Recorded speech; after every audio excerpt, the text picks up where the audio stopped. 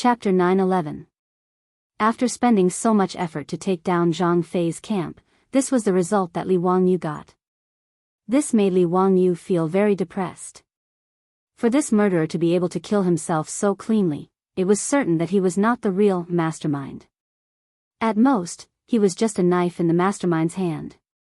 Originally, they thought that they could catch the real murderer, but who would have thought that the clues would be cut off again?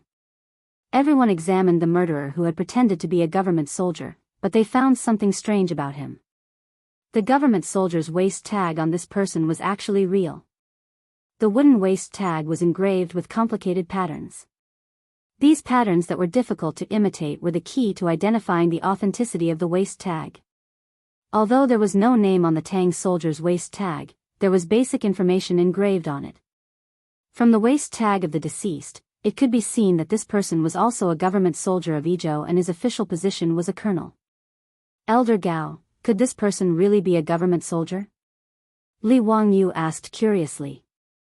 Gao Shilian nodded, it is very possible. I have already ordered everyone to check. No government soldier lost his waist tag. This means that this waist tag must be something that he always carried with him. This is interesting. A government soldier's colonel actually colluded with his subordinates to commit treason. I wonder who this person is? Gao Shilian snorted, Zio, you don't need to worry. When I return to Jianghu County, I will immediately order people to check all the government officials and see which one has a missing colonel. If he really is a government soldier of Biyao, then this kind of thing cannot be hidden from others. Li Wangyu also nodded in agreement with Gao Shilian's words. Now, they could only take things one step at a time. First, they had to find out the identity of this person and then investigate his background to see who could possibly command a government soldier of the Tang dynasty to do such a thing. At this point, there was no point in thinking too much. The army stayed at Zhang Fei's camp for a night and then escorted the 20,000 captives down the mountain towards Jianghu County. As for how to deal with these captives, that was Gao Shilian's problem. Li Wangyu was too lazy to get involved. It was troublesome either way. Most of the 20,000 captives were women, children, and the elderly. This was an even more difficult burden to deal with. Fortunately, these trivial matters had nothing to do with Li Wangyu, so he naturally wouldn't meddle. The army escorted more than 20,000 people. After a few days of arduous travel through the forest, they finally returned to Jianghu County. As soon as they returned to Jianghu County, Li Wangyu mercilessly left Gao Shilian behind and led Miao Wu and the others back to the inn in the city. After being away for a few days, he missed his wife. Su Chongqing, Afra, and Perrin were naturally happy to see that Li Wangyu had finally returned safely. They hurriedly took care of bathing, changing his clothes, and preparing food for him. Li Wangyu didn't tell the three girls about the details of the battle, so as not to scare them. He only briefly mentioned that the matter of the assistants had been resolved, so they didn't need to worry. Su Chongqing knew that things weren't as simple as he made them out to be, but she cleverly didn't ask too much. She only disdainfully urged Li Wangyu to hurry and bathe. After staying in the forest for a few days in the scorching summer, Li Wangyu's body had long since stank. No wonder the beauties disdained him. Even Li Wangyu felt uncomfortable when he smelled the rancid odor on his body. After allowing Miao Wu and the Zhang brothers to take a bath and rest, Li Wangyu comfortably soaked in the bathtub. He then enjoyed a beautiful massage and bath with a clear conscience. Finally, all the hardships of the past few days had been dispelled. After bathing and changing his clothes, Li Wangyu sat in the room, feeling refreshed, and tasted the delicious food and wine that the three girls had prepared for him. Thinking back to the hard life of marching in the army, Li Wangyu very cleverly recognized one thing. A lazy person like him was definitely not suited for the battlefield. He couldn't eat well, he couldn't sleep well, and there were also mosquito bites. It was simply killing him. A gentleman labored with his mind, while a villain labored with his body. Li Wangyu felt that he could be considered a gentleman now, and his status was high enough. In the future, he would politely decline this kind of labor. He couldn't help but think of the ambition he set when he first transmigrated to the Tang dynasty. Beautiful wives and concubines, thousands of acres of fertile land, countless cows, horses, pigs, and sheep, and servants as many as the clouds. Sure enough, one shouldn't forget one's roots. One must not forget one's original intentions is the right path. Li Wangyu self-reflected in his heart about the experience of asking for trouble this time. He made up his mind that he would never do such a stupid thing again in the future. After eating and drinking to his heart's content, this guy looked at the two beauties beside him, Su Changqing and Aphrodite. Some men know how to be careful. Just as he was about to find an excuse to send Perrin, the little girl who was in the way, out, there was a knock on the door of the side room. Li Wangyu couldn't help but feel angry. Why was it so difficult to do something shameless? What's the matter? Being disturbed, Li Wangyu's tone was also very unfriendly. It was Niu Wu who knocked on the door. Lang Jun, Gao Gong sent someone to invite you to the county yamen to discuss something. Since Gao Shilian invited him, he naturally couldn't refuse. Li Wangyu rolled his eyes speechlessly and stood up with a long sigh. Fortunately, Su Changqing didn't know what he was thinking, otherwise, he would definitely make fun of him. Until he went to the county yamen and saw Gao Shilian, Li Wangyu's mood was not very high. He lazily greeted Gao Shilian. Gao Gong, you invited me to the county yamen, is there something you need? Gao Shilian didn't know the thoughts of a dissatisfied man. He twirled his beard and smiled. I've long heard that Zio is a master of both painting and calligraphy. This old man wanted to draw a portrait of the dead colonel and wanted to see Zio's painting skills. Therefore, I'd like to trouble Zio to draw a portrait of the murderer. How about it? When the time comes, this old man will order someone to make a copy and take it to the various prefectures to find out the murderer's identity. When Li Wangyu heard this, his nose almost became crooked from anger.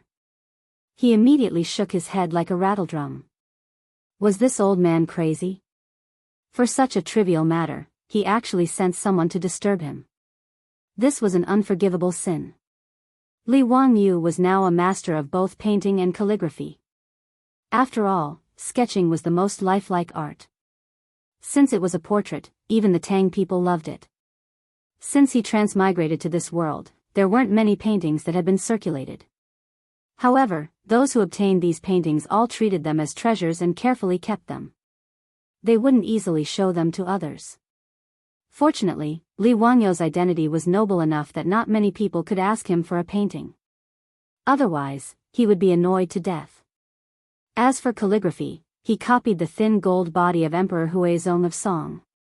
Now, it was the famous, thin muscle body of the Tang dynasty. Many people imitated his calligraphy. As the original creator, Li Wangyu's reputation went without saying. Even a famous calligrapher like Yu Shinan could write better than Li Wangyu after some practice. However, the world still believed that the thin muscle body of the county magistrate Li Wangyu was the orthodox one. Therefore, it wasn't wrong for Gao Shilian to say that he was a master of both painting and calligraphy. However, how could Li Wangyu be willing to draw a sketch of the murderer? Wouldn't that be crazy? Wouldn't it be nice to have someone at home? Running to the county magistrate's office to draw a sketch of a bloody person's head? How stupid would he be to do such a thing? 2 chapters were published yesterday. Chapter 909 has been changed to Chapter 910. It has been amended. Chapter 912. The murderer who committed suicide was unfortunately beheaded by Gao Shilian. Not even a complete corpse was left. This was something that could not be helped. After all, the weather was hot, and if the corpse was left there for a few days, it would definitely start to smell. As such, Gao Shilian could only order people to cut off the head and preserve it with salt before burying it in Zhang Fei's camp. The reason why he wanted to keep the head was so that he could bring it back and find an artist to paint it so that he could find out the identity of the murderer. Gao Shilian did not know what he was thinking. Just because he wanted to see Li Wangyu's painting skills, he actually made such a request. Regarding this, Li Wangyu naturally rejected it and found an excuse to brush it off. Duke Gao, I'm afraid this is not appropriate. My painting skills cannot be copied by normal artists. It is better to find an artist to paint it. Seeing that Li Wangyu was unwilling, Gao Shilian could only smile and drop the matter. He invited Li Wangyu to take a seat and have a chat. Then, he ordered someone to inform Du Gufeng to find an artist in the city to paint. The two of them chatted for a while before they saw Jilong County Magistrate Du Gufeng leading a white-haired old man into the hall. "Greetings, Duke Gao. This person is the best artist in Jilong County. What do you need him to paint?" After confirming that the person who died was the colonel of the house soldiers, Gao Shilian did not want this matter to spread. After all, if this matter was spread out, it would damage the reputation of the Tang army. As such, Gao Shilian ordered everyone in the house soldiers to keep their mouths shut and not talk about this matter. Even Du Gufeng did not know why Gao Shilian wanted him to find an artist. When Gao Shilian saw that the painter had arrived, he immediately dismissed the servants and maids in the hall. Other than the painter, only Du Gufeng was left. There was no need to hide this matter from the Jilong County magistrate. Gao Shilian's bodyguard took out a wooden box and placed it on the table. When he opened the box and revealed the head inside, Du Gufeng and the artist were shocked. Du Gufeng was still fine. At least he had seen blood before. Although he was shocked by the head, he was still calm. As for the painter, he was so scared that he fell to the ground. Never in his wildest dreams would he have thought that he would be brought to the county yamen to draw a portrait of a bloody head. Gao Shilian comforted the painter for a long time before he finally calmed down. His fingers trembled slightly as he unfolded the drawing paper and began to draw a human head. Du Gufeng stared at the head for a long while before hesitantly asking, Duke Gao, may I know who this person is? Why do I find him so familiar?" His words made Li Wangyu and Gao Shilian's spirits rise. "Du Guming House, is this true? Are you sure you know this person?" Looking at his appearance, this lowly official found him somewhat familiar, but I can't recall where I've seen him before. Li Wangyu hurriedly said, "Du Guming House, this matter is very important. Try to recall where you've seen him before. This person is very likely to be a colonel of the prefecture troops." Du Gufeng frowned and thought hard for a long time. "I can't recall where I've seen this person before. However, since Duke said that this person could be a colonel of the prefecture troops and I find this person familiar, why don't Duke call the two colonels stationed in the city over to identify the head and see if they recognize this person?" "Okay." Li Wangyu felt that this was a good idea and immediately ordered people to call the two colonels to the county yamen. When the two colonels were called to the county yamen and saw the head, it was as if they were struck by lightning. They froze on the spot and couldn't speak for a long time. When Li Wangyu and Gao Shilian saw their reactions, they immediately knew that they had found the right person. It was obvious that the two colonels recognized this person. Gao Shilian immediately had the artist leave before asking, "Do the two of you recognize this person?" The two colonels looked at each other and saw the fear in each other's eyes. One of the colonels swallowed hard and replied anxiously, "Sir, we do. This person is the colonel of the Gung Brigade from the Shichong House in Pengzhou. His name is Wang Hu." When Li Wangyu and Gao Shilian heard this, they were also slightly shocked. If this person really was a colonel of the Tang dynasty's prefecture troops, then this matter was worth pondering. The Shichong House in Pengzhou had a total of 1,000 prefecture troops and was split into 10 brigades.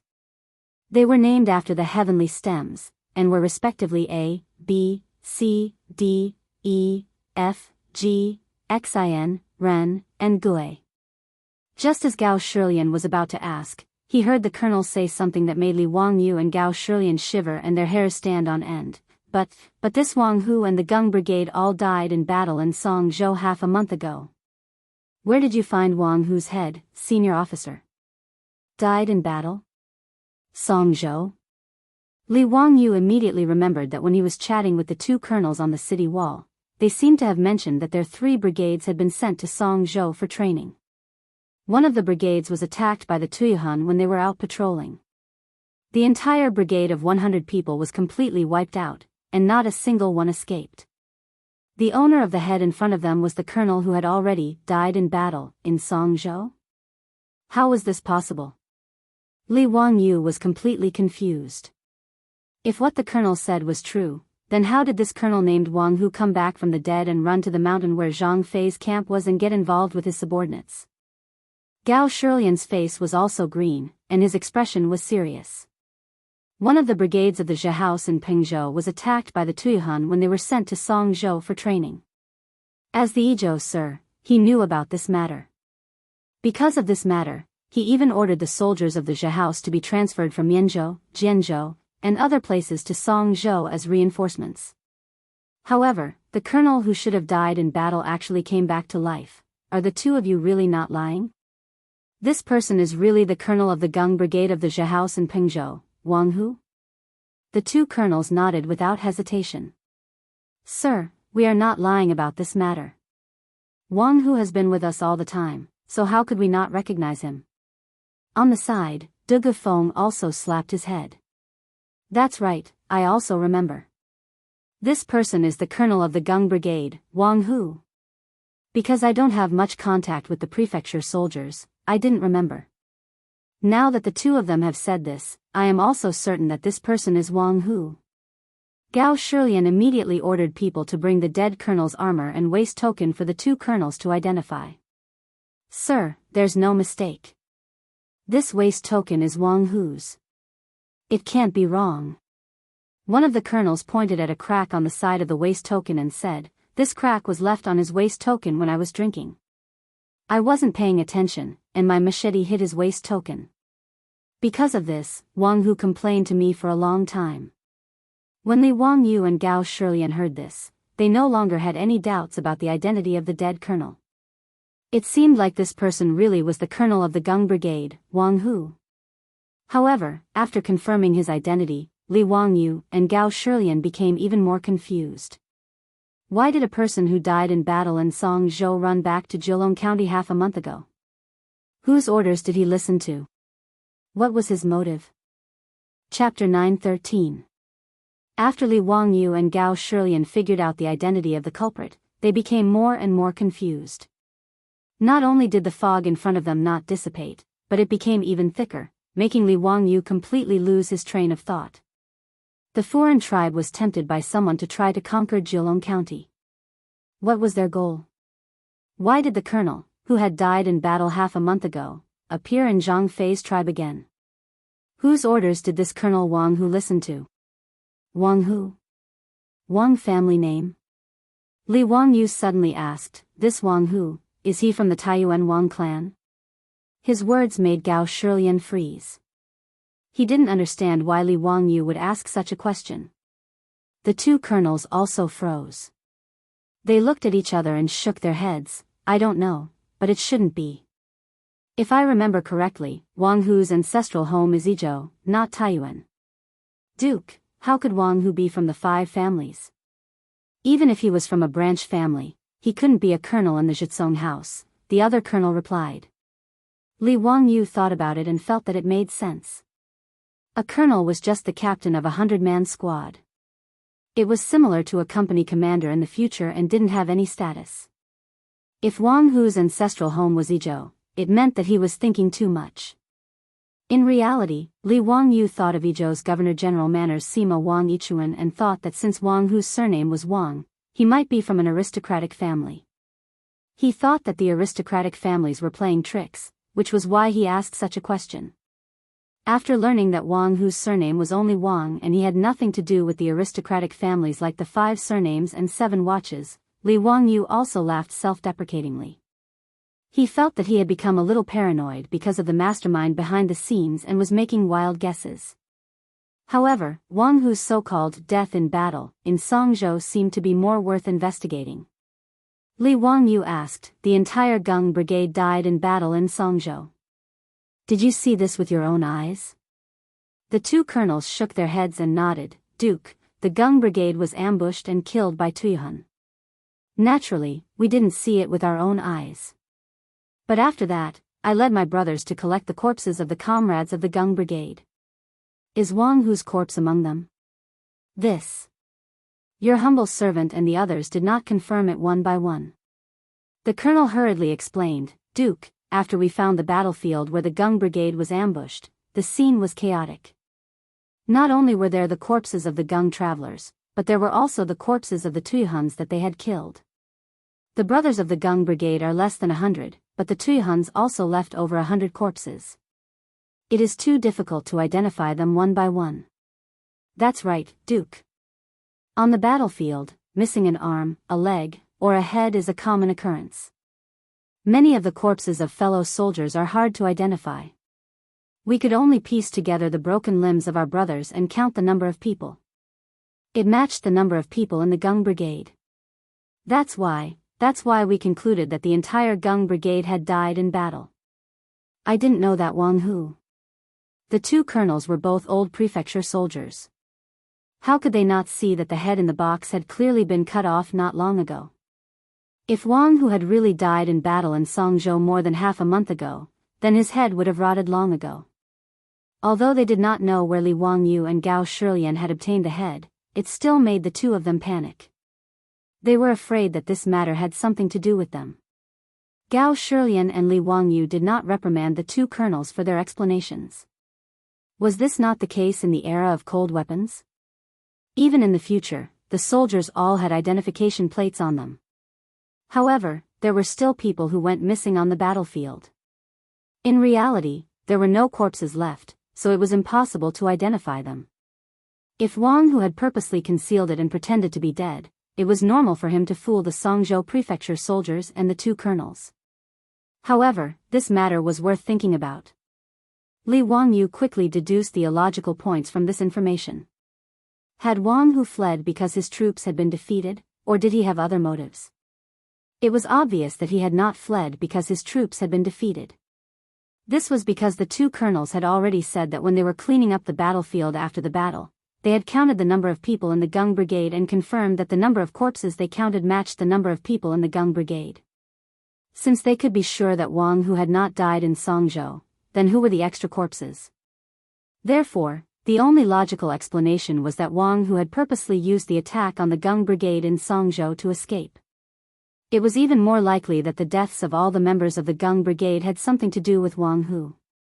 When the prefecture soldiers of the Tang dynasty went out on patrol, they all rode warhorses and were not weak at all. Although they were not cavalry and had to dismount during battle, if they wanted to retreat, it was not to the extent that none of them could escape and were surrounded by the Tuyuhun. The most likely possibility was that Wang Hu had colluded with the Tuyuhun people and purposely led the 100 or so Tang dynasty prefecture soldiers of the Gung Brigade into the Tuyuhun people's encirclement and then faked his death to escape. However, there was something that did not make sense. Li Wangyu could not understand. If Wang Hu wanted to escape by faking his death, there were many ways. Why did he have to go through so much trouble and even drag the entire Gung Brigade down with him? Did he have nothing better to do? He just randomly found a corpse, changed into his own clothes, and then burned the corpse. Would it attract the attention of others? Could it be that Wang Hu's goal was? A bold conjecture suddenly popped up in Li Wangyu's mind, and even he himself was shocked. If his guess was correct, then his previous thoughts were misguided. No wonder he could not figure out the motive of the mastermind behind the attack on Jianghu County. Previously, Li Wangyu could not figure out the motive of attacking Jianghu County. No matter if it was for money or food, it did not make sense. Jianghu County was just a normal county in the Tang dynasty. There was no conflict of interest in it at all. However, according to his guess, although it was a little unbelievable, it did make sense. The more Li Wangyu thought about it, the more shocked he became. However, this was just a guess. Whether it was the truth or not, it still needed to be proven. The mastermind had always been hiding in the dark. He might even be in Jianghu County. Li Wangyu felt that he could not be so passive anymore. He had to think of a way to find the mastermind. Looking at the hideous head in the wooden box, Li Wangyu thought of a way that was not really a way. Since Wang Hu committed suicide immediately after being captured, it meant that the mastermind must know a lot of inside information. Although Wang Hu was dead and they could not find out who the mastermind was, other people did not know. Gao Shilian did not want to damage the reputation of the Tang army. Only a few people knew about Wang Hu, and they were all ordered to keep their mouths shut. Therefore, they might as well create a fake Wang Hu. They could create the false impression that Wang Hu was captured and locked in Jianghu County's prison to be interrogated. Li Wangyu did not believe that the mastermind would not be anxious after knowing that Wang Hu was captured. I caught a cold. Seems like a fever. My whole body is sore and weak. I was not in the mood to write and only finished this chapter at 7 p.m. Chapter 9:14. Li Wangyu pondered for a while and felt that he could give this idea a try. Since there was nothing to lose, he might as well hit the nail on the head. Even if the mastermind did not fall for it, there was nothing to lose. However, if the mastermind did something out of fear of the captured Wang Hu, it would be easy to give himself away. After thinking about this, Li Wangyu pulled Gao Shilian to the side and whispered his idea to him. When Gao Shilian heard this, he raised his eyebrows and revealed a joyful expression. The old man and the young man whispered to each other for a while and occasionally let out strange laughter. Hearing this, De Gufeng and the others got goosebumps. Ziyu, this is a good idea. I think it will work. Leave this matter to this old man. Gao Shilian stroked his beard and laughed heartily as he swept away the haze that had hung over him for the past few days. Li Wangyu was naturally happy and relaxed. It couldn't be better if Gao Shilian took over this matter. Instead of scheming against the mastermind behind the scenes, he still felt that it was more relaxing to go back and whisper sweet nothings to his beautiful superiors. That afternoon, the sound of gongs and drums could be heard in the small Jianghu County. The people walked out of their houses to see what was going on. They saw a large group of government soldiers escorting a prisoner carriage from outside the city. In the prisoner carriage was a man with blood stains on his face and messy hair. He was wearing a tattered Tang army armor. The commoners didn't know what was going on. They couldn't understand why they were captured and locked up in the prison carriage even though they were all prefecture soldiers. Just as they were discussing, a government soldier shouted to the people around them, "Everyone, come and take a look. This man is a government soldier of the Tang dynasty. He colluded with the Sun people and tried to break into Jianghu County and kill the people. Such a greedy bastard deserves to die." Luckily, his scheme was seen through. Otherwise, who knows how many people would have been killed. The people who were watching the commotion became excited when they heard the government soldier. When the Sun people besieged the city, the people in the city were terrified and could not sleep at night. They were afraid that the Sun people would break into Jianghu County and kill their way into the city. At that time, what kind of hell would Jianghu County become? The commoners didn't even dare to imagine. As for those who had young and strong men in their families who had gone to help defend the city, they were even more furious at this moment. Everyone immediately stared at the person in the prison carriage, their eyes almost spitting fire. No one knew who was the first to shout, "Beat this bastard to death." The crowd of onlookers immediately surged towards the prison wagon. The mansion soldiers who were escorting the prison wagons broke out in cold sweat when they saw the situation. They quickly raised their shields and blocked the prison wagons. The captain's back was drenched in sweat as he stole a glance at the prison wagon beside him. As Gao Shilian's trusted aide, he naturally knew the inside story. The person in the prison carriage was just a fake. If he was beaten to death by the angry citizens, it would be a real joke. In a moment of desperation, he shouted loudly, "Don't move." This person was a wanted criminal. He needed to be interrogated carefully before being executed. At this moment, anyone who approached the prisoner's carriage would be considered an accomplice of this person. Kill without mercy. The mansion soldiers around him also shouted, "Anyone who approaches the prisoner's carriage will be killed without mercy." With the threat of the mansion soldiers, the angry citizens finally managed to control their emotions and didn't continue to rush forward. No one knew who started it, but all kinds of rotten vegetables, rotten eggs, and other junk flew out from the crowd and were thrown at the prisoner's carriage. Many of the junk were thrown at the mansion soldiers around the prisoner's carriage, causing them to be in a sorry state. When the captain saw this, he knew that the show was almost over. If he delayed any longer, he was afraid that something bad would happen.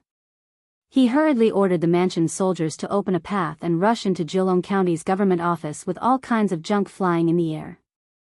The news of the Tang dynasty's mansion soldiers colluding with others to attack Jianghu County spread like wildfire. In less than half a day, the news had spread to the entire Jianghu County. Many of the families who lost their lives because of the collusion all ran to Jianghu County's government office and knelt in front of it, begging Jianghu County's magistrate De Gufeng to uphold justice for them.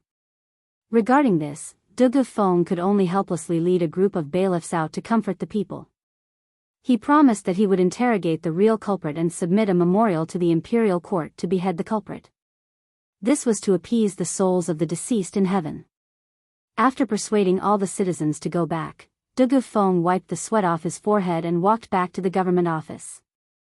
He smiled bitterly at Li Wangyu and Gao Shilian. Duke Gao, this idea of yours is putting me in a difficult position. Sorry for the inconvenience of the De Ming house, Li Wangyu said with a smile. De Gufeng shook his head. I don't mind, but I'm worried that the mastermind behind the collusion might not be fooled. That will depend on whether or not that person is afraid that Wang Hu will confess and reveal his identity. That person might be driven to desperate measures and do something. If he gives up, we can't do anything to him for the time being. But as long as he makes a move, the more he does, the more mistakes he makes. We don't have to worry about not being able to catch him. That's right. De Ming House, you have to arrange this government office well. Even if it's just a show, don't let anyone see through it. Yes. I know. In the government office, only I know the truth. I won't leak it. Li Wangyu nodded with satisfaction. That's good. Now we just have to wait and see. In fact, Li Wangyu had no idea whether the mastermind would take the bait. He was just giving it a try. If there was no movement, then so be it. After all, there was nothing to lose. But if the mastermind was afraid of exposing himself and did something, then it would be an unexpected gain. Amidst the drumming, the sky darkened and night fell. Jianghu County, which was noisy during the day, slowly fell into silence. It was peaceful everywhere. Jianghu County was the same as the other counties of the Tang dynasty. There was a night curfew. Other than the patrolling soldiers, the streets were very quiet. On the wall of the square, a stray cat meowed a few times. Under the night sky, it was very creepy. Someone in the square cursed twice before it returned to silence. After another group of patrolling soldiers passed by, a few black shadows sneaked out from the darkness and headed straight for the government office. These black shadows carefully avoided the patrolling soldiers and quickly climbed over the wall of the government office. In the prison of the government office, two yamen runners who were on night duty were chatting. Suddenly, someone knocked on the door of the prison. Who is it? It's so late. What's the matter? The yamen runner grumbled unhappily and asked outside. San Lang, open the door. It's me. I'm here to bring you some food. When the bailiff in the prison heard this, he immediately beamed with joy. He immediately got up and opened the thick prison door to let the person in. The yamen runners all knew the person who came. It was the head of the yamen. Head Lu, why are you so nice today? You're even bringing us food? Oh, there's wine too. Stop talking nonsense. Do you want to eat or not? If not, I'll take it away. Of course. How can we not eat? It's the middle of the night and we're feeling hungry. Head Lu, you're really considerate of us. The two yamen runners didn't say anything and quickly took the food and wine from him. Chapter 9:15. The two yamen runners who were on night duty took the food and wine. After happily thanking Head Lu, they began to eat and drink without any scruples. However, after a short while, the two of them fell to the side of the table, unconscious. Head Patrol Officer Lu, who had been joking with the two of them a second ago, lightly kicked them a few times. When he saw that there was no reaction, he smiled contemptuously and got up to open the door of the prison. A few black figures immediately flashed into the prison. Lang Jun, the two yamen runners who were on night duty, drank the knockout drug and fainted. Should we go and rescue Brother Wang Hu? There were a few torches lit in the prison. Under the illumination of the torches, the leader's face could not be seen clearly due to his dark clothes and hood. However, the leader slowly shook his head and said, "No. When I ordered you to set the county on fire, I wanted to cause chaos in the county so that we could attack the county with the help of the people outside. However, I didn't expect that county magistrate who would come up with something called the thunderbolt shaking thunder. Not only did we not succeed, but we also aroused county magistrate Hu's suspicion. The gains did not make up for the losses. I didn't expect that county magistrate Hu to be so capable. He was even able to create something as heaven-defying as the thunderbolt shaking thunder. However, this is also a good thing. It doesn't matter if we break into Jianghu County or not. The most important thing now is to get the recipe for the thunderbolt shaking thunder." The leader in black looked into the dark depths of the prison and sighed regretfully. Wang Hu's identity has already been exposed. There is no point in saving him. Now, we just have to make him shut up. He waved his hand at the people behind him and said, "Go and bring the things in."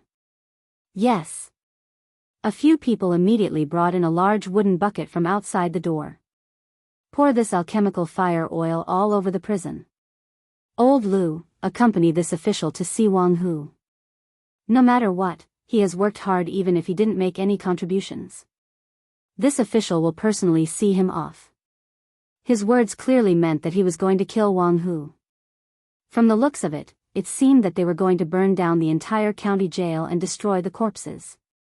The reason why they chose to set fire to the county government prison instead of rescuing Wang Hu or killing him in the prison was that the man in black was still delusional enough to pretend that it was an accident. If the prison accidentally caught fire and all the prisoners were burned to death, it would not be easy to arouse suspicion. If they rescued Li Wangyu or brazenly killed him in prison, it would definitely attract the attention of Gao Shilian and Li Wangyu, which might lead to even more trouble. Of course, this was only the black-clothed man's wishful thinking. Lu Ban felt a chill in his heart, but he didn't dare to say anything. He bowed slightly and led the way with the torch in his hand towards the depths of the prison. The two of them walked to the cell where Wang Hu was locked up. Under the light of the torch in Chief Lu's hand, the man in black looked at Wang Hu in the cell. His hair was disheveled, and he was covered in blood and heavy shackles. "Wang Hu, I'm here to see you. This official didn't expect that you would actually be captured alive. You've really disappointed this official.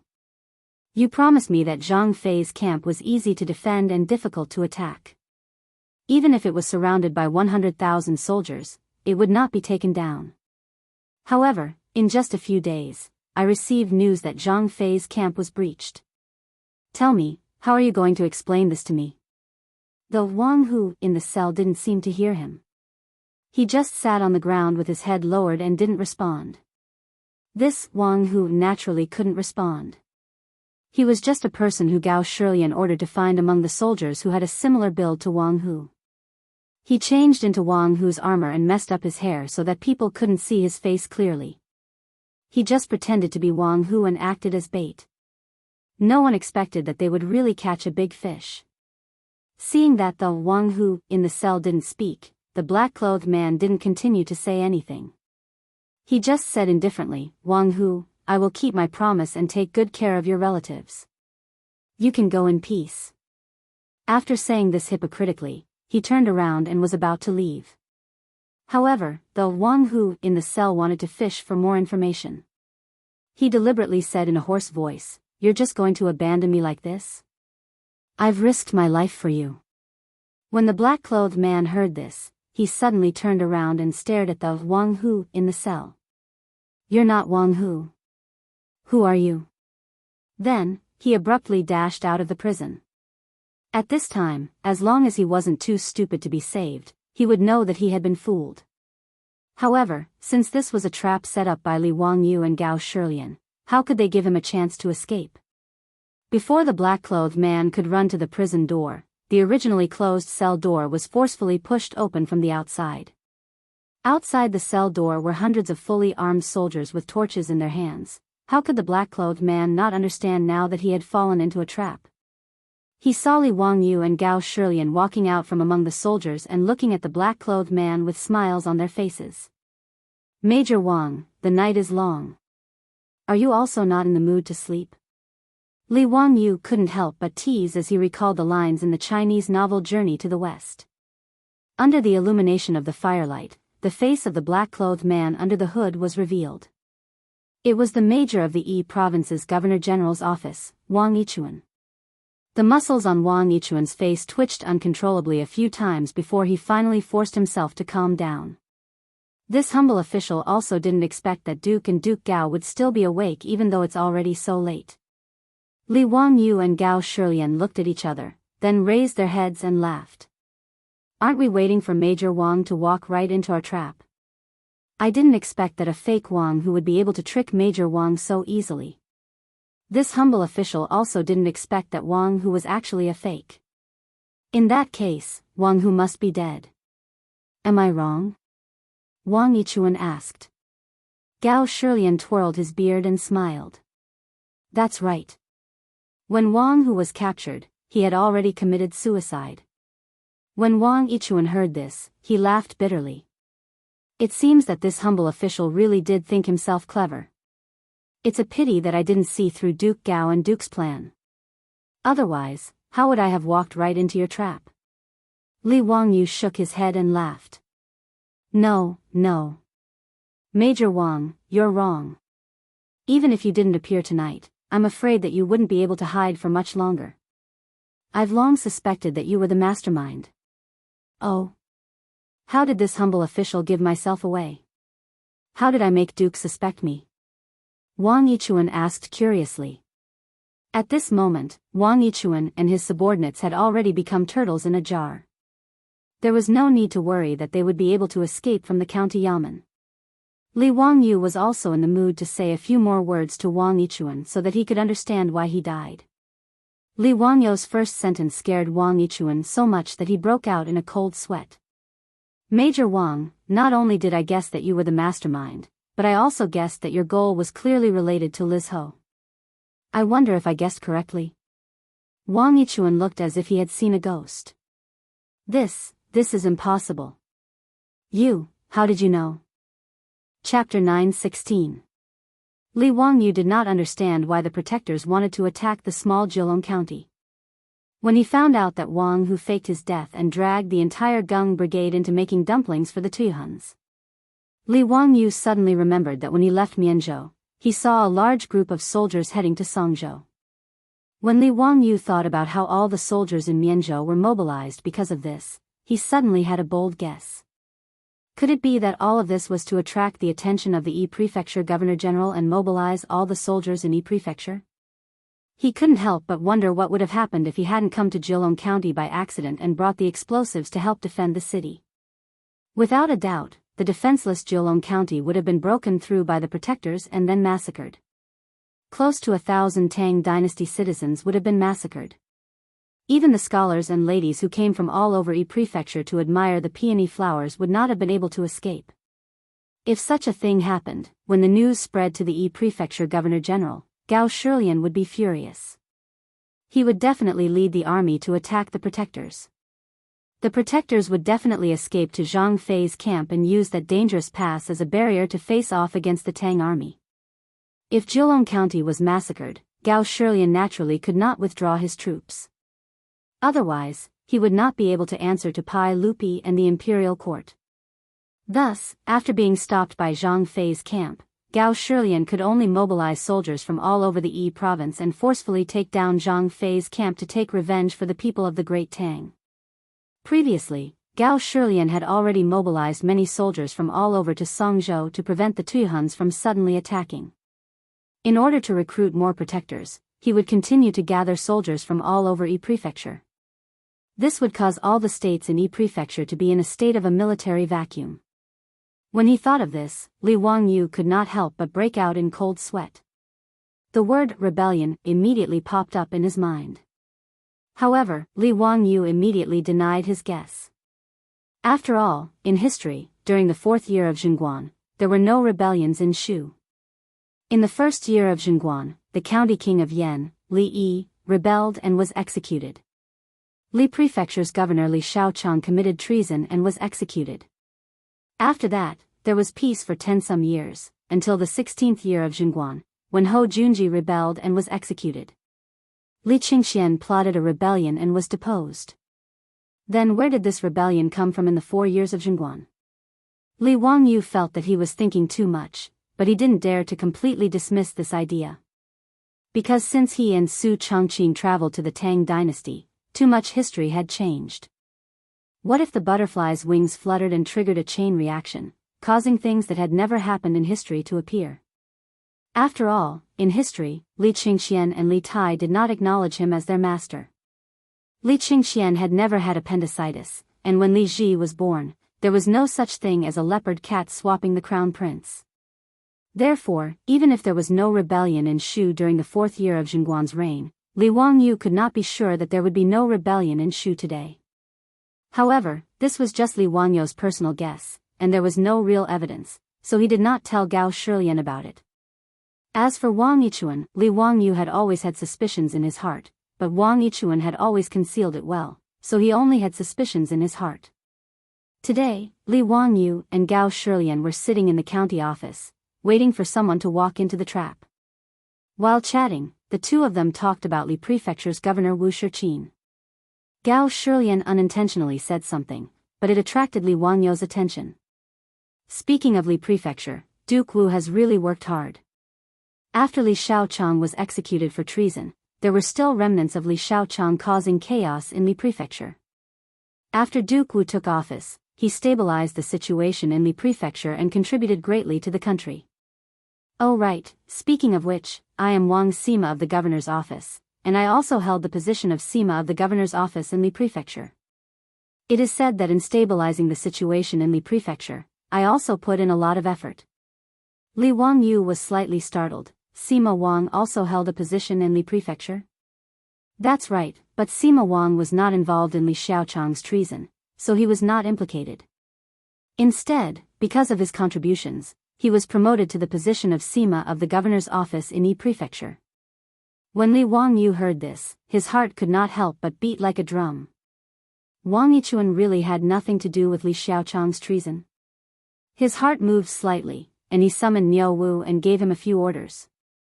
After Niu Wu understood his words, he nodded his head and immediately walked out. After Niu Wu returned, he whispered a few words into Li Wangyu's ear. Li Wangyu told Niu Wu to ask the two colonel commanders whether or not Wang Hu had anything to do with Li Prefecture. The answer he received was something he did not expect. Wang Hu was actually the colonel of the Zhichong manor in Li Prefecture. Because he was implicated in Li Shaochang's treason, he was moved out of Li Prefecture and demoted to colonel. Li Wangyu did not believe that this was all a coincidence. At this moment, he started to suspect that Wang Yichuan and Wang Hu were the trusted aides of Li Shaochang in Li Prefecture. Therefore, after Wang Yichuan had been captured, Li Wangyu had purposely said this to trick Wang Yichuan and verify his guess. Who would have thought that he would be right?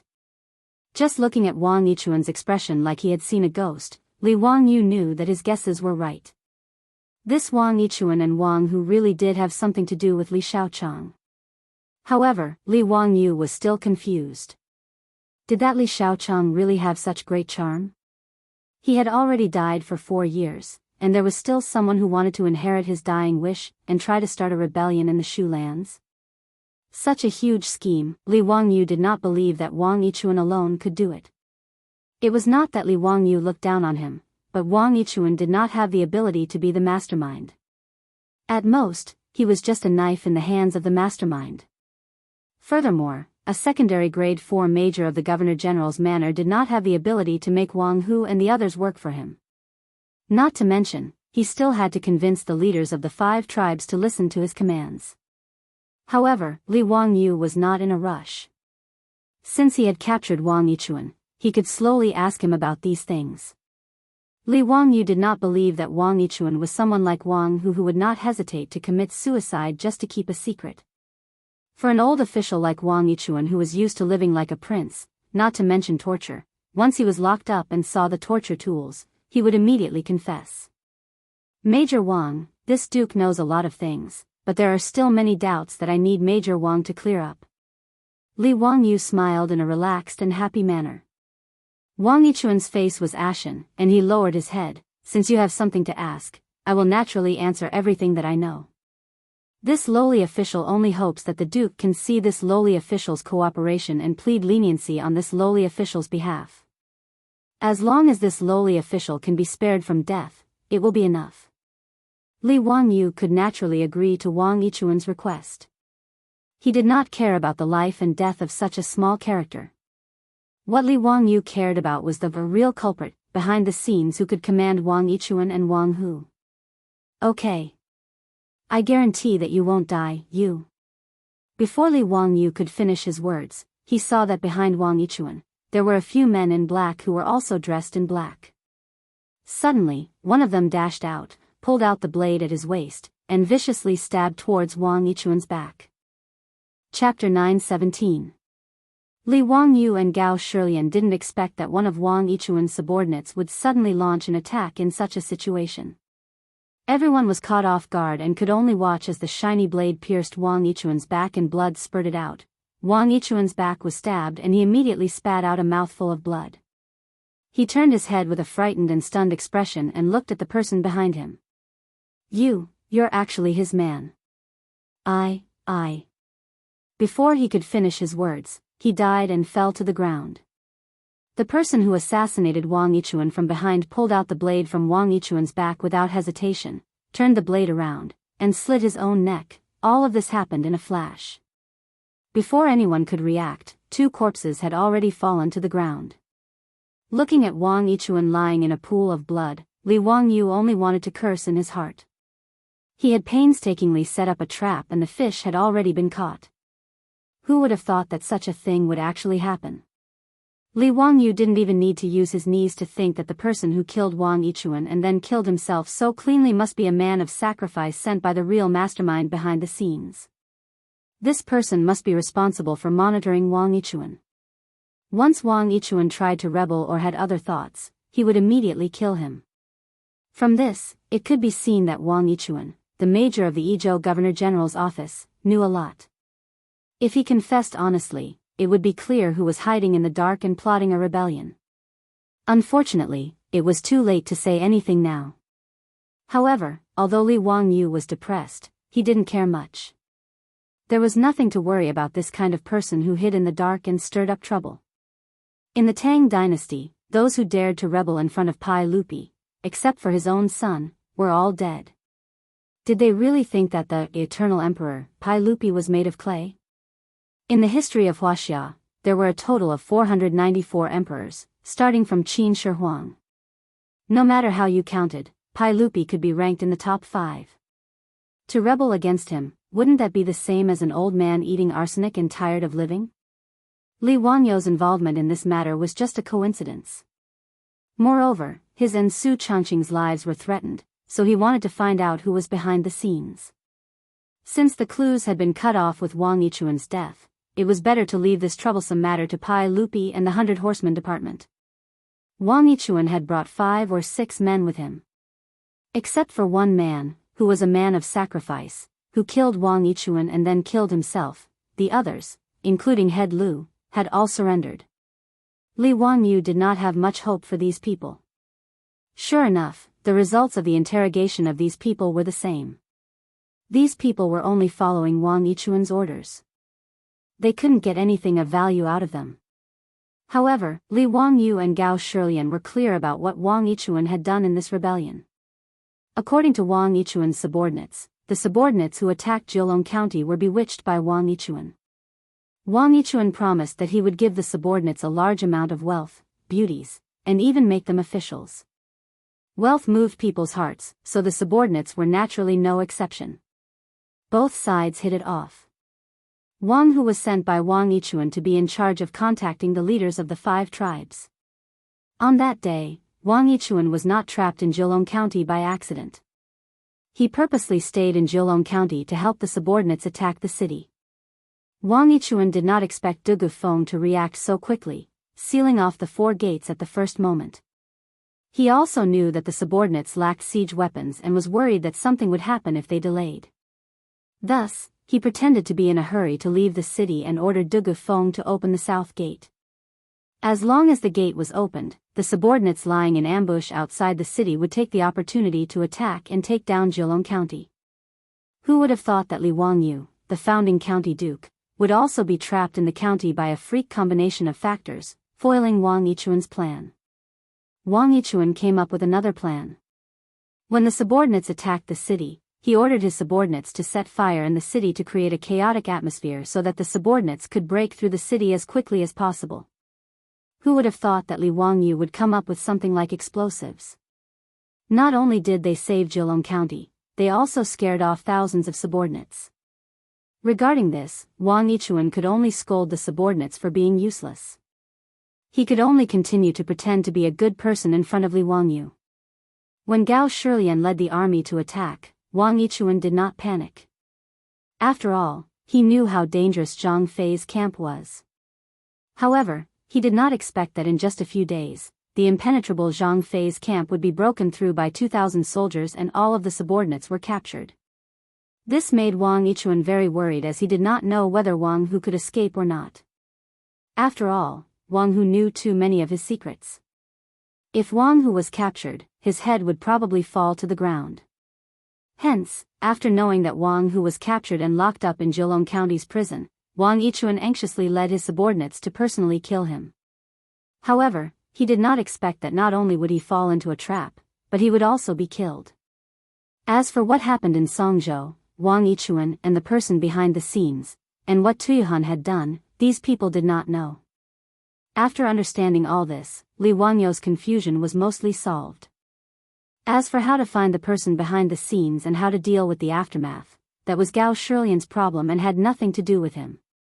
Li Wangyu led the three girls and followed Gao Shilian to Chengdu County. Since he had been discovered by Gao Shilian, he could not escape. Furthermore, Su Chongqing had achieved his goal of being knighted. Li Wangyu planned to play around in Chengdu for a while before returning to Chang'an.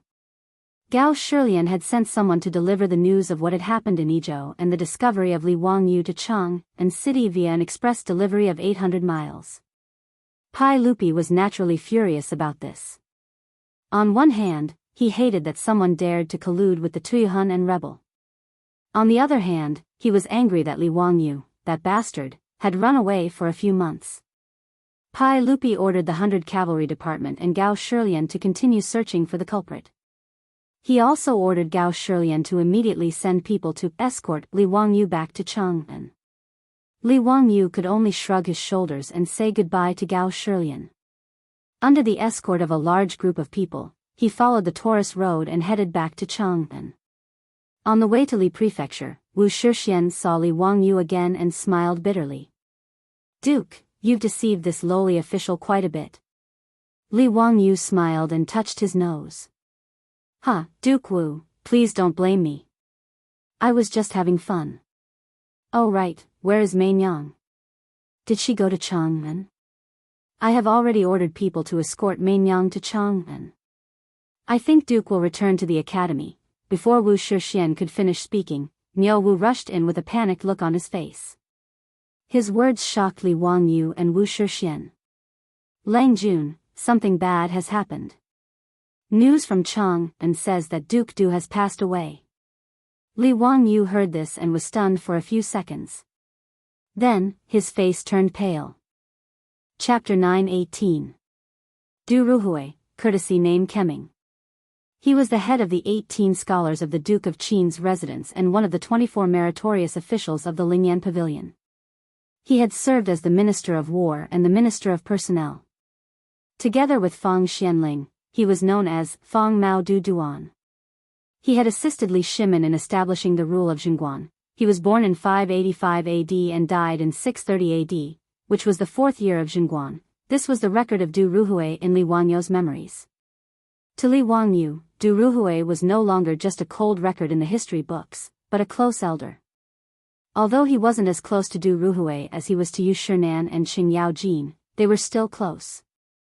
Du Ruhui was also very protective of Li Wangyu. Because of Du He and Du Go, Li Wangyu's relationship with the Du residents wasn't bad. He didn't even need to report when he went to Du Ruhui's residence. He could enter directly and it was no different from returning to his own residence. Now that he heard Niu Wu say that Du Ruhui had passed away, Li Wangyu suddenly came to his senses and was annoyed that he had forgotten about this matter.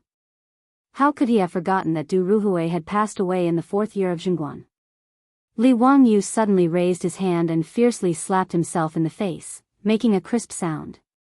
A red handprint immediately appeared on his face. His action startled Wu Shifeng and Niu Wu. They didn't know what had happened to Li Wangyu. Su Changqing, on the other hand, understood that Li Wangyu must have forgotten about the time of Du Ruhui's death in the history books and blamed himself. Wangyu, this is fate. Even if you're in Chang'an, you can't change anything. You should hurry back to Chang'an as soon as possible, Su Changqing whispered into Li Wangyu's ear. Li Wangyu nodded with red eyes. Changqing, you go with Avro and the others. I'll take Niu Wu and go first. Go ahead. Be careful on the way. Niu Wu, Zhang Xian, the 3 of you protect Wangyu. Li Wangyu nodded. He didn't say anything more. He hurriedly led Niu Wu and the other 2 guides. The 6 of them jumped onto their horses and galloped towards the Taurus road. Just as Su Changqing thought, his heart was filled with regret. If it weren't for the fact that he had been living too comfortably for the past 2 years and had completely forgotten about this matter, he wouldn't have run away from home at such a time. If he had been in Chang'an, he would have asked Sun Simiao to diagnose Du Ruhui's illness earlier. With the help of penicillin, perhaps this generation's famous prime minister would not have died so quickly. Even if he and the medicine king Sun Simiao were powerless to reverse the situation, shouldn't he, as a good friend of the 2 brothers, Du He and Du Go, accompany this elder in his final days? He could only blame himself. When he left Zhengzhou and saw Du Ruhui's haggard face, he only thought that it was because he had been running around. He completely did not think that the 4th year of Zhongguan would be the end of Du Ruhui's life. Thinking of this, Li Wangyu hated that he couldn't slap his own mouth a few more times. Niu Wu and the other 2 naturally didn't know what Li Wangyu was thinking, but seeing their Langjun urging his horse to gallop, they could only increase the speed of their whips and follow closely to protect him. No matter how good a horse was, it couldn't gallop for long distances. Therefore, if they wanted to hurry, they had to change horses. Fortunately, the Taurus road had relay stations of various sizes that could be used to change horses. The reason Li Wangyu only brought Niu Wu and the other 4 with him was because there was a limit to the number of post horses. According to the laws of the Tang dynasty, Li Wangyu, as a second-rank county duke who founded the country, could change 6 post horses at a time at the relay station. If there were more people, the relay station would not be able to provide enough horses for them to change horses. Li Wangyu's group of 6 was like an 800 li express delivery. Every 20 li, they would change horses at the relay station. Changing horses didn't stop as they galloped towards Chang'an. Li Wangyu galloped for more than 1,000 li without hesitation. Finally, on the 3rd day, he rushed into Chang'an's illustrious Virtue Gate, covered in dust and exhaustion. Li Wangyu didn't even have time to change his clothes before leading Niu Wu and the others to Du Ruhui's residence. It was already the 10th day since Du Ruhui's death, but there were still many guests who came to pay their respects. Du Ruhui was the right servant and the founding duke of the country. Naturally, his funeral was very complicated and there were many rules of the imperial court. In the Tang dynasty, the death of a 3rd-rank official and above was called deceased, a 5th-rank official and above was called soldier, and a 6th-rank official and below was called deceased. From the size of the grave, the coffin, the burial clothes, and the mourning clothes, there were strict rules. For Du Ruhui's funeral, the minister of Honglu was in charge of the funeral, and the rules were similar to that of a noble. Therefore, when Li Wangyu rushed back, Du Ruhui's coffin had not yet been buried and was still resting in the residence. The news that Li Wangyu, the Duke of Huxian, had returned to Chang and after disappearing for several months, spread throughout the Du residence. The guests who came to pay their respects all looked over. He didn't have time to greet the guests he was familiar with and rushed straight to Du Ruhui's coffin room to pay his respects to this venerable elder. But before Li Wangyu entered the coffin room, he saw several people rushing out. It was the 2 brothers, Du He and Du Go, dressed in mourning clothes, and a group of foppish sons behind them. Li Wangyu was just about to say something to comfort the Du brothers when he saw Du He and Du Go. Their eyes immediately turned red when they saw Li Wangyu. They looked like they were about to devour someone, and they swung their fists at Li Wangyu. Li Wangyu. You bastard. My father is dead, why did you come back? I'll beat you to death, you bastard. Why weren't you in Chang, and when my father was sick? If it weren't for Niu Wu and the Zhang brothers' quick reactions, stopping Du He and Du Go, Li Wangyu would have been beaten up by the agitated Du brothers. Li Wangyu couldn't help but be stunned. Although he felt a little guilty about Du Ruhui's death, what did it have to do with him? Why were Du He and Du Go so agitated? Why did it seem like he had caused Du Ruhui's death? Cheng Chumo and the others saw the situation and hurriedly came forward to dissuade the Du brothers. Ziyu, don't blame Du He and Du Go for blaming you.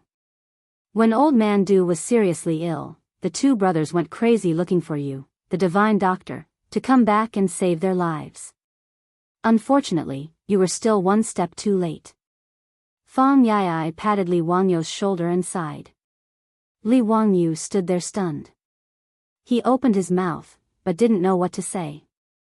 He suddenly understood why Du He and Du Go were so agitated. It was all because he had treated Li Qingxian and Cheng Chumo. Including the group of playboys, everyone in Chang, and, from the common people to the high officials and nobles, even including Pai Lupi and Empress Zhongsun, all thought of Li Wangyu as a divine doctor who could bring back the dead. Du Ruhui was seriously ill, so Du He and Du Go naturally hoped that Li Wangyu could save their father.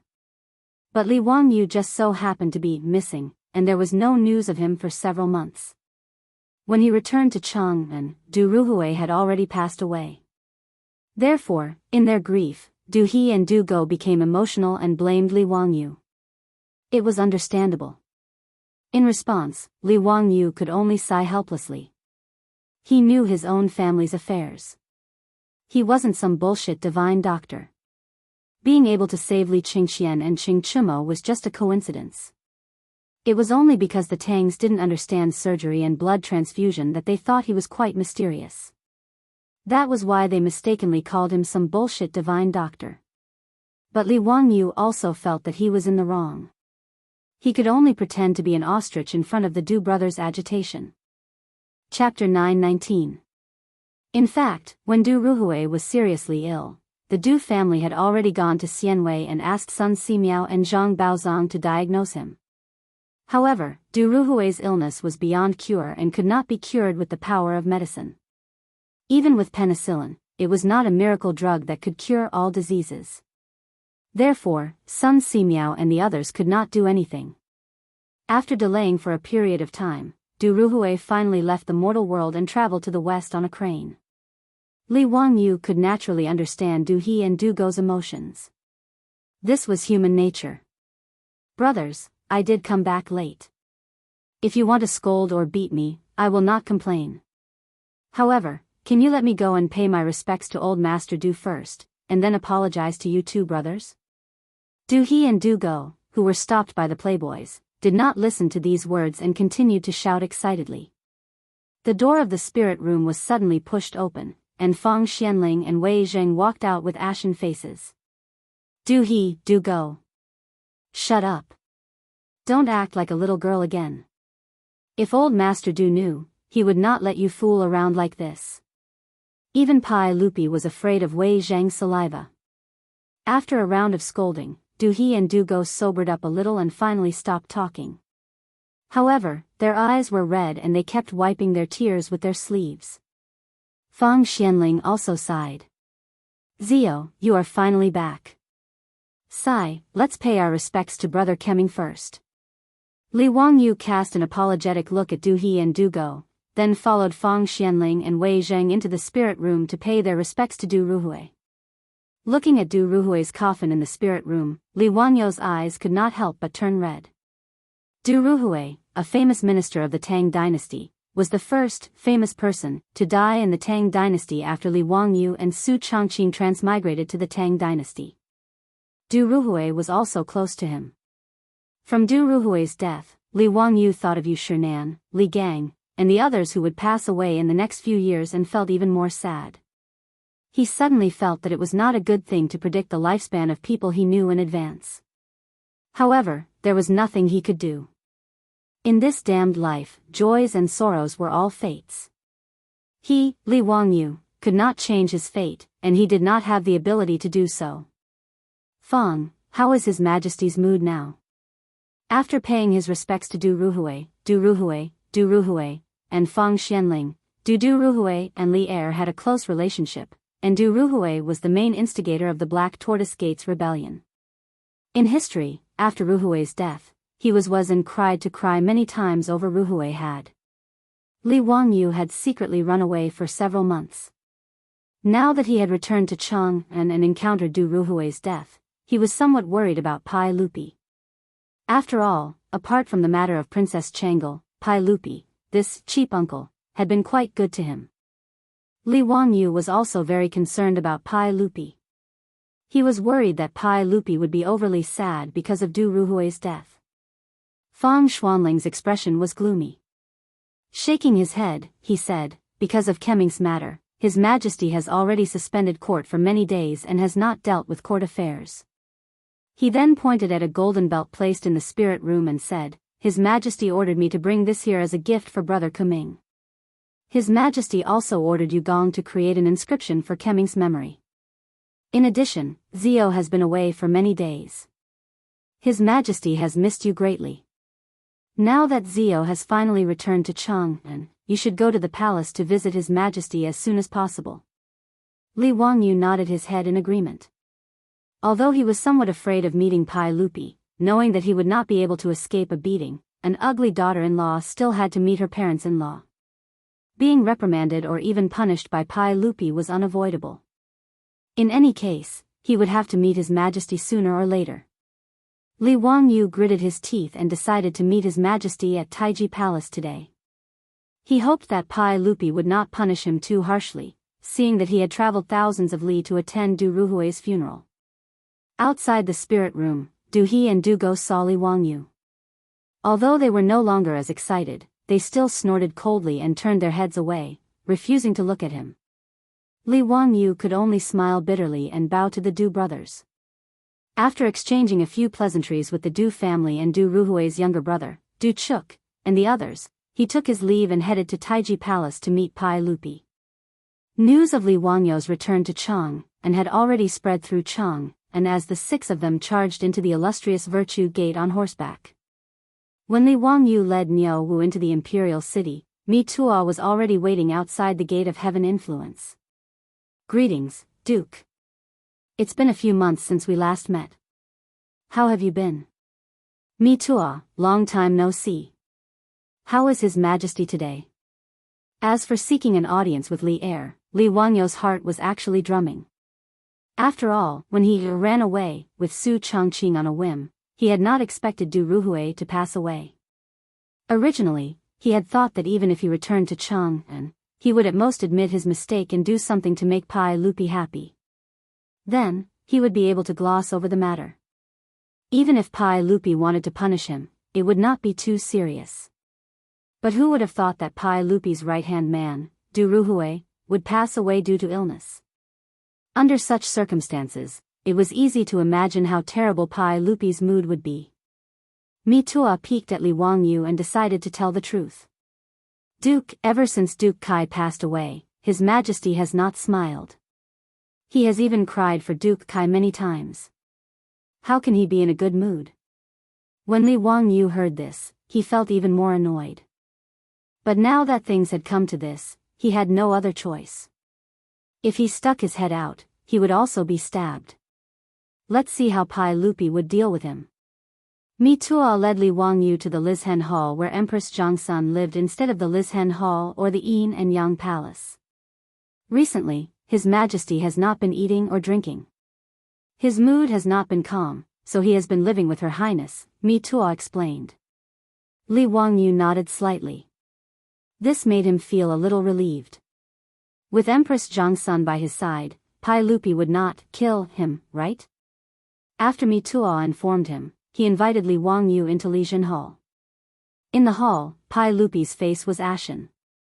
He stared at Li Wangyu without saying a word, which made him feel a little scared. Empress Jiangsun, who was standing to the side, smiled when she saw Li Wangyu. "Nice to meet you, uncle and aunt."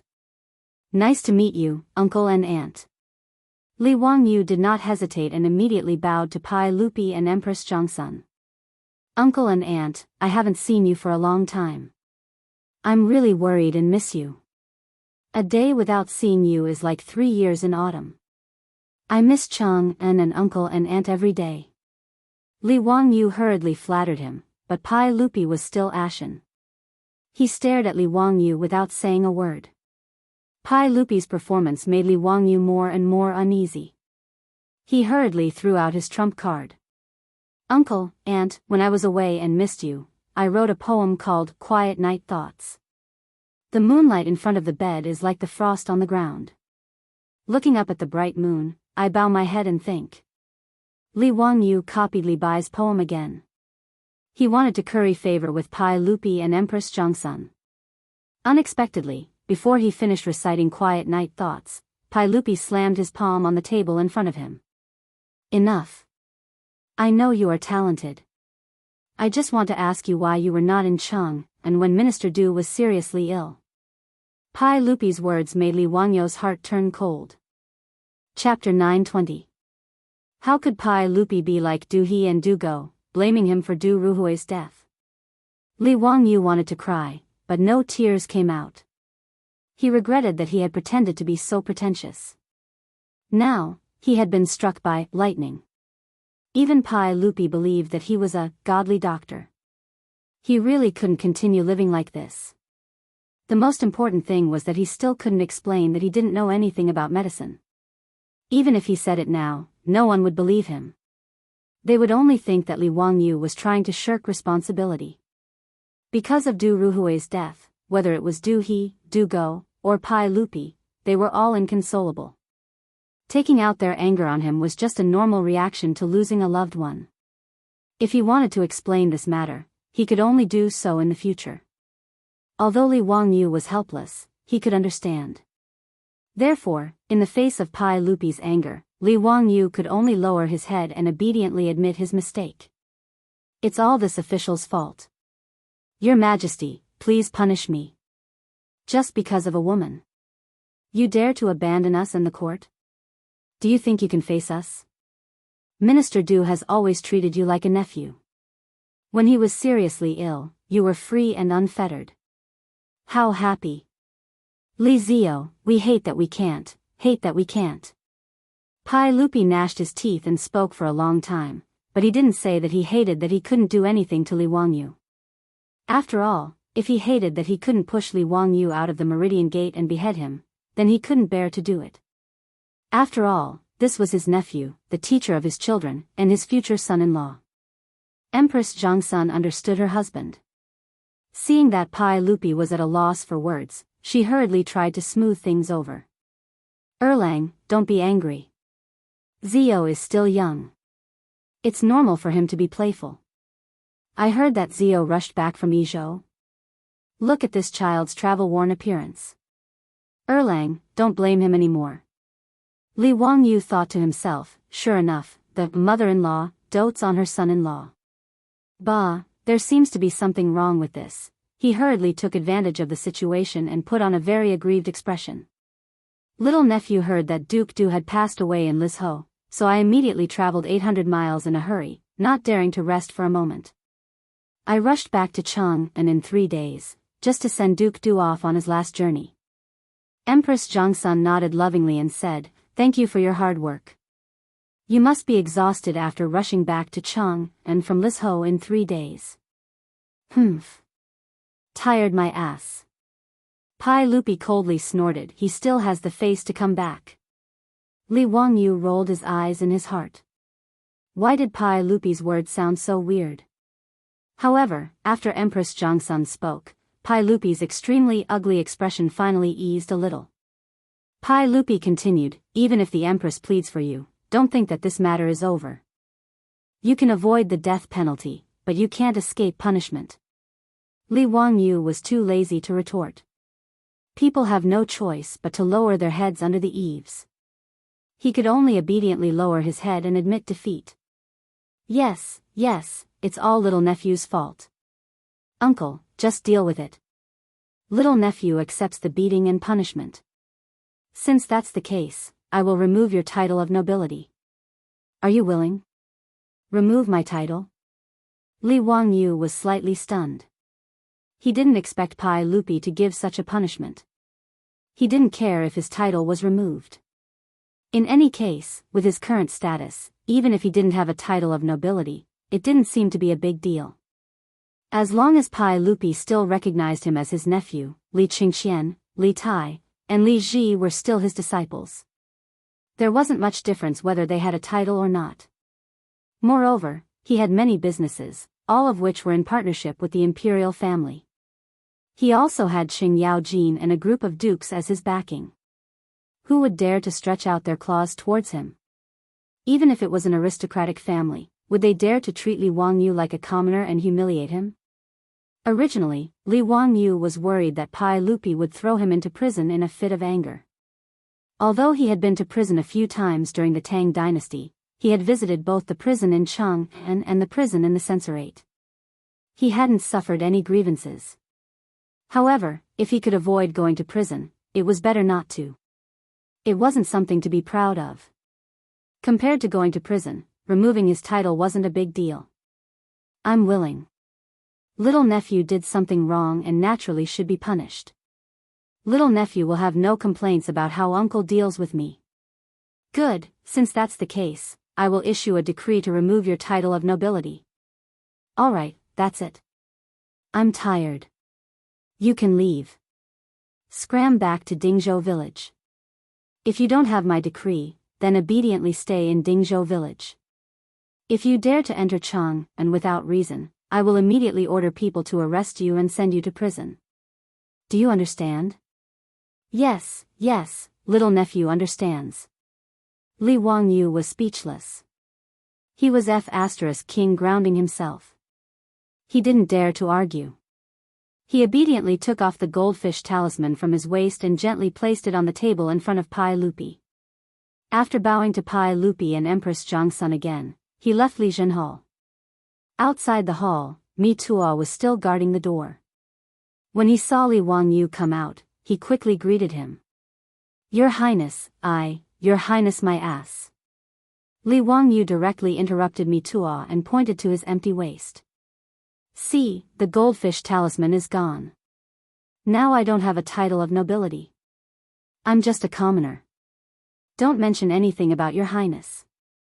Mi Tuo was stunned. He looked at Li Wangyu and then at the door of Lijun Hall. He couldn't figure out what game the uncle and nephew were playing. This, your highness, you don't have to worry. Maybe Her Majesty is still angry. After some time, when Her Majesty's anger subsides, your highness title will naturally come back. Mi Tuo didn't dare to really treat Li Wangyu as a commoner. He said very carefully. Li Wangyu was too lazy to say anything more. He lifted his foot and walked out. After a few steps, he suddenly smacked his lips. Damn, this didn't seem right. Pai Lupi obviously did this on purpose. Because now he was a commoner, but his beautiful boss had a title of nobility. Marquis Yanling, well, now it was the other way around. Su Chongqing had a title of nobility, but he was a commoner. If someone said that Pai Lupi didn't do this on purpose, he wouldn't believe it even if he was beaten to death. This guy was clearly taking revenge on him, forcing him to confer a title of nobility to his beautiful boss. After Li Wangyu understood this, he couldn't help but turn around and raise his middle finger at Li Zhenhao behind him. The petty and vengeful Pai Lupi was not cute at all. Li Wangyu, who originally thought that it didn't matter whether he had a title or not, couldn't help but be in a bad mood after he understood this. Pai Lupi's conscience was very bad. If Su Chongqing knew about this, he would definitely use this to make fun of him. And Xing Chumo and those bastards would definitely laugh at him if they knew that he didn't have a title and his woman was a marquis. Damn, they were all bad people. Li Wangyu was very angry, but also helpless. After leaving Tai Chi Palace, he didn't even bother to say anything. He originally wanted to go to the Du residence to keep watch over Du Ruhui's coffin, but now he could only order Niao Wu to return to Dingzhou village. After galloping all the way back to Dingzhou village, Li Wangyu pulled on the reins. Looking at the Xanadu that he and Su Chongqing had personally created, Li Wangyu's bad mood from Du Ruhui's death finally eased a lot. The men and women in the village were overjoyed when they saw that their Lang Jun had returned. They all rushed forward to greet Li Wangyu. Lord Ju is back. Duke is back. That's great, Duke is well. No wonder this morning, I heard the magpies chirping. So Duke is back. When Li Wangyu heard this, his face instantly turned black. There's one more later. Chapter 921. This group of farmers simply touched the pot that did not boil. Duke my ass. Li Wangyu laughed and scolded, then pointed to his waist. Do you see that? The goldfish talisman is gone, and my title has been stripped by His Majesty. Now I am also a commoner, so don't mention the bullshit Duke or Duke anymore. His words made the villagers look at each other. How could their main family's title be taken away without any reason? The villagers didn't know what had happened, so they couldn't help but feel worried. Dingzhou village relied on Li Wangyu to be where it was today, and the villagers were naturally well aware of this. It could be said that Dingzhou village and Li Wangyu were grasshoppers on the same rope, and all the glory and disgrace belonged to Li Wangyu alone. How could they not be worried when they heard that Li Wangyu's title had been stripped away by the sage? The old villager walked out from the crowd and greeted Li Wangyu with a smile. Duke, what are you saying? You are still our main family even if you don't have the title. Moreover, even if you don't have the title, isn't the sage still your uncle? These words immediately reminded the villagers, and they all laughed. In the eyes of these simple men and women, since Li Wangyu was the nephew of the sage, what difference did it make if he didn't have the title? Moreover, the crown prince was Li Wangyu's disciple, so what was there to worry about? The villagers of Dingzhou village were no longer illiterate like they used to be. Not to mention that the children of the right age from each family were now studying in the Tang dynasty's academy. Even Li Qingxian and Li Tai often came to the village to play with their classmates. Because they came too often, and because their children were always hanging out with Li Qingxian, Li Tai, and the other princes. The mystery of the royal family had long disappeared in the eyes of the villagers of Dingzhou village. The villagers of Dingzhou village were the only ones who could treat the royal family as ordinary people. While everyone was joking around, the old housekeeper Li Heng and Niu Yong rushed over after receiving the news. Lang Jun, you're finally back. I've missed you so much, old slave. Li Heng's face was full of excitement, and with a bit of grievance, he squeezed to Li Wangyu's side and grabbed Li Wangyu's sleeve, unwilling to let go. Li Wangyu almost got goosebumps from Li Heng's tone and expression. This old man was already so old. Who was he trying to act cute for? When Li Heng heard that Li Wangyu's title as the Duke of the founding county had been removed by Pai Lupi, his words made Li Wangyu even angrier. Lang Jun lost his title? Anyway, Lady Su was now a marquis. TSK, Marquis Yanling was the first female marquis since the creation of the Tang dynasty. It's just that the plaque of the mansion is troublesome. Lang Jun lost his title, but the plaque of the Duke of the Huxin County's mansion can't be hung. Should it be replaced with the plaque of Marquis Yanling's mansion? Li Heng's words even attracted the gossip of the surrounding villagers. They began to discuss what should be written on the plaque of Li Wangyu's mansion. Old me has to see the plaque of Marquis Yanling's mansion. This is the rule. No. Where is the Duke? It's better to hang a plaque of Lai Hot. Just don't hang anything to save trouble. Tisk, forget about the plaque of the Duke's mansion. The key is that the Ministry of Works sent people to build the hang gate according to the regulations of the founding county duke. Now that the Duke's title is gone, does the hang gate have to be demolished? Bullshit. Ever since the Duke was conferred the title, the hang gate in front of the mansion has been changed a few times. Last time, when the Ministry of Works came to build the new hang gate, I chatted with the Ministry of Works official. The Ministry of Works was annoyed to help our Duke fix the hang gate. If it's demolished, it will have to be fixed again after a while. Wouldn't that be like having nothing to do after eating? That makes sense. That's not right. Lady Su is now a marquis. The hang gate in front of the mansion should be the regulations of the founding county marquis. The hang gate of the founding county duke is against the regulations. I think the Ministry of Works will have to come and fix it. But there's no reason to build 2 hang gates, right? It seems that the Ministry of Works officials are having a headache now. Should they tear down the hang gate of the county duke and replace it with the marquis, or should they just ignore it? In the Tang dynasty, there were regulations for the residences of the commoners and officials of the imperial court. Under normal circumstances, they could not be violated. Li Wangyou's manor was specially approved by Pai Lupi. Moreover, it was not built according to Chinese standards. As a result, even the Ministry of Works officials could not say for sure if this manor followed the regulations or not. In front of the manor of an official who was conferred a title, there had to be a corresponding hang gate. The hang gate was the prototype of a memorial arch. It was made up of 2 pillars and a crossbar. Different hang gates had different regulations for different titles. In these 2 years, Li Wangyou's title had risen quickly. He had been promoted from a county duke to a founding county duke. However, he had to trouble the Ministry of Works to come to Dingzhou village every few days to change the hang gate for him. The villagers were having a lively discussion. Even the elders of the village were having a good time arguing, let alone those gossipy ants in the village. Li Wangyou's face became even darker. Are you treating me like I don't exist? Do you think I don't want my face? He was too lazy to bother with these bastards who wanted to watch the show and directly urged his horse to return to the manor. After being disturbed by the villagers, his mood, which had been depressed because of Du Ruhui's death, was much better.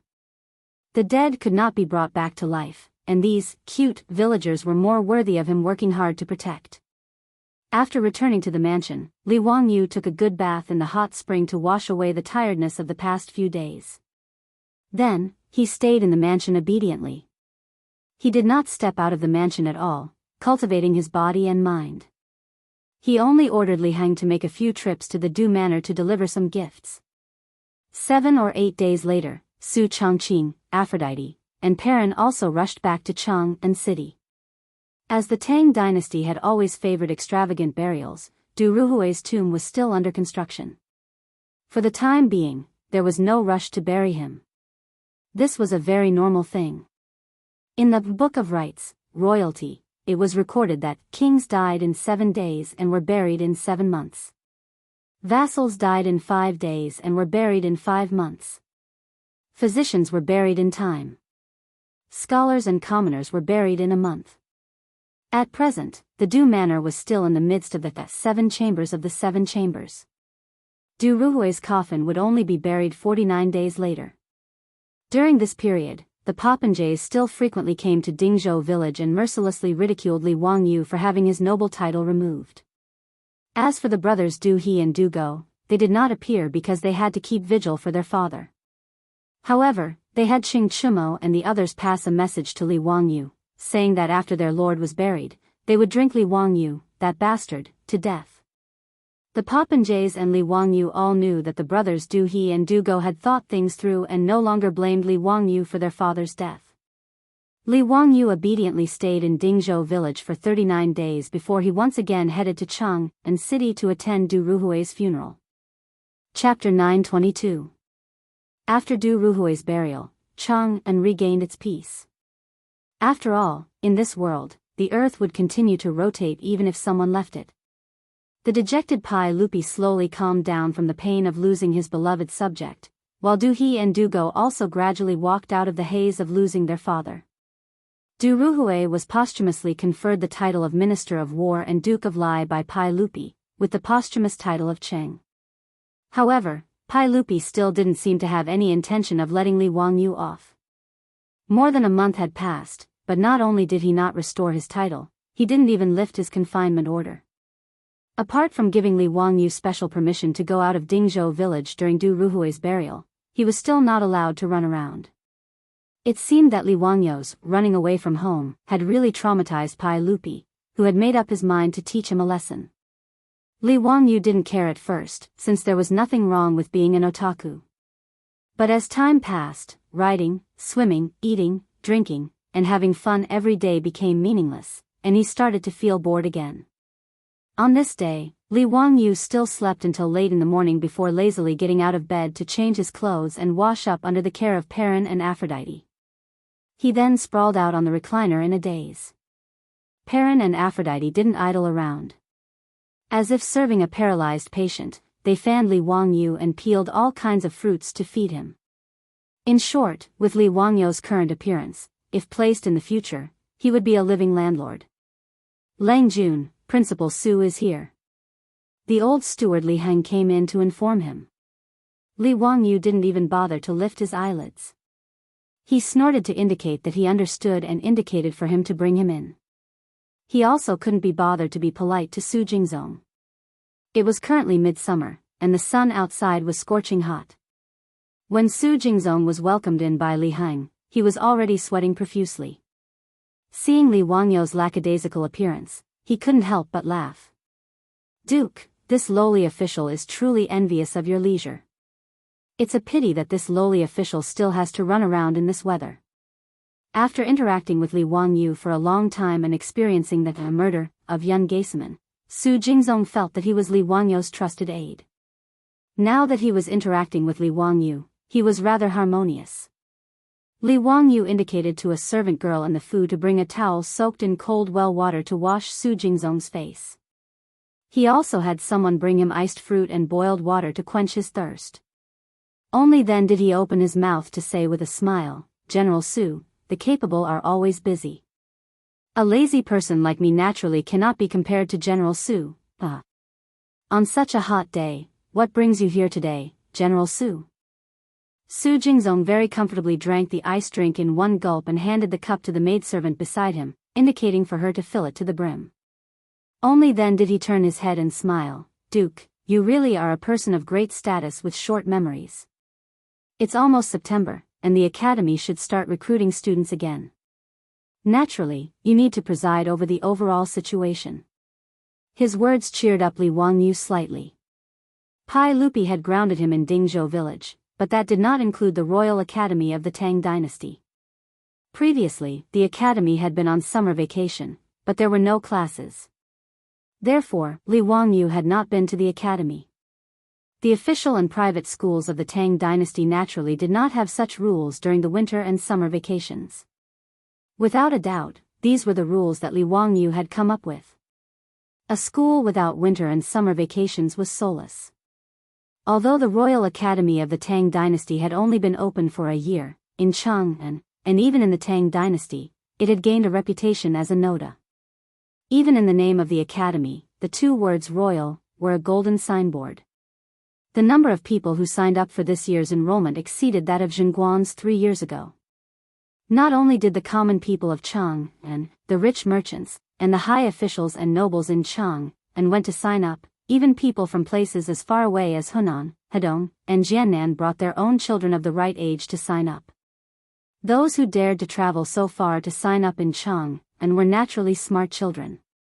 It could be imagined that the number of students in the Royal Academy of the Tang dynasty this year would be greater than in previous years. However, how to enroll students this year was difficult for Su Jingzong. After all, the little tricks that Li Wangyu had come up with during the enrollment of the academy last year had already been widely spread. It was obviously impossible to rely on Tangram, Huarongdao, and psychological tests to select students. Toys like Tangram and Huarongdao had long been popular in the Tang dynasty. At least Li Wangyu had seen children playing in the small county of Jilong County in Izhou that day. Li Wangyu was astonished at how fast the news spread. As for Su Jingzong's problem, Li Wangyu did not find it difficult at all. Last year, he was just lazy and did not bother to come up with questions, so he used a trick to enroll students. Now that the academy was on the right track, it was impossible to play such games again. Therefore, in this year's enrollment exam, Li Wangyu planned to imitate the enrollment exam of the private primary schools in the future and make a set of exam papers to test the children's logical analysis, common sense, vocabulary, and other abilities. After getting an accurate answer from Li Wangyu, Su Jingzong was relieved. He sat comfortably on the recliner opposite Li Wangyu and kept asking the maidservants of the Lai hut to bring him all kinds of fruits and iced boiled water. He did not treat himself as an outsider at all. Because of Su Jingzong's visit, Li Wangyu suddenly thought of what his beautiful boss had said to him. Since he was bored now, he might as well go to the academy to teach. He did it on a whim, but after thinking about it carefully, he found it interesting. He smiled at Su Jingzong and said, "Mr. Su, what do you think about me going to the academy to teach after the academy opens?" Su Jingzong was drinking iced drink. When he heard his words, he almost spat out the drink in his mouth. After swallowing the drink in his mouth with difficulty, Su Jingzong looked at Li Wangyu in surprise and said, "Mr. Su, what did you say just now? I don't think I heard you clearly." Li Wangyu rolled his eyes at him and said, "You didn't hear me wrong. I said, what do you think about me going to the academy to teach? This is naturally good. If Mr. Su is willing to teach those children, it would be their blessing. What does Mr. Su plan to teach?" Su Jingzong was overjoyed and applauded. According to Li Wangyu's arrangement, the Royal Academy of the Tang dynasty was similar to the schools in the modern world. There were many classes arranged. From the Tang dynasty's traditional Moi poetry, arithmetic, calligraphy, painting, music, all kinds of physical education, horse riding, archery, swimming, the variety of classes was even more extensive than the primary schools in the modern world. What should he teach? This was a bit difficult for Li Wangyu. Of course, he couldn't teach Moe poems or scriptures. Although Li Wangyu's talent was famous all over the world, and everyone thought of him as a literary star who had descended from the heavens. However, Li Wangyu was well aware of what he had in his belly. If he did not copy the poems and essays of those big shots, he was nothing. He could teach arithmetic, but there was no point in just teaching arithmetic. He only remembered a little about physics, chemistry, geography, and biology. This was also very normal. After so many years of graduation, most people could only remember some general knowledge in their minds. Although Li Wangyu's memory was much better now, it was still impossible for him to recall the complete physics, chemistry, geography, and biology textbooks of junior high school. After thinking for a long time, Li Wangyu suddenly clapped his hands. "Got it, Mr. Su. I'm going to teach a new class called Encyclopedia." Chapter 923. What Baidu? Baidu, Baidu, Baidu? Su Changqing's voice suddenly rang out. Soon after, he saw the beautiful woman walking in with Wu Meinyang. Wu Meinyang had been sent to Chang and by Wu Shiqiang in advance, preparing to enter the academy. Wu Shiqiang had previously been an official in Chang'an. Naturally, the Wu family had a residence in Chang'an. However, in that residence, there was no one else other than the Wu family servants. After Su Changqing returned to Chang'an and learned of this matter, he immediately went to the Wu family to bring Wu Meinyang back, personally taking care of her. Wu Meinyang and Su Changqing hit it off very well, calling each other master's wife. The two had a very close relationship. Li Wangyu was naturally happy to be idle. Although he was her teacher in name, he had actually never taught Wu Meinyang, leaving everything to Su Changqing. Just like Princess Changle in the past, Su Changqing was able to deal with these little lolas with great ease. Seeing these two beauties, Li Wangyu couldn't help but have black lines appear on his forehead. What Baidu, Baidu, Baidu, Baidu? Wu Meinyang's face was filled with curiosity. Master's wife, what is Baidu, Baidu, Baidu, Baidu? Seeing Su Changqing appear, Su Jingzong hurriedly rose to pay his respects. At present, Su Changqing was a bona fide county marquis who founded the country, a lower third-rank official. He was on the same level as Su Jingzong, the vice principal of the Imperial Academy of the Tang dynasty. However, although they were both lower third-rank officials, Su Changqing's county marquis title was slightly higher than Su Jingzong's official title. After all, titles could be inherited. Although the inheritor was usually one rank lower than the original, Su Changqing's children could inherit the title of county marquis. His grandson would be a county marquis, and his great-grandson would be a county marquis. After Su Changqing returned the greeting, Su Jingzong smiled and asked, What exactly did Marquis Yanling mean by what he said? I am also very curious. His beautiful superior had just walked to the door and happened to hear Li Wangyu say the word encyclopedia, so she casually replied. At this time, seeing that Su Jingzong was also in the living room, she felt that she had said something wrong, so she couldn't help but stick out her tongue. She smiled and said perfunctorily, "Nothing, I was just joking with Wangyu."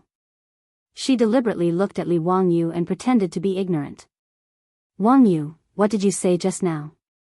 Li Wangyu rolled his eyes and explained, "Encyclopedist refers to the knowledge of astronomy, geography, nature, mechanics, medicine, literature, and other subjects."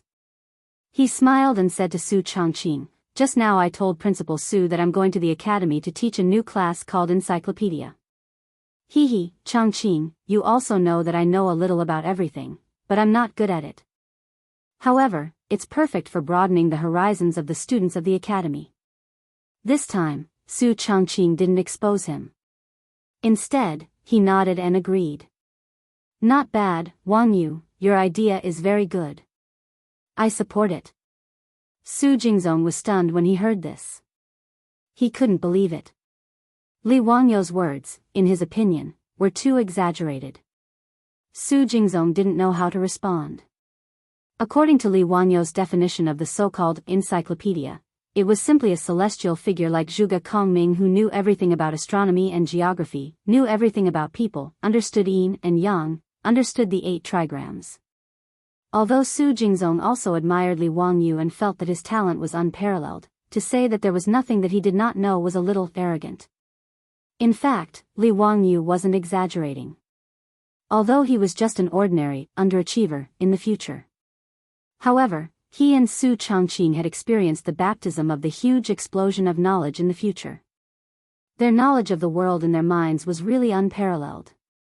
It wasn't an exaggeration to say that he was knowledgeable and multi-talented. Of course, Su Jingzong didn't dare to say these words. Although Li Wangyu didn't have a noble title, he was still a shareholder of the Royal Academy of the Tang dynasty.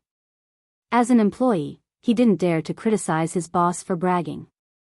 If Su Jingzong was a straightforward person, he wouldn't have been listed as the #1 treacherous official in history. If the Duke is willing to teach these skills to the students of the academy, it's their fortune.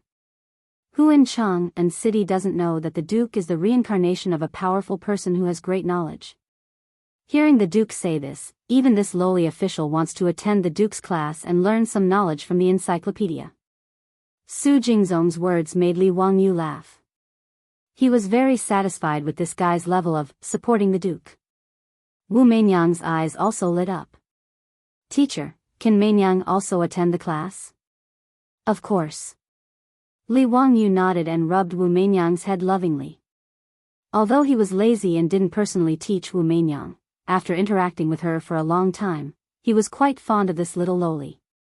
Now, neither he nor Su Changqing treated Wu Meinyang as a future empress.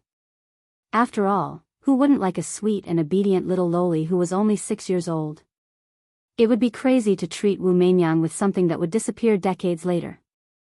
Su Jingzong asked with a smile, "Duke, how do you plan to teach this encyclopedia class? Are you only going to teach the first years?" Needless to say, the division between the first and second years was naturally made by Li Wangyu. There was no other reason. It was a habit and sounded pleasing to the ear. Li Wangyu was a lazy person. Although he planned to teach at the academy, he didn't plan to turn himself into a miserable teacher. Standing on a 3-foot podium every day, eating chalk dust, and speaking until his voice was hoarse. This kind of thing was very scary just thinking about it. Li Wangyu pondered for a moment and replied, "Isn't the academy's auditorium finished? How about this? In the future, I'll teach 1 day every 10 days in the academy's auditorium. As for the students who listen to the class, well, let all the students of the academy come and listen."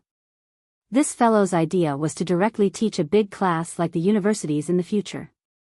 The academy's auditorium was modeled after the theater of the Tang dynasty. The semicircular auditorium was used to receive and amplify the sound. In an era without loudspeakers, it was really troublesome to let everyone hear the voice of the person on the stage clearly.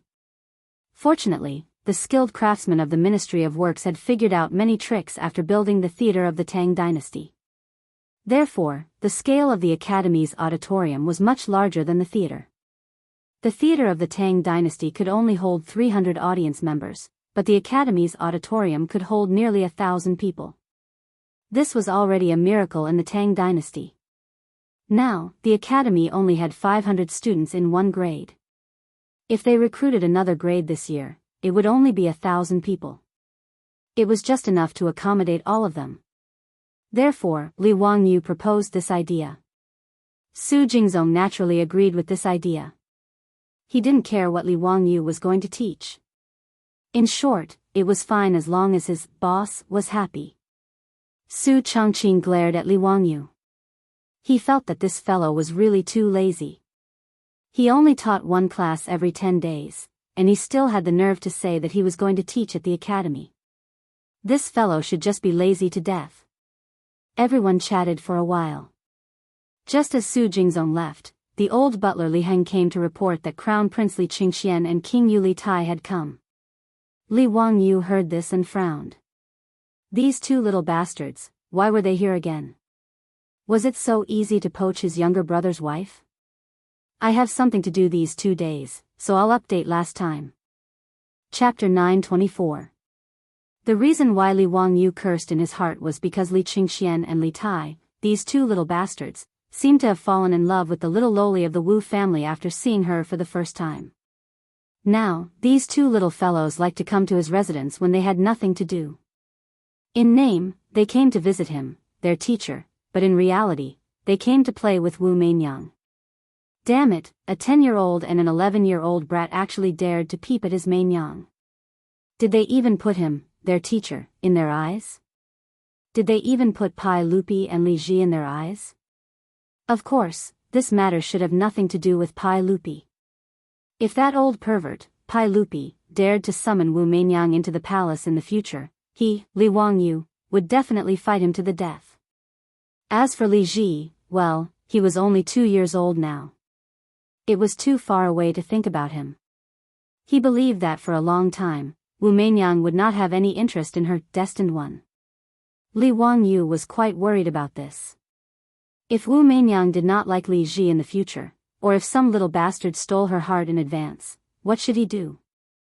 If the only empress in the history of China disappeared because of him, Li Wangyu would really feel sorry for Wu Meinyang.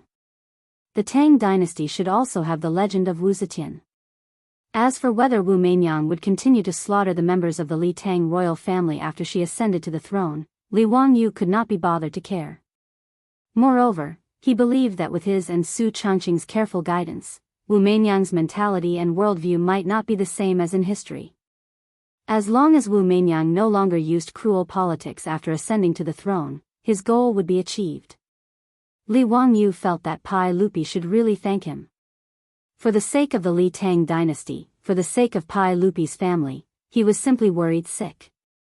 To be honest, before meeting Wu Meinyang, Li Wangyu had actually thought about it in his heart. If he could take the empress of a generation into his harem, how carefree would that be? This was the same as how the losers of the later generations viewed female celebrities in their hearts. It had a kind of celebrity effect. However, after seeing Wu Meinyang, who was only 6 years old in the new year, Li Wangyu had long thrown this thought to the back of his mind. After all, Li Wangyu's mental age was already 27 or 28 years old. No matter how beastly he was, he wouldn't do such a perverted thing that would incur the wrath of heaven and people. This was also the reason why he was against Pai Lupi marrying Changle to him.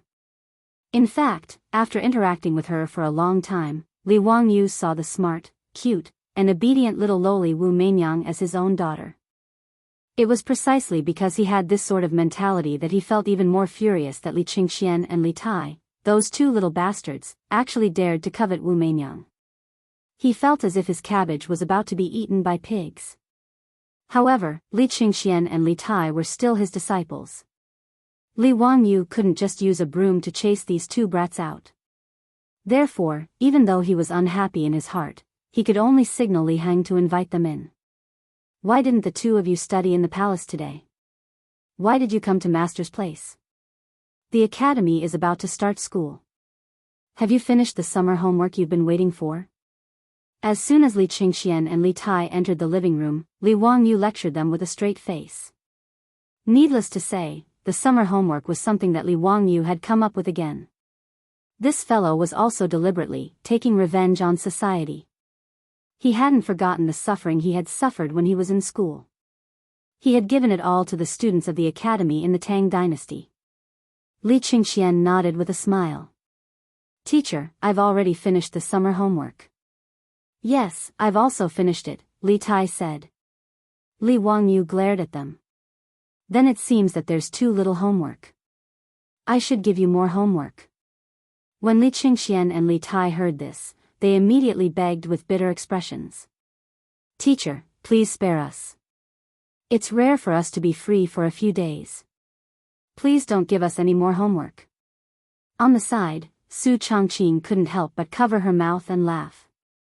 Wangyu, don't torture these two brats anymore. Let them play for a few days. Yes, teacher's wife loves us so much. We really do study hard. These few days are just a rare break. Li Qingxian and Li Tai hurriedly agreed. Li Wangyu laughed and scolded them, then let the matter pass. In fact, he himself wasn't someone who liked to study. Otherwise, he wouldn't have gotten into a second-tier university. However, who would expose this kind of thing himself? In the future, no matter how much parents didn't like to study, wouldn't they still urge their children to study and do homework every day? Wu Meinyang was willing to play with Li Qingxian and Li Tai. After all, the Lai hut was so big. Although there were servant girls to play with her, it was normal for a child to always want to play with people of the same age. After sending the three little ones out to play, Li Wangyu instructed the servant girls in the residence to keep an eye on the three of them. Only then did he smile bitterly and say to Su Changqing, Changqing, if this continues, the empress of this generation will disappear. The history of the Tang dynasty is becoming more and more messed up because of us. Su Changqing, on the other hand, didn't take it too hard. If there's no empress, then there's no empress. As long as Meinyang is happy, it's fine. Don't tell me you think that becoming an empress is definitely the life that Meinyang wants? Her philosophical words left Li Wangyu at a loss for words. Indeed, who could say that Wu Meinyang's life goal and pursuit was definitely to sit on the throne? After thinking this through, Li Wangyu was too lazy to worry about it anymore.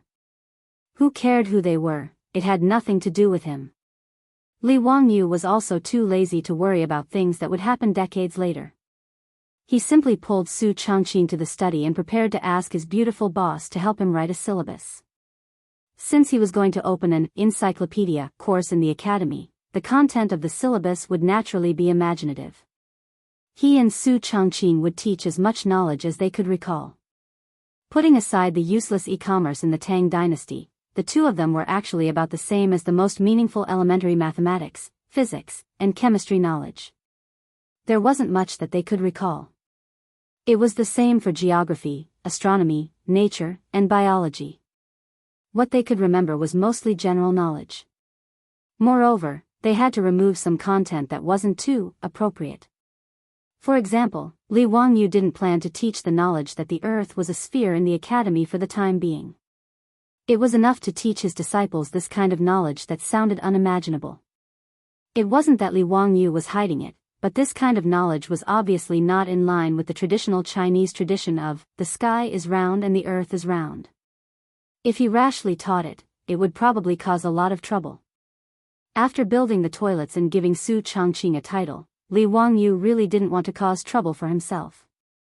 Even so, Li Wangyu felt that the knowledge he imparted was enough to fool the kids in the academy. He and Su Changqing spent a few days and almost emptied their stomachs to finally come up with a syllabus. The content was varied and quite rich. Li Wangyu was very satisfied with this. Just as the academy was about to start the new semester and show its glory, a piece of news came from Chang'an. The first batch of Tang envoys sent by Dongying had already arrived in Chang'an after landing on the Shandong Peninsula. Chapter 925. Li Wangyu was definitely against the idea of the Japanese sending an envoy to the Tang Empire. As a young man in the future, Li Wangyu hated the ambitious Japanese. After all, from the Japanese pirates in the Ming dynasty to the 8-year War of Resistance, the Japanese had left China with nothing but devastation and sorrow. Li Wangyu's worldview was very normal. He wouldn't kneel down and lick the boots of those bastards just because the Japanese were rich.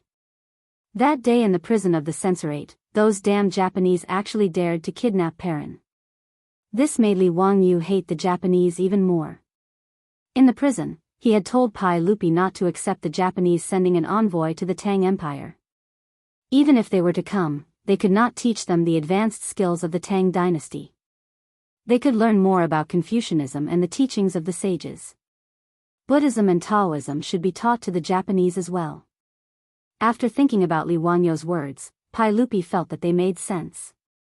He did not think that a small island country, even if they learned the skills of the Tang dynasty, could cause any trouble for the Tang dynasty and his rule. But who could guarantee that the Japanese would not collude with Goguryeo? Goguryeo had already been blacklisted by Pai Lupi as a country that he had to conquer. If the Dongyenjis were to impart the technology from Great Tang to Goguryeo, it would be quite a troublesome matter.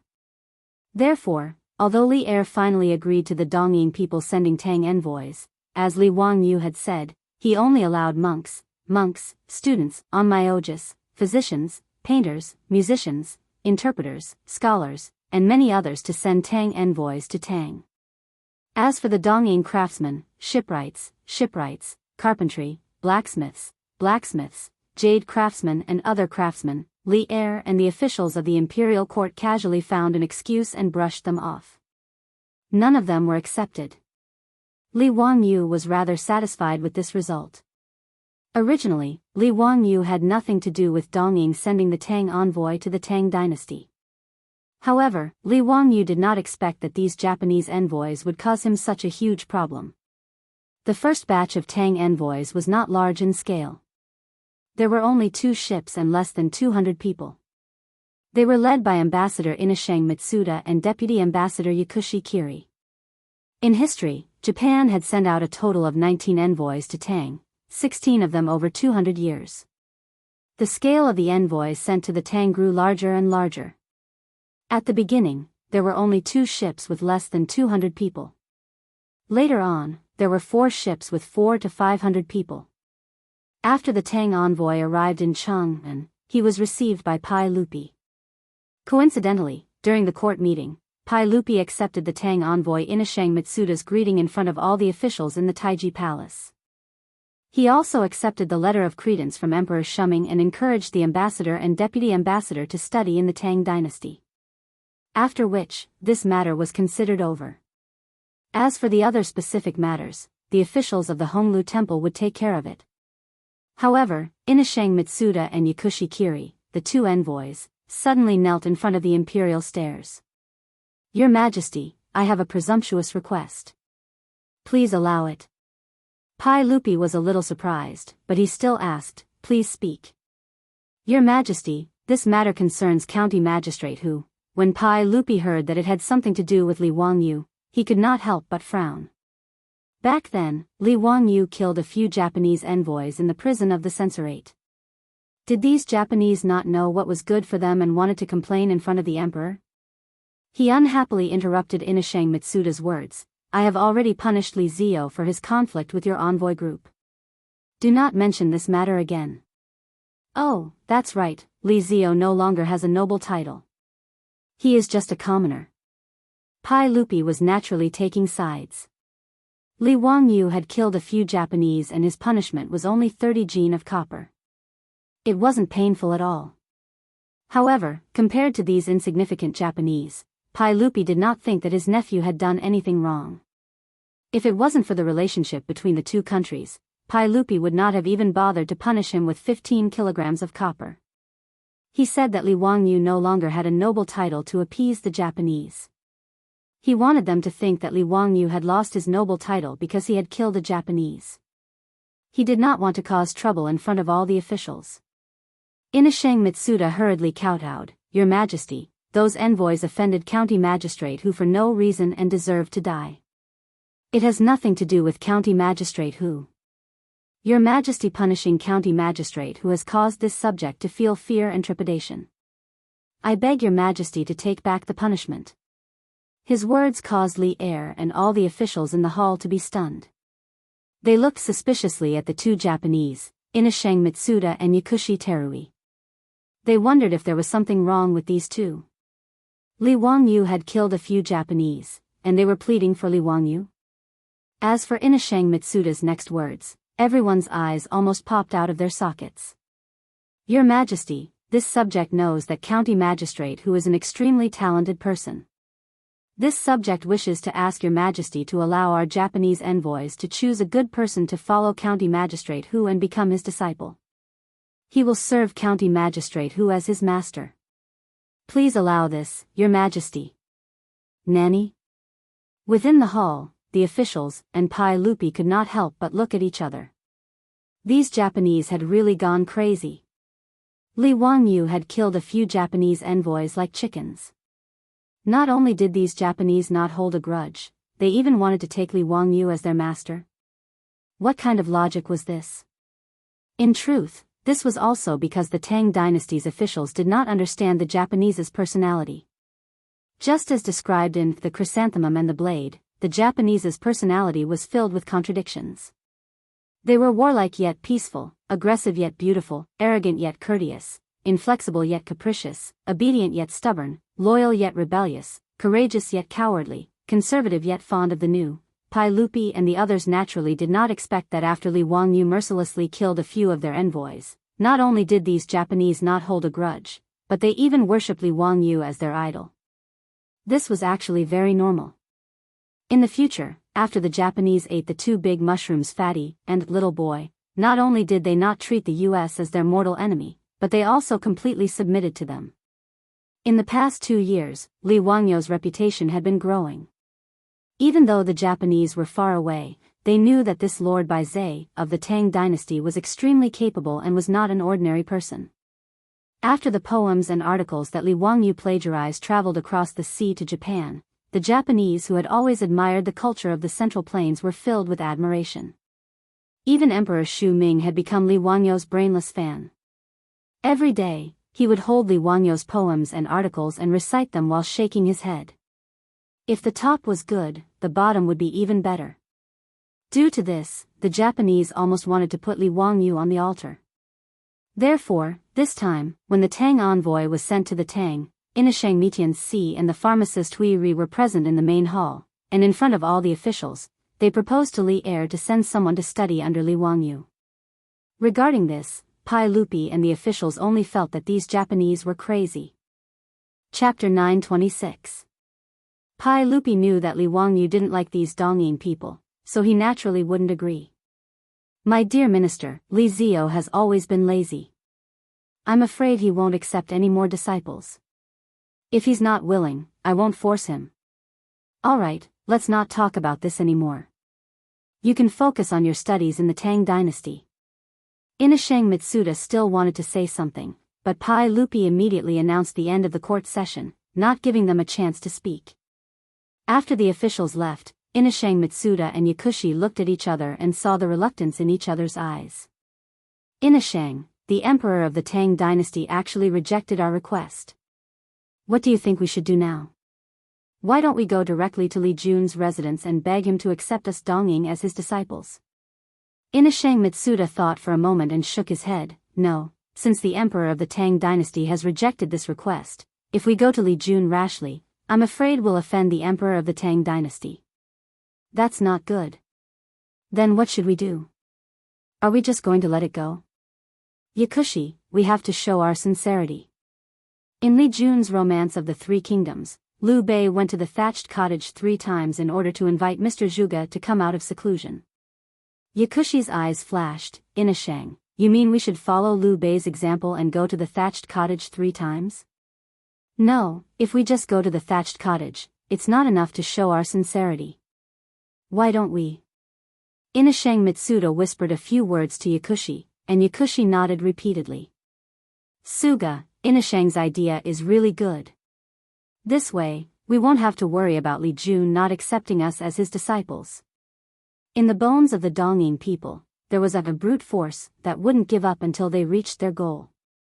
After Pai Lupi's clear rejection, the Tang envoy Inashang Mitsuda, the deputy envoy Yakushi, the judge, the clerk, and the other officials all knelt in front of the Vermilion Bird Gate on the same day.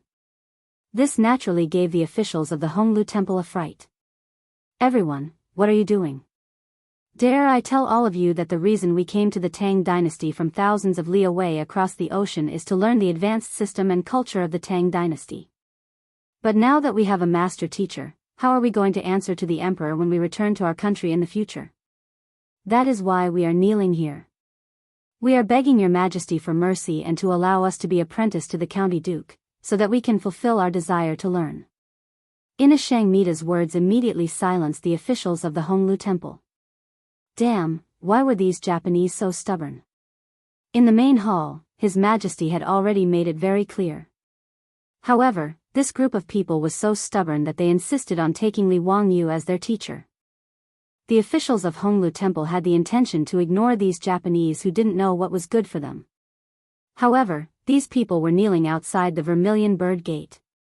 If the envoys of the vassal states saw them, they would think that the Tang dynasty was bullying them.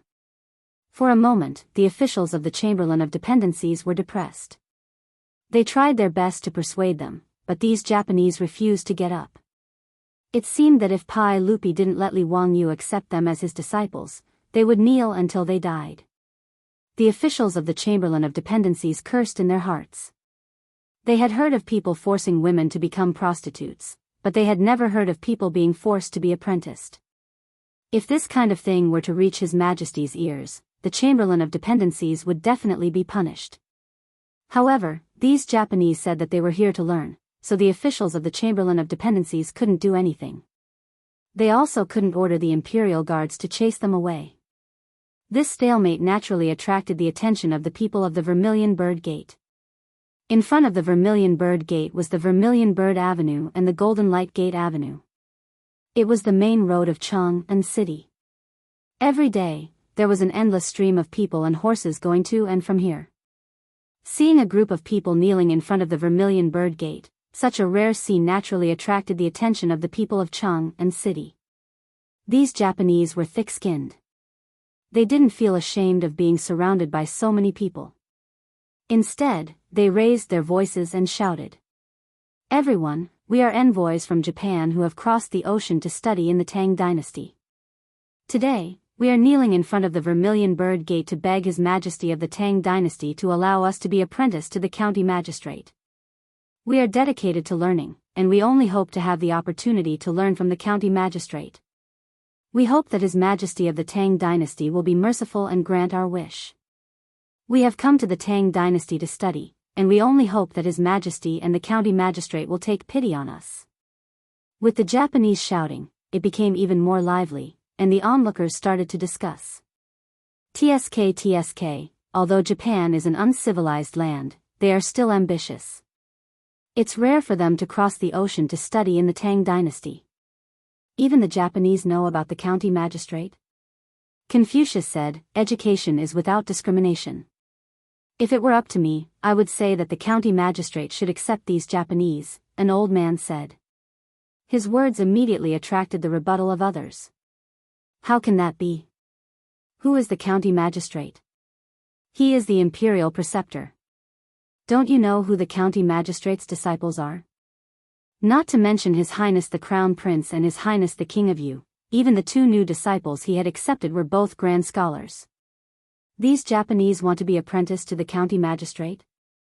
Are they even worthy? The old man was a little annoyed by the rebuttal, and he couldn't help but snort coldly, "Humph, vulgar. I can't be bothered to talk to such vulgar people like you." Not to mention the commotion outside the Vermilion Bird Gate, the officials of the Honglu Temple were also sweating when they saw more and more onlookers. Seeing that this matter couldn't be hidden anymore, and that they couldn't handle it, they could only brace themselves and submit a memorial to Pai Lupi, asking for His Majesty's decision. Pai Lupi and the officials of the imperial court had never seen the Japanese so shameless, and they didn't know what to do. After a fruitless discussion, Li Er simply ordered people to summon Li Wangyu, who was grounded in Dingzhou village, back to Chang'an and let him solve this troublesome matter himself. Li Wangyu, who was hiding in Dingzhou village to prepare for his lesson, was also shocked when he heard about this matter. Was there something wrong with the brains of these Japanese? He had killed a few members of the diplomatic mission, so how did he become the idol of these Japanese? What kind of weird idea was this? He really didn't want to care. It was none of his business whether those Japanese wanted to die or not. If they were willing to kneel at the Vermilion Bird Gate, then they could slowly kneel. As long as they didn't die in his house, what did it have to do with him? Chengmen Li Shui was respected by the world. However, in Li Wangyu's eyes, it was a moral kidnapping. However, Pai Lupi and the officials of the imperial court didn't see it that way. To be able to make the Japanese Tang Empire's envoys want to be apprenticed was a great honor and honor. In fact, many of the old men in Chang and wished that they could replace Li Wangyu and make the Japanese Tang Empire's envoys acknowledge them as their masters. Although the Tang Empire's people were proud, taking in a foreign disciple could also increase the reputation of these old men. Regarding this, Li Wangyu was very annoyed. He only wanted to rush to the front of those Japanese and smash them all with a brick, ending this matter once and for all. Why don't you die? You actually came to the Tang dynasty to extort money. Chapter 927. Li Wangyu really did not want to bother with these Japanese, but since it was Pai Lupi who asked him to settle this matter, he could not ignore it. However, this matter was not easy to deal with. I don't know what those damned Dongying envoys thought of. They actually went to the Vermilion Bird Gate to kneel down and caused a huge commotion. No matter how much Li Wangyu hated the Japanese, he could not directly reject them without a reason. After all, in Chinese tradition, not only would such actions not be condemned, but it would also be widely publicized. For example, Hua Tuo, Zhuge Liang, etc. Respecting one's teacher and acknowledging one's teacher was praiseworthy. If Li Wangyu did not give a reasonable explanation and rejected them, his reputation would be damaged. Li Wangyu definitely did not want to become the scapegoat for these damned Japanese. However, Li Wangyu was even more unwilling to accept these envoys from the East Ocean continent. Even if he did not teach them any skills, it was disgusting to see these Japanese in front of him all day long. He had to think of a way to reasonably reject the Japanese's request to become his disciple. Li Wangyu thought for a while and had an idea. Calling for Niu Wu to prepare a horse, Li Wangyu rode his horse to Chang and city under the protection of the troops in his residence.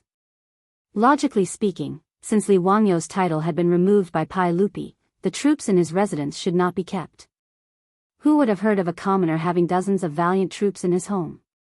However, Pai Lupi seemed to have forgotten about this matter, and the officials also ignored it. Even those aristocratic families that did not like Li Wangyu the most did not jump out to make an issue out of this matter. Anyone with a discerning eye could tell that the so-called removal of his title was just a joke. Who knew when Pai Lupi would wave his hand and restore Li Wangyu's title of duke? As such, even the Ministry of Work seemed to have forgotten about this matter. They did not even send people to remove the illegal gate in front of the Lai Hut. The Japanese envoys in the main hall called out to him one by one, and no one reminded them that they had said something wrong. Everyone knew about Li Wangyu's title issue. This was basically a fight between uncle and nephew, and no one dared to interfere. Otherwise, who knew who would be the unlucky one? Seeing Li Wangyu appear, the officials of the Honglu Temple all let out a sigh of relief. Greetings, Duke Tang. I've troubled you with today's matter. Li Wangyu smiled and greeted the Chamberlain of Dependencies. The Honglu Temple official was originally the head of the Jing family, Jing Yuanshou, but he was forced to resign by Pai Lupi because of the gold theft case. The Chamberlain of the Honglu Temple was a famous figure in history, Tang Jian. Tang Jian was a meritorious minister when Li Yuan raised his troops in Jinyang. He followed the Yangon king to attack Lu Wuzhou and was captured. After Pai Lupi defeated Lu Zhouwu, he became the Minister of Rights, the Governor of Suizhou, and the Duke of Zhu. In the 17th year of Jingguan, he was chosen to enter the Lingyan Pavilion and became one of the 24 meritorious officials. Although Li Wangyu did not have much contact with Tang Jian, they were familiar with each other. Seeing Li Wangyu appear, Tang Jian let out a sigh of relief. Finally, someone had come to clean up this mess. Zio, you are finally here. These Japanese really don't know what's good for them. His Majesty has already rejected them, but they still want to kneel here and take you as their master. Speaking of which, Zio is really famous. Even the Japanese know about you. Mr. Tang, don't make fun of me. I also have a headache over this matter. As the Honglu Temple official, Tang Jian could not help but persuade, Zio, why don't you accept these Japanese? It will be a good story. He did not have any selfish motives. Even the officials in the imperial court thought so. If it wasn't for the fact that Li Er had talked to Li Wangyu before and knew that he didn't like these Japanese, he wouldn't have rejected them so decisively. The Tang people naturally did not know how ambitious these Japanese would be in the future. Of course, they also could not understand Li Wangyu's hatred for them. The Tang dynasty did not hold any grudges against the Tang envoys. Not only did they pass down various advanced systems, culture, and techniques, but many of them also stayed in the Tang dynasty to marry and have children. Li Wangyu couldn't explain this to everyone. He could only smile and say, Duke Tang, it's not that easy to become my disciple. You have to pass my tests and tests. Oh. Zio, how are you going to test them? Tang Jian asked curiously.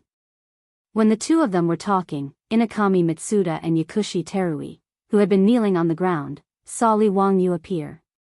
They quickly got up from the ground and bowed to Li Wangyu. When they heard Li Wangyu say that he was going to test them, the two of them hurriedly nodded. No problem. Mr. Li, you may not know, but the Japanese place great importance on the envoys. The foreign students are all talented and have a clean background. They will definitely pass your test. The envoys were divided into foreign students and scholarly monks. They were usually chosen from the talented nobles and monks. The scholarly monks were mainly studying Buddhism in the temples in Chang'an, Luoyang, and other places.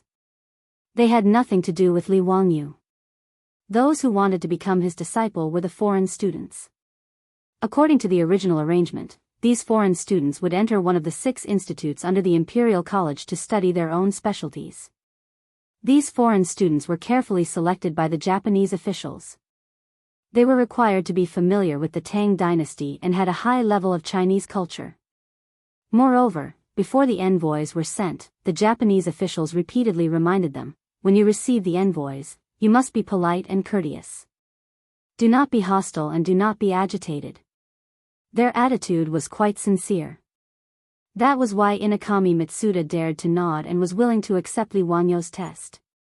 Li Wangyu sneered in his heart.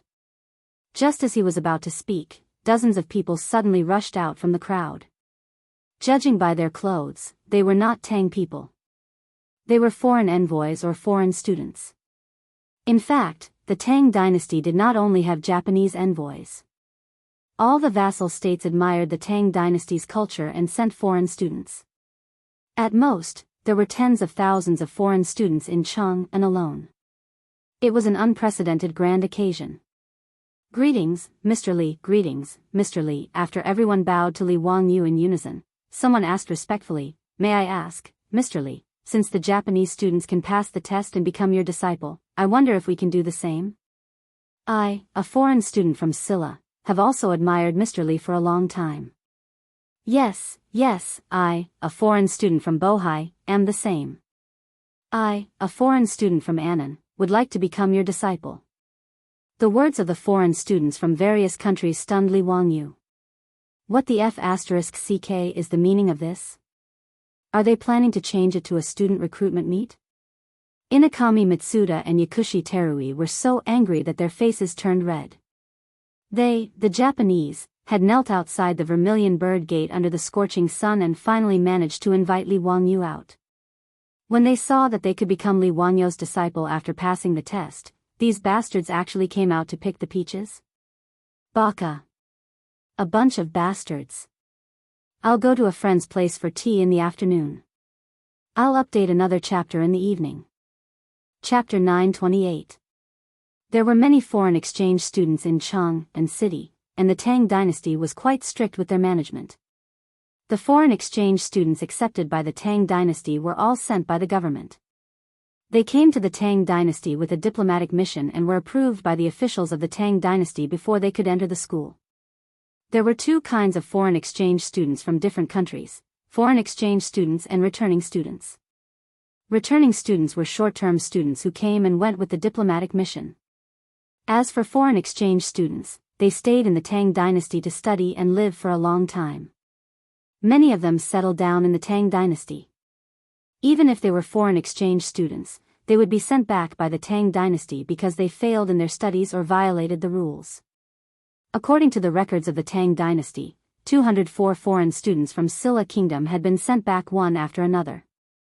The foreign exchange student study in the Imperial College was also strictly managed. Those who gambled, fought, drank, caused trouble, and disobeyed the laws of the Tang dynasty would all be expelled or even sent to the government. Moreover, foreign exchange students were not allowed to interact with the common people or officials privately. They were not allowed to wear Tang clothes. They had to wear the clothes of their own country and could not imitate the clothes of the Tang people. They were not allowed to marry privately or bring their wives back to Tibet. In other words, if they got married in the Tang dynasty, they could not bring their wives and concubines back to their vassal countries and could only stay in the Tang dynasty. If the foreign exchange students violated the law, if the victim was a Tang person or a vassal country's vassal country, they would be punished according to the laws of the Tang dynasty. There were many similar rules. As the most powerful country in this era, the Tang dynasty also had the pride of the Tang dynasty. The management of foreign exchange students was like this. Therefore, even if these foreign exchange students admired Li Wangyu, they did not dare to ask to be his disciple. Regardless of whether Li Wangyu was willing to accept them or not, the rule of prohibiting foreign exchange students from interacting with the common people and officials made them not dare to act rashly. Today, when foreign exchange students heard that Dongying had sent a Tang envoy to kneel outside the Vermilion Bird Gate and beg the emperor of the Tang dynasty to allow them to be Li Wangyu's disciples, they could not sit still and came to the Vermilion Bird Gate to watch the show. When they heard that Li Wangyu actually agreed and said that as long as they passed the test, he would accept them as his disciples, how could these foreign exchange students hold back? They all stood up and asked that they also wanted to be his disciples. Inasheng Mitsuda and Yakushi Terui were angered by the scene in front of them, but there was nothing they could do. Whether Li Wangyu accepted a disciple or not, and who he accepted as a disciple, it was not up to them to decide. Moreover, there were many international students. Even if the Japanese wanted to object, they wouldn't dare to offend the public. Li Wangyu was also depressed. He didn't really want to take in any vassal state disciples. He was just being pushed to the edge by the Japanese. He was prepared to purposely make things difficult for them so that the Japanese would know how difficult it was and retreat. That was fine. This way, even if he didn't accept any disciples, the Japanese wouldn't be able to say anything. But now, dozens of international students had come to join in the fun, and behind them were tens of thousands of international students. At the thought of the tens of thousands of international students in Chang'an, Li Wangyu felt his head swelling. If so many people came to the Vermilion Bird sect and begged him to take them in as disciples, it would be a huge joke. Confucius only had 72 disciples and 3,000 disciples. Could it be that Li Wangyu wanted to take in tens of thousands of disciples? At the thought of tens of thousands of people calling him teacher in unison, Li Wangyu couldn't help but shiver. It was too scary. He was famous for being a lazy person. If he could sit, he definitely wouldn't stand.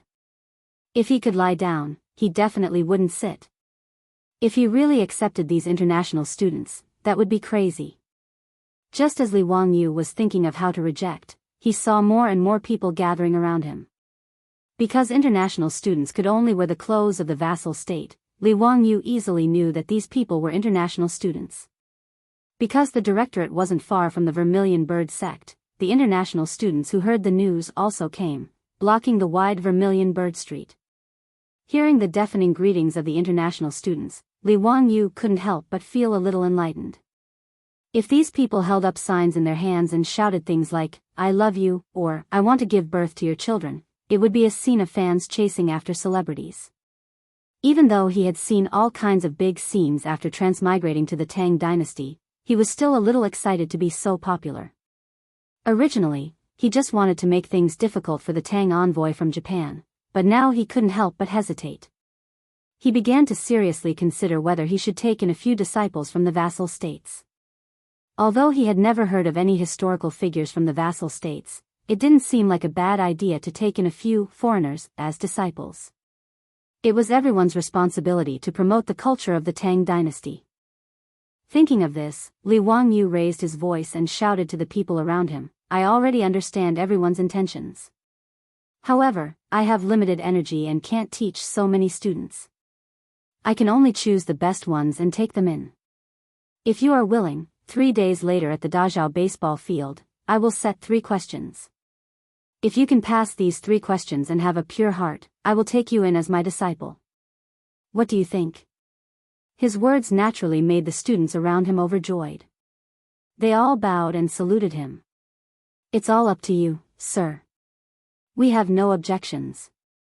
"Thank you, sir. We are grateful that Mr. Li has given us this opportunity. We dare not disobey your orders." Although Inashang Mita and the other Dongying people were helpless, they could only follow the crowd and bow to Li Wangyu to express their gratitude. "Thank you, Mr. Li." Li Wangyu nodded with satisfaction. "All right, you may leave. Don't disturb the people from going out." "Yes, sir." After receiving Li Wangyu's confirmation, the students no longer blocked the Vermilion Bird Gate. They all saluted again and dispersed while discussing with each other. Tang Jian was also caught off guard by this scene. Fortunately, Li Wangyu handled it well and did not cause any trouble, which allowed him to breathe a sigh of relief. "Zio, your reputation." "Sigh, even those famous scholars can't compare to you," Tang Jian said with a sigh.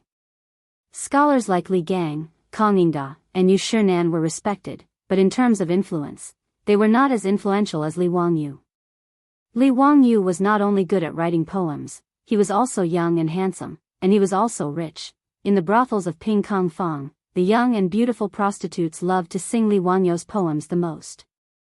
Scholars loved to visit Ping Kong Fong. They heard Li Wangyu's name and masterpieces every day. With such a publicity campaign, it would be strange if Li Wangyu didn't become popular. Moreover, Li Wangyu had created too many big news in the past 2 years, which made him even more popular. In the eyes of the Tang people, Li Wangyu was the one who was praised by everyone.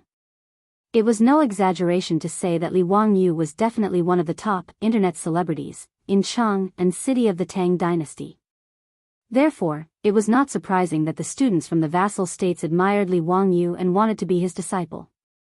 In response to Tang Jian's exclamation, Li Wangyu could only smile and rub his nose.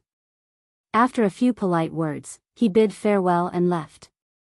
He still had to rush back to Dingzhou village to discuss with his beautiful superior about how to choose students. Since he had already said it, he couldn't treat it carelessly. I got fat from that thing again. I regret it for 3 seconds. Chapter 929. The news that Li Wangyu had agreed to accept students as disciples quickly spread throughout the Imperial College. The tens of thousands of foreign students were all excited, discussing what kind of tests Li Wangyu would give them. As for the other Tang students of the Imperial College, after hearing of this matter, they were all envious and jealous. If they could become Li Wangyu's disciple, the benefits were self-evident. There were even quite a few people who secretly pondered whether or not they should learn from those foreign students and go to the Vermilion Bird Gate to cause trouble. Fortunately, the Imperial College was strict in its management of students, dispelling any thoughts of going to the Vermilion Bird Gate to petition. Even so, 3 days later, the Great Zhao baseball stadium was still packed to the brim. Today, Li Wangyu was publicly accepting disciples. Moreover, he was accepting foreign students from various vassal states. Naturally, this matter attracted a lot of attention. In addition to the tens of thousands of foreign students, there were also a large number of commoners, officials, and students of the Imperial College. All of them rushed to the baseball stadium to watch the excitement. Li Wangyu was helpless against the gossiping of the commoners and officials of Chang'an. He could only order for the Great Zhao Baseball Stadium's grandstands to be open to the public. He had all of the bystanders go to the grandstands to watch the excitement, so as to not affect the foreign students who had come to take the test. Holding on to the mentality that they might win the lottery, the tens of thousands of foreign students in Cheng and all rushed to the Great Zhao Baseball Stadium. Fortunately, the Great Zhao Baseball Stadium was large enough. Li Wangyu had made ample preparations, and the stadium's staff were experienced. Thus, there was no trouble. With the exception of Princess Chang'e, all of his disciples, including the Crown Prince, Li Qingqian, and the Prince of Yu, Li Tai, all ran over to the Great Zhao Baseball Stadium. Even the little lowly, Wu Meinyang, insisted on running over to watch the excitement. Ever since the matter of Pai Lupi's betrothal, Chang'e had not appeared before Li Wangyu. Clearly, this little lowly was either shy or trying to avoid arousing suspicion.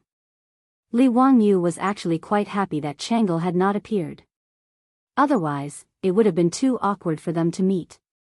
He was a good teacher, but now that Li Er had messed around with him, he was really embarrassed. In the end, it was all that damned Pai Lupi's fault. When Li Wangyu thought of this, he couldn't help but complain in his heart again. Seeing that almost everyone had arrived, Li Wangyu was about to stand up and announce the start of the selection when he heard the sound of music coming from outside the stadium. Li Wangyu couldn't help but frown. He was all too familiar with this voice. It was part of the Royal Guard of Honor when Pai Lupi was out. The soldiers beat the drums, and the musicians of Taichung Temple played music. Both sides were accompanied by fully armored imperial guards. Under normal circumstances, Pai Lupi felt that this set of ceremonial guards was too cumbersome. Most of the time, he traveled in light carriages with only a few dozen to a few hundred imperial guards. In Chang and City, Pai Lupi rarely displayed this royal guard of honor.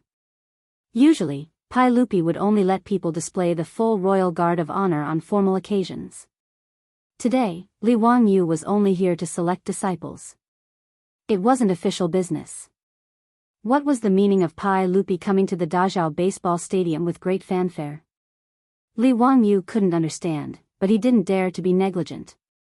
He hurriedly led the group of disciples to greet the emperor. "Your Majesty, how come you have time to come to the Dazhao Baseball Stadium today?" Li Wangyu asked curiously after greeting Pai Lupi. "Zio, you brought all the international students in Cheng and City here. How could I not come to take a look? This involves dozens of vassal states. I can't be careless," Pai Lupi said as he glared at Li Wangyu. "If Tang Qing hadn't told me, I wouldn't have known that you brat had done such a shocking thing again." Pai Lupi was told by Tang Jian that Li Wangyu had agreed to recruit international students and that he would take the test in the Dazhao Baseball Stadium. He couldn't help but break out in a cold sweat when he heard this. If anyone else dared to do this, Pai Lupi would definitely have ordered Mitua to lead the cavalry department to arrest them. International students of the vassal states were not allowed to communicate privately with the people and officials. On the other hand, the people and officials of the Tang dynasty were also not allowed to communicate privately with international students. If someone else did what Li Wangyu did, they would definitely be arrested and punished by the authorities. Because of Li Wangyu's status, no one dared to arrest him. However, Pai Lupi couldn't ignore it either. In Li Wangyu's eyes, this was only his private matter. However, for the imperial court, this was a big deal. However, Li Wangyu was willing to accept international students from the vassal states as his disciples. This was naturally a good thing for the imperial court. Even if Li Wangyu only accepted one international student as his disciple today, it still represented the Tang dynasty's equal treatment and kindness to the vassal states. Therefore, Pai Lupi put on a full set of ceremonial guards to support Li Wangyu. Li Wangyu pondered for a moment and understood Pai Lupi's intention. He couldn't help but smile bitterly and said, "Uncle, aren't you forcing a duck to a perch? If no one can pass my test today, I might not accept a single disciple." Pai Lupi heard this and couldn't help but stare at him. "That won't do. No matter what, you have to accept one person today. Otherwise, these tens of thousands of international students will make a scene." When Li Wangyu heard this, he turned his head and looked at the international students who were rubbing their hands and eager to try. He couldn't help but smile bitterly. It seemed that Pai Lupi's words made sense. If it was only the Dongying envoys, it would be fine to play with them. But today, tens of thousands of people came. If he said that he couldn't choose a suitable disciple, it would be suspicious of him playing with a monkey. Thinking of this, Li Wangyu could only accept his fate and nod. Whether or not anyone passed the test today, in short, he just needed to choose a suitable one to be his disciple. It was no big deal. Following Pai Lupi were Fang Xianling, Tang Jian, Yu Shinan, Kong Yingda, and other officials of the imperial court, as well as the envoys of the vassal states. When Fang Xianling and the others saw Li Wangyu, they couldn't help but tease him a little, saying that even his disciple was so different. In the face of these friendly teasing, Li Wangyu, as a junior, could only pinch his nose and accept it. As for the envoys of the vassal states, they had a fawning look on their faces and gave Li Wangyu a flattering smile. Everyone, including the Dongying envoy, Inakami Mitsuda, could only secretly pray in their hearts that Li Wangyu would choose an international student from their country and accept him as a disciple. After everyone exchanged a few pleasantries, Li Wangyu invited Pai Lupi and the others into the batting field. Because Pai Lupi came out in full Emperor's Guard of Honor, the tens of thousands of people gathered in the Dazhao batting field naturally knew that His Majesty the Emperor had come in person. When they saw Pai Lupi, dressed in a yellow robe, tens of thousands of people stood up and bowed, greeting him in unison. Pai Lupi waved around the stands in a very showy manner, then walked to the center of the field and said a few words of encouragement to the international students. Satisfied, he was then invited to the box above the stands by Li Wangyu and sat down. Looking at the people below who had come to watch the fun, Li Wangyu was too lazy to complain about the gossipy spirit of the people of Chang'an. If he had known, he would have arranged for the field to sell tickets today. He would have made a lot of money, and it would not be worse than holding a batting match. Stopping the wild thoughts in his heart, Li Wangyu gestured towards Niu Wu, indicating that he could start the test. Chapter 930. Ziyu, I heard that you planned to set 3 questions to select the students. I wonder which 3 questions they are. I'm very curious. Pai Lupi's question struck a chord in everyone's hearts. The envoys from various countries were even more concerned. They all pricked up their ears, wanting to hear what Li Wangyu had to say. Everyone had their own guesses as to what questions Li Wangyu would set to test the students. Zither, chess, calligraphy, painting, reciting poems, composing essays, and even riding horses and archery were all guesses. The outstanding talents among the international students were also rubbing their fists and palms, planning to perform well today. Only those who knew Li Wangyu well knew that the so-called test would not be so conventional. At least Pai Lupi knew that his nephew was definitely not the kind of person who would play by the rules. Therefore, he was rather curious. Li Wangyu shrugged and kept them in suspense. He smiled and said, "Uncle, you'll know when you see it. It's already begun." Everyone looked down and saw Niu Wu leading a group of baseball field staff to divide the tens of thousands of international students into groups of 10.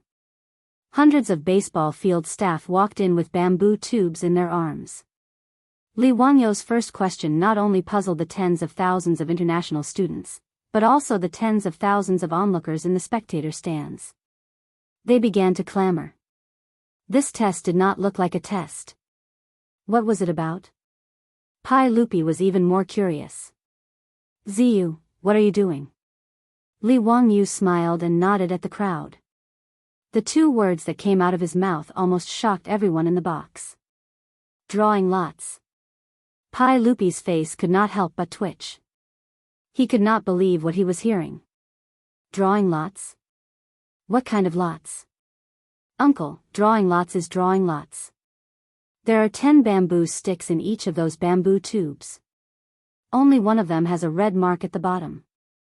The person who draws this bamboo stick can proceed to the next round of the test. Li Wangyu's explanation caused the box to fall silent for a few moments. Nonsense. Ziyu, since you want to select your disciples from international students, how can you use such a childish method? Aren't you toying with the international students? Pai Lupi slammed his hand on the armrest of his chair, his eyes wide open. The envoys of the vassal states nodded in agreement with Pai Lupi. Everyone had thought of Li Wangyo's test, but they had never thought that he would use the method of drawing lots. The envoys from other countries also showed dissatisfaction, but because of Li Wangyo's status, they didn't refute him. Only Inashang Mita couldn't help but jump out. Li Kuan, isn't it too hasty to decide who will enter the next round by drawing lots? I'm an exchange student from Japan. Before he could finish, he was interrupted by Li Wangyu. Uncle, everyone, what do you think is needed for drawing lots? What was needed for drawing lots? Pai Lupi and the other officials looked at each other, not understanding Li Wangyo's meaning. Fang Xianling pondered for a moment, then asked with a smile, Ziyu, do you mean that drawing lots requires luck? Li Wangyu clapped his hands and applauded. Fang Gong's words are correct. He turned to Pai Lupi and said with a smile, Uncle, drawing lots requires luck. Among the tens of thousands of international students, only about 1,000 can draw a red lot. Therefore, these people's luck is better than others. This nephew's first choice is to choose a disciple with luck. This drawing lots is the way to identify their luck. If they don't draw lots, then I'm sorry, their luck is not good. This nephew doesn't accept disciples with bad luck. What?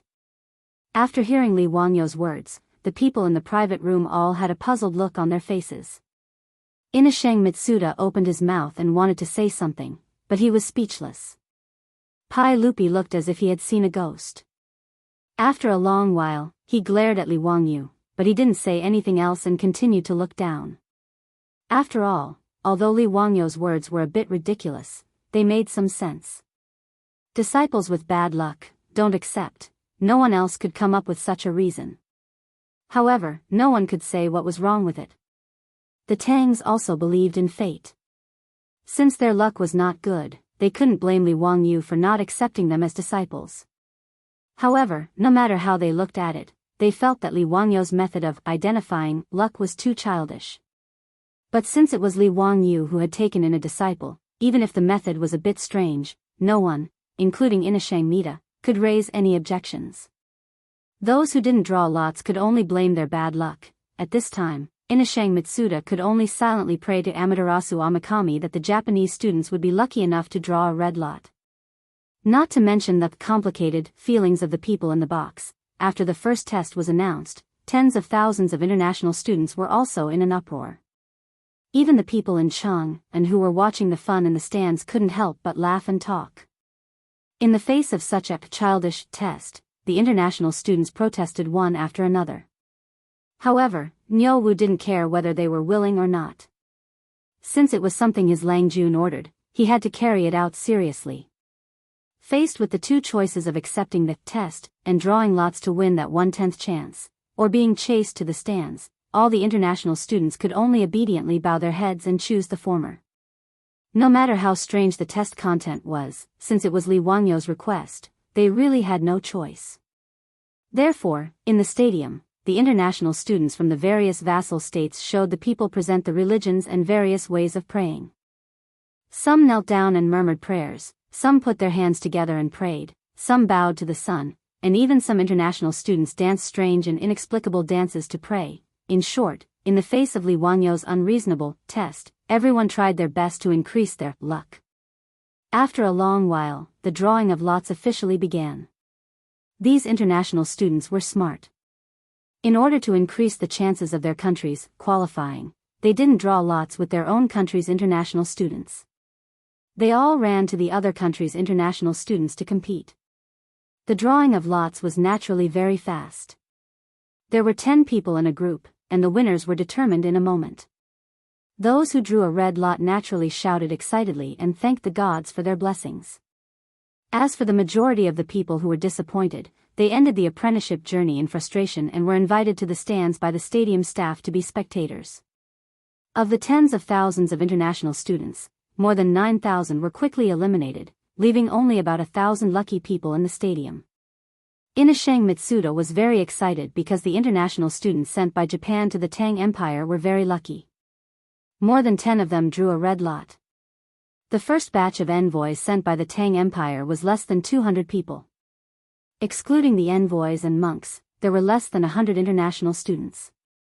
Among these 100 Japanese international students, more than 10 of them were able to compete with nearly 10,000 international students from the vassal states.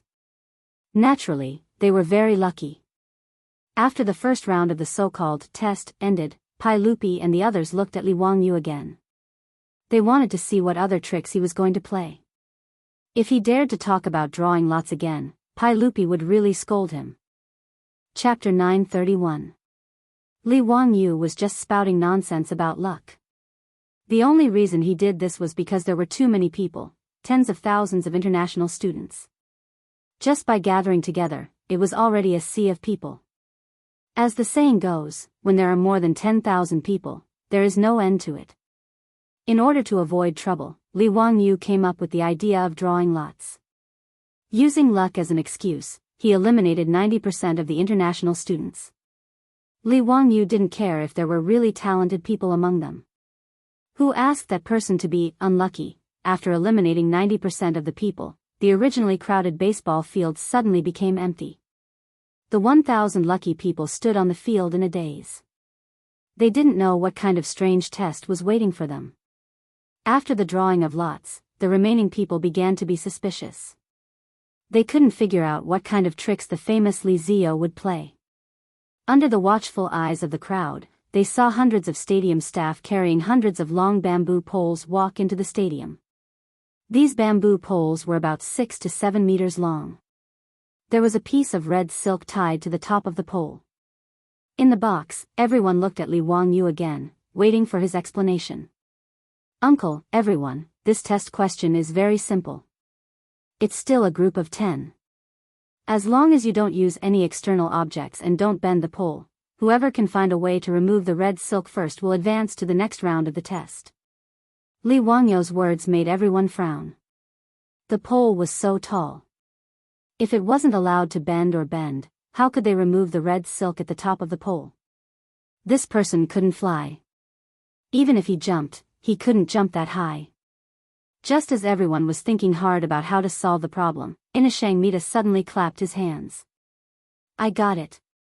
Li Jun's question is to test whether these students can work together and whether they have the spirit of sacrifice. Only when 10 people work together and form a human ladder can they climb to the top of the pole and remove the red silk. But in this way, the other 9 people will have to be sacrificed. Inashangmita's words made Pai Lupi and the other officials nod. They felt that what he said made sense. Now it seemed like this was the only way to remove the red silk at the top of the pole. Pai Lupi nodded and praised, not bad, my beloved minister Inshang is indeed quick-witted. You saw through Zio's intentions with just one glance. Being praised by Pai Lupi, Inashangmita was naturally very happy. He hurriedly bowed and modestly declined. However, his expression was extremely pleased. Evidently, he was very pleased with himself for being able to guess Li Wangyu's thoughts. On the other hand, Li Wangyu looked as if he had seen a ghost. He really wanted to ask Inashang Mitsuda how he came up with such a creative idea. Even primary school students in the future knew how to solve this problem. In the elementary school textbook, The Smart Su Wenzhang, there was a similar topic. Li Wangyu was just plagiarizing. The solution was to think in reverse. Under the premise of not letting the bamboo pole fall, it would be enough to let the bamboo pole lower itself. Like Su Wenzhang, putting the bamboo pole into the well was the simplest method. Li Wangyu had set this question because he wanted to see how many smart people among the overseas students could think of this. As for Inashang Mitsuda's words, Li Wangyu was too lazy to expose him. He wanted to see if anyone could slap this Japanese ambassador's face in the future. On the other hand, the disciples behind Li Wangyu all frowned. Clearly, they did not agree with Inashang Mitsuda's words. The little fatty Li Tai and the little lowly Wu Meinyang suddenly shouted at the same time, Teacher, I know how to solve this question. Li Wangyu lovingly patted their heads, indicating that they should not say it out loud.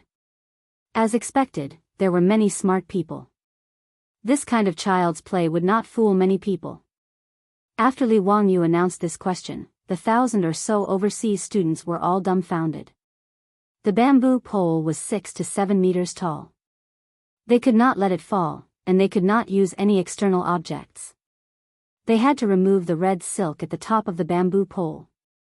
How was this possible? However, one had to admit that in this world, it was not easy to find smart people. However, there were many idiots. The Japanese overseas students' brain circuits were no different from Inashang Mitsuda's. Very quickly, they came up with a very smart solution. This time, the Japanese didn't team up with the students from other countries. After some discussion, the Japanese students were divided into two groups. The two most outstanding members were chosen to be in charge of picking the red silk on the bamboo pole and obtaining the opportunity to advance. Li Wangyo's face was filled with black lines as he looked down. He saw the Japanese forming a human ladder and stacking it like a human pyramid. One of the Japanese stepped on his companion's shoulder to climb up to the top of the pole and took down the red silk. The Japanese immediately let out a cheer. Inashang Mitsuda was so excited that his face turned red. He kept applauding his country's overseas students.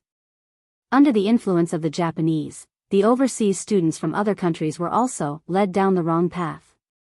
If they calmed down and thought about it, they might be able to come up with a solution. However, the Japanese's stupid method succeeded in removing the red silk, causing the overseas students to lose their ability to think. They all started to follow suit. For a moment, the great Zhao baseball field seemed to have turned into a circus. Everywhere, there were people climbing up the human ladder. This lively scene attracted the cheers of the people watching from the stands. This made the overseas students even more excited.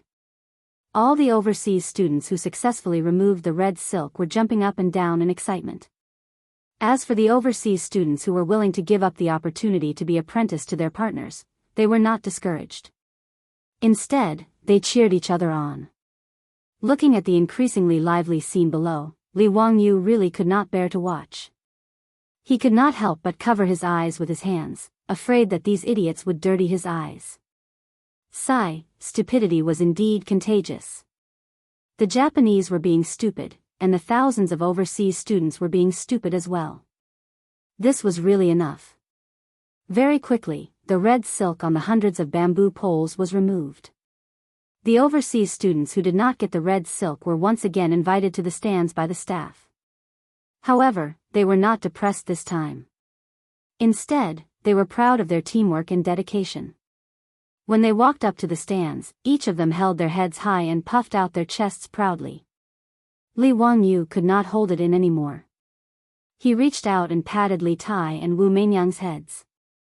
The two of you, go and try to remove the red silk from the bamboo poles. If you dare to use those stupid methods just now, be careful that I will expel the two of you from the sect. Wu Meinyang stuck out her tongue at Li Wangyu and made a face. Meinyang is not as stupid as those people. Teacher, don't look down on me. Her words made Li Wangyu, Ma Zhou, Yan Liben, and the others laugh. Those who could be accepted as disciples by Li Wangyu were all future big shots who would leave their names in the history books. How could there be any idiots among them? Whether it was Ma Zhou, Yan Liben, Sheng Guanyi, Lu Rengui, or even Crown Prince Li Qingqian, they had all figured out the correct method. As for Inashang Mitsuda and the thousands of idiots below, everyone only felt the pleasure of crushing their IQ. Indeed, it was very interesting to watch idiots play monkeys. Chapter 932. After Li Wangyo's 2 tests, there were only 100 students left out of the 10,000 students. At this moment, these students were in the center of the field, receiving the cheers of the audience and their peers. They were very proud. Under the escort of Niu Wu and the others, 2 children, one big and one small, walked to the center of the field and picked up a bamboo pole with all their might. Their actions naturally attracted the attention of everyone in the field. Whose children are these? Why are they so naughty? Could it be that these 2 children also want to play when they saw the students having fun just now? Perhaps they are Xiao Lang and his wife from some noble family. Didn't you see that the troops of Lai Hot are guarding these 2 carefully? No one in the audience recognized Wu Meinyang, but there were people who recognized Li Tai, Prince Yu. Everyone, please don't talk nonsense. That Xiao Lang is His Majesty's legitimate son, the disciple of the Duke of Huxian, Prince Yu. Once this was said, no one dared to joke around anymore. However, they still looked curiously at Li Tai and Wu Meinyang in the field, wanting to see what they were planning to do. In the box, Pai Lupi looked suspiciously at his son and couldn't help but ask, "Zio, what did you ask Qin Ke and Meinyang to do?" "Hee, uncle, I asked them to try how to remove the red silk from the bamboo pole." Li Er couldn't help but glare again when he heard this. Nonsense, the two of them are so young, how can they do such a dangerous thing? This bamboo pole is more than 20 feet tall. What if they accidentally fall down? Mitua, quickly go and bring Qin Ke and Meinyang back. Don't let them fool around. Li Wangyu smiled and said, "Uncle, don't worry. I guarantee that nothing will happen. You can continue watching with peace of mind." Hearing Li Wangyu's words, Pai Lupi frowned. However, he still chose to believe Li Wangyu. He indicated that Mitua didn't need to go. He wanted to see what his son was going to do first. Under the gazes of tens of thousands of people, the little fatty Li Tai picked up a bamboo pole and followed behind the bouncing Wu Meinyang to the side of the baseball field. Large stables were built on both sides of the field to take care of the horses on both sides of the field. In order to provide water for the horses and to wash their fur, a well was dug beside the stables for the convenience of water. Under everyone's gaze, Li Tai and Wu Meinyang walked to the side of the well. Then, Li Tai picked up the bamboo pole and slowly lowered it into the well.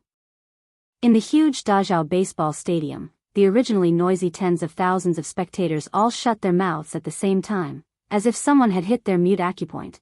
When Li Tai gently lowered the bamboo pole to his height, the little lowly, Wu Meinyang, smilingly walked up to him and easily reached out her hand to take the red silk from the top of the bamboo pole. There was dead silence in the great Zhao batting field, to think that, sure, just like that?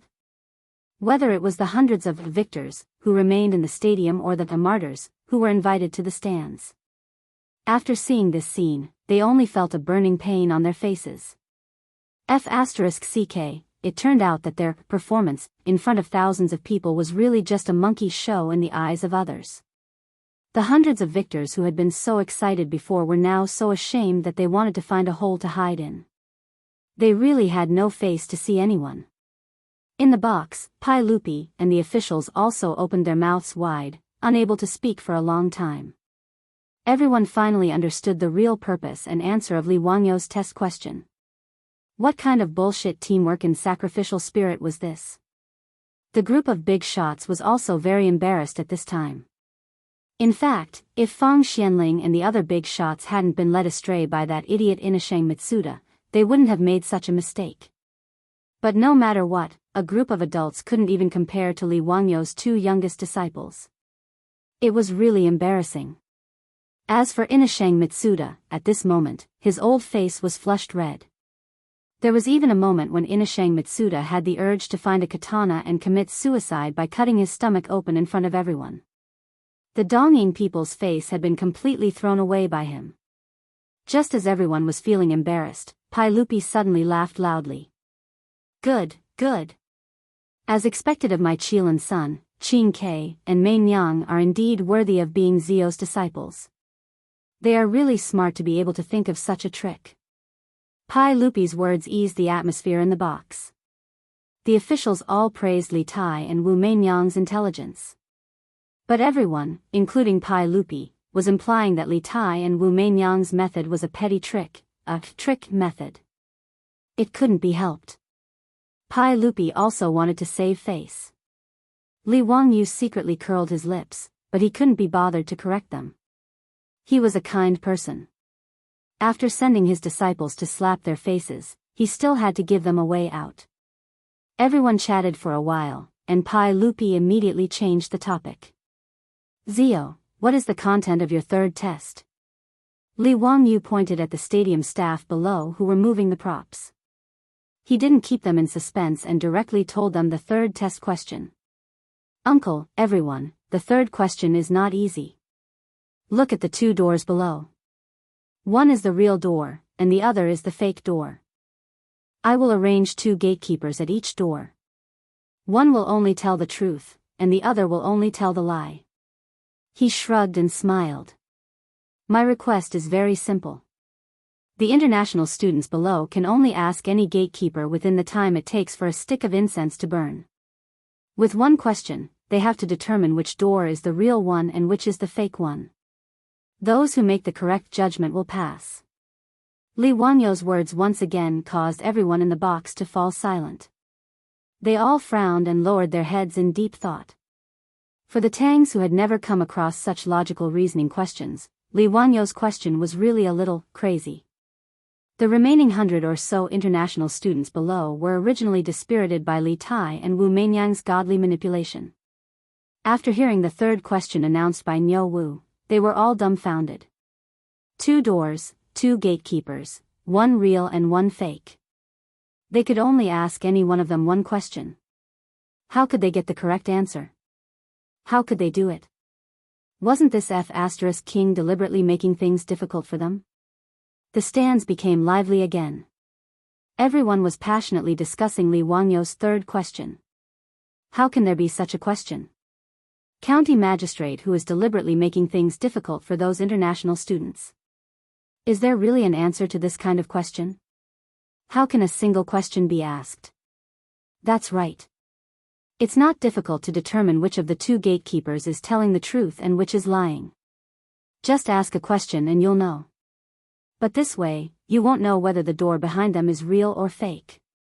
Tisk Tsk, county magistrate who is truly a peerless scholar. How can ordinary people like us answer such a question? I don't think any of those international students will be able to answer it. Then doesn't that mean that no one will be able to become county magistrate whose disciple today? Perhaps so. Becoming a disciple isn't that simple. Hee, everyone, why do you care who becomes the disciple? Isn't there a good show to watch? Today's scene is even more lively than the Lantern Festival. Little brother is right. It's very lively. On the stands, the common people were too lazy to think, but the 100 or so international students below were sweating profusely. Their hearts were filled with resentment. Didn't they just want to become disciples? Why did they have to come up with such a ridiculous question? Chapter 933. Li Wanyo's question was, in fact, a very simple logical deduction question. The correct answer was to ask any of the gatekeepers.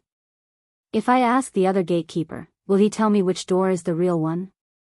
No matter who answered, the door pointed out by the gatekeeper would definitely be the fake one. Thus, they would be able to pass by taking the opposite door. Because one of the gatekeepers would only tell lies, no matter how they asked, the answer would definitely be a lie. Thus, by thinking backwards, they could deduce the correct answer. It was a very simple logical deduction question that did not require much skill, but it stumped the Tang people and foreign exchange students. Whether it was Pai Lupi or Fang Xianling, as they had never encountered such a logical deduction question before, it was normal for them to be at a loss. 30 minutes passed in the blink of an eye. To everyone's disappointment, no one could give the correct answer to this question. Even if some of the foreign exchange students could guess which door was the real one, it was meaningless. This result made the hundreds of international students depressed. The envoys in the box also had ugly expressions on their faces. Seeing this result, Pai Lupi could not be bothered to ask what the correct answer was. He only looked at Li Wangyu with dissatisfaction, implying that Li Wangyu should clean up this mess. Today, no matter what, he had to accept a disciple from these foreign exchange students. In this regard, Li Wangyu was also very helpless.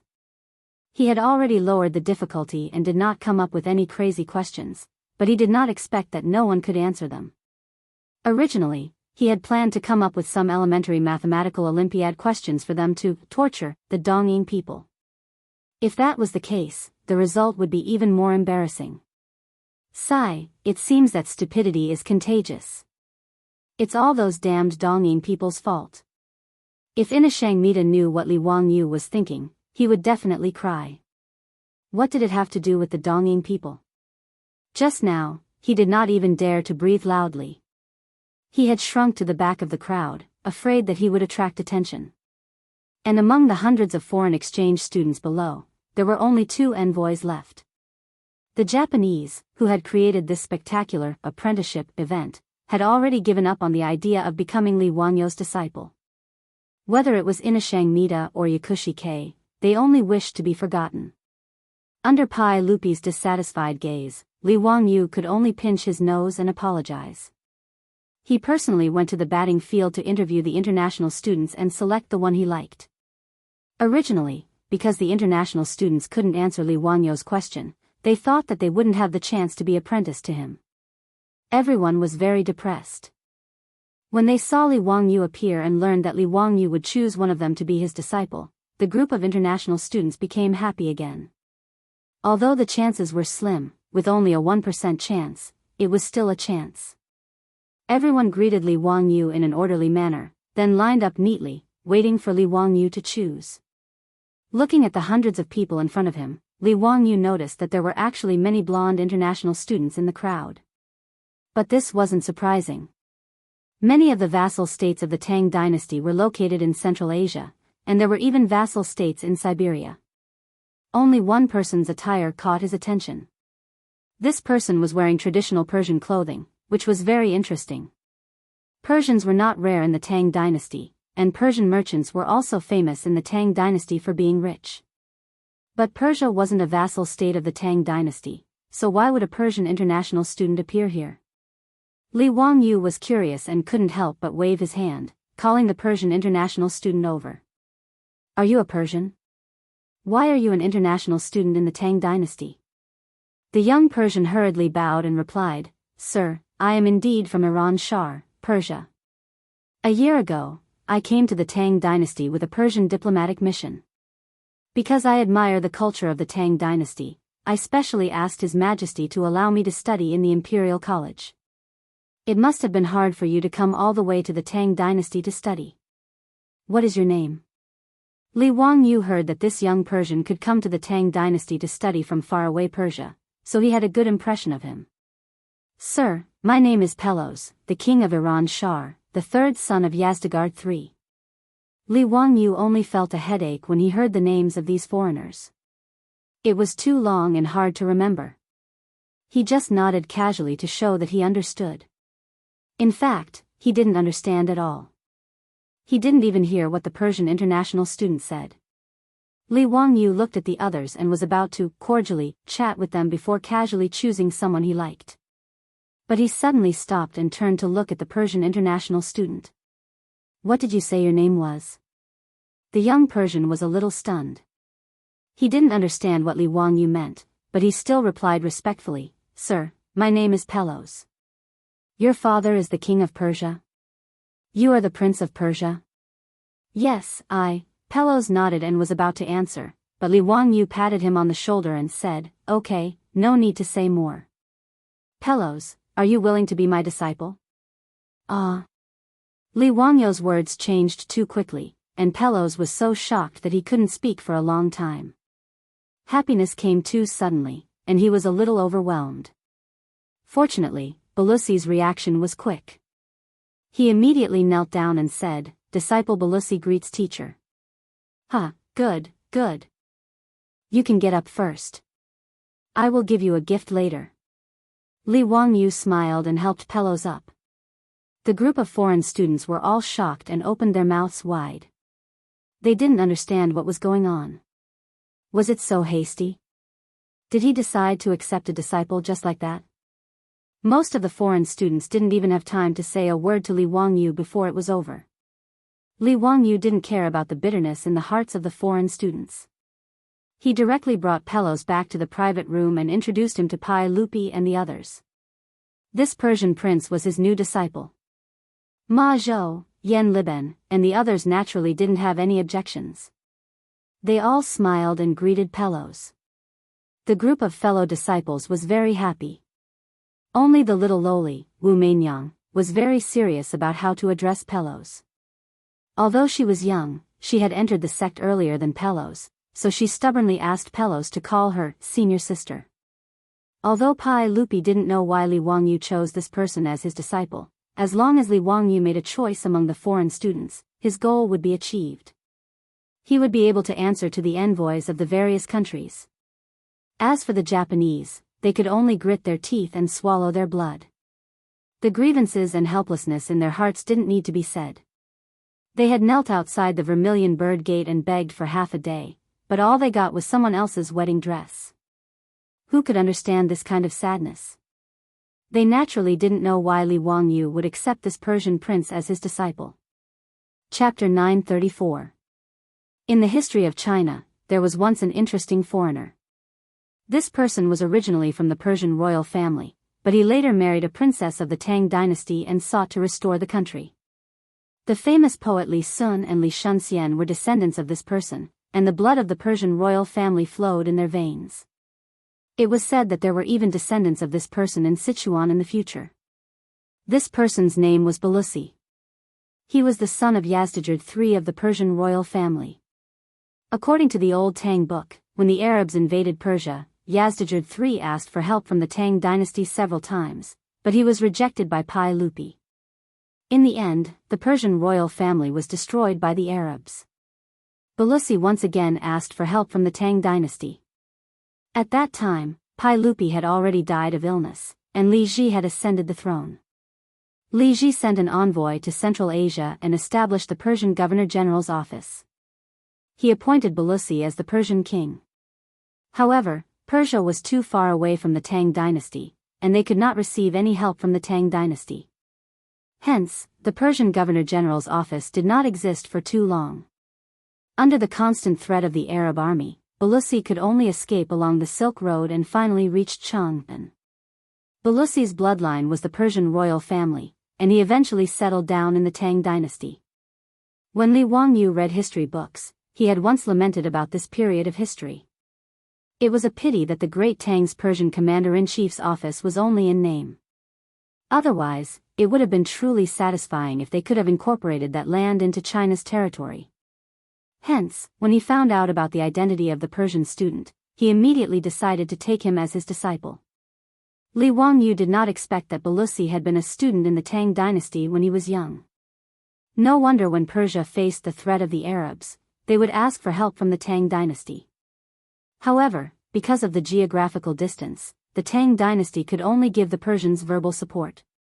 Even the powerful Tang dynasty could not reach so far and interfere in Central Asia's matters.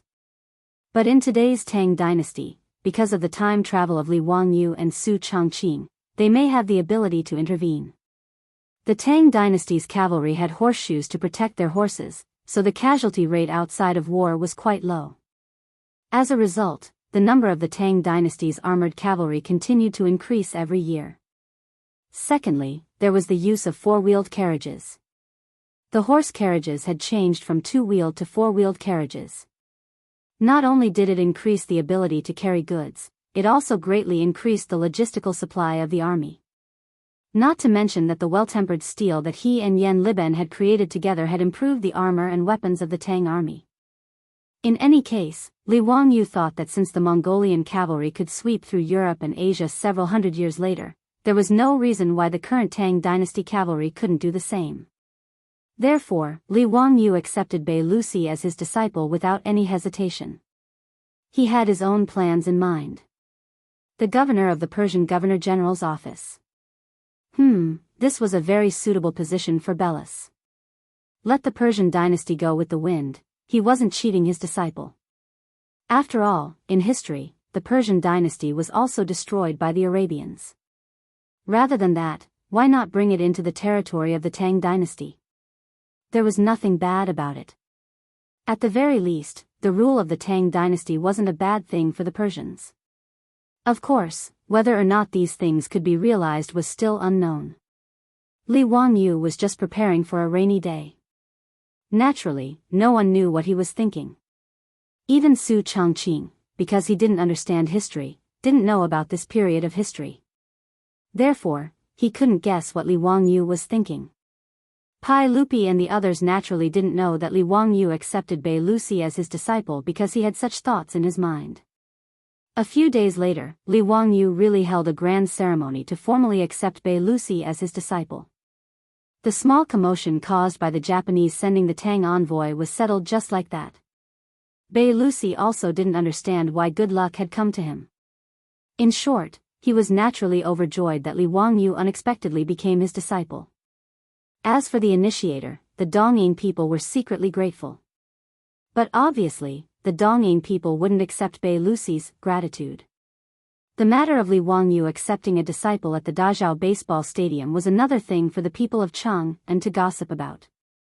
Other than the stupid lottery, the two questions that Li Wangyu set were also talked about by the people of Chang and for a long time. Time flew by like a white horse galloping by. In the 9th month of the 4th year of Zhengguan, the Royal Academy of the Tang dynasty became lively again.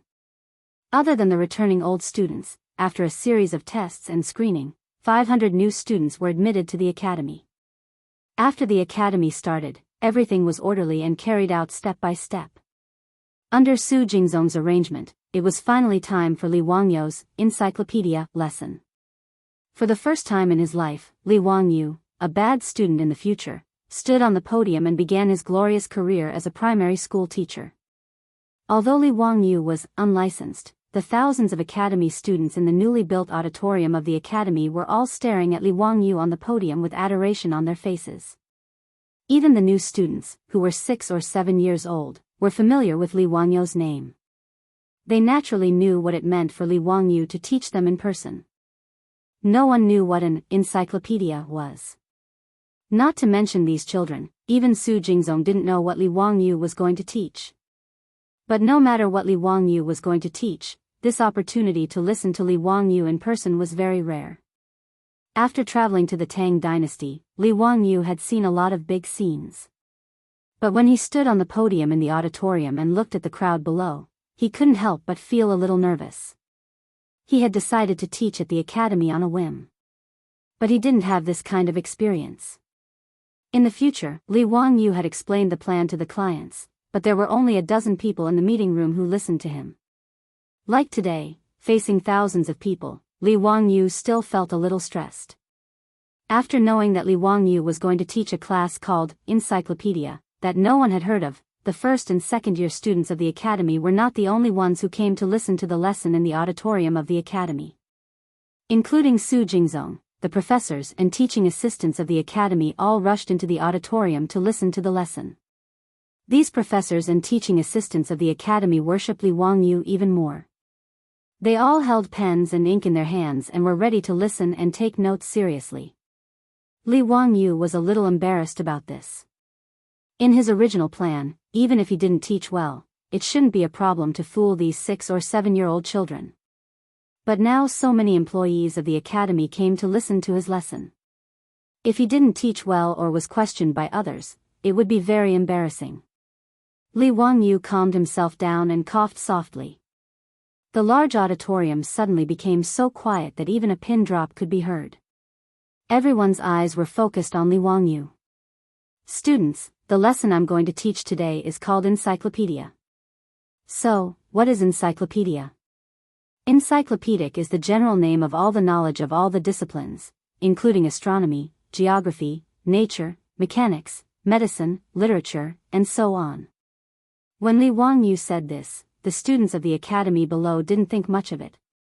But the professors and teaching assistants of the academy who heard him explain the meaning of encyclopedia for the first time couldn't help but gasp together. The Duke was so arrogant. Chapter 935. When Su Jingzong first heard Li Wangyu's words, he also had the same thought. He felt that Li Wangyu was bragging too much. Astronomy, geography, nature, mechanics, medicine, literature. It was all-encompassing and all-encompassing. Only those who had experienced the world dared to teach this knowledge. Otherwise, they would be asking for humiliation. Since Li Wangyu dared to say this, all the professors and teaching assistants of the academy, including Su Jingzong, held their breath and prepared to listen carefully to see if Li Wangyu could really talk about something unknown to them. What I'm going to talk about today is nature. Nature is all things in the universe. Nature is Tao. Li Wangyu's words were not a bluff. The Tang dynasty worshipped Taoism, so he naturally wanted to explain what nature was based on the concept of Taoism. Naturally, Tao was also from the book, I Am Thinking About You. Taoism believed that nature, like primordial qi, was something higher than heaven and earth. It was also in line with the concept of natural philosophy in later generations. The group of children only seemed to understand half of what he was saying, but Su Jingzong and the others did not understand at all. They were listening more and more attentively. After Li Wangyu roughly explained what nature was, he asked the students, "Students, let me ask you a question. Who can tell me what color the sun is?" After he asked this question, the students in the auditorium did not know how to answer. Light was light. What color did it have? After a long while, someone timidly raised his hand. After Li Wangyu gave him permission, he stood up and answered, "Sir, the sun has no color." Li Wangyu looked at the other students with a smile. "Do you think he is right?" The students nodded to show their agreement. Li Wangyu's question even confused the professors and teaching assistants of the academy. They did not understand what it meant. No one had ever thought about the color of the sun. Li Wangyu was very satisfied with everyone's reaction, as he had expected. Dear students, you may not know this, but sunlight not only has colors, but it also has 7 colors: red, orange, yellow, green, blue, indigo, and purple, Li Wangyu said with certainty. His words caused the originally quiet auditorium to be unable to maintain order any longer. Buzzing sounds of discussion could be heard everywhere. The students were still young, so they didn't dare to question Li Wangyu's words. However, the professors and teaching assistants of the academy couldn't help themselves. After discussing with each other for a while, someone raised his hand and stood up to voice his doubts. "Sir, where did the 7 colors of the sun come from? Why haven't we seen it before?" Li Wangyu laughed. "Nonsense, how could you not have seen it? Haven't you seen the rainbow after the rain? Does the heavenly rainbow have any color?" The heavenly rainbow he was talking about was what the ancients called the rainbow. There were other similar names like flying rainbow, long rainbow, and so on.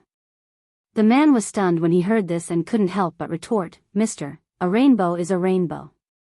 What does it have to do with the color of the sun?"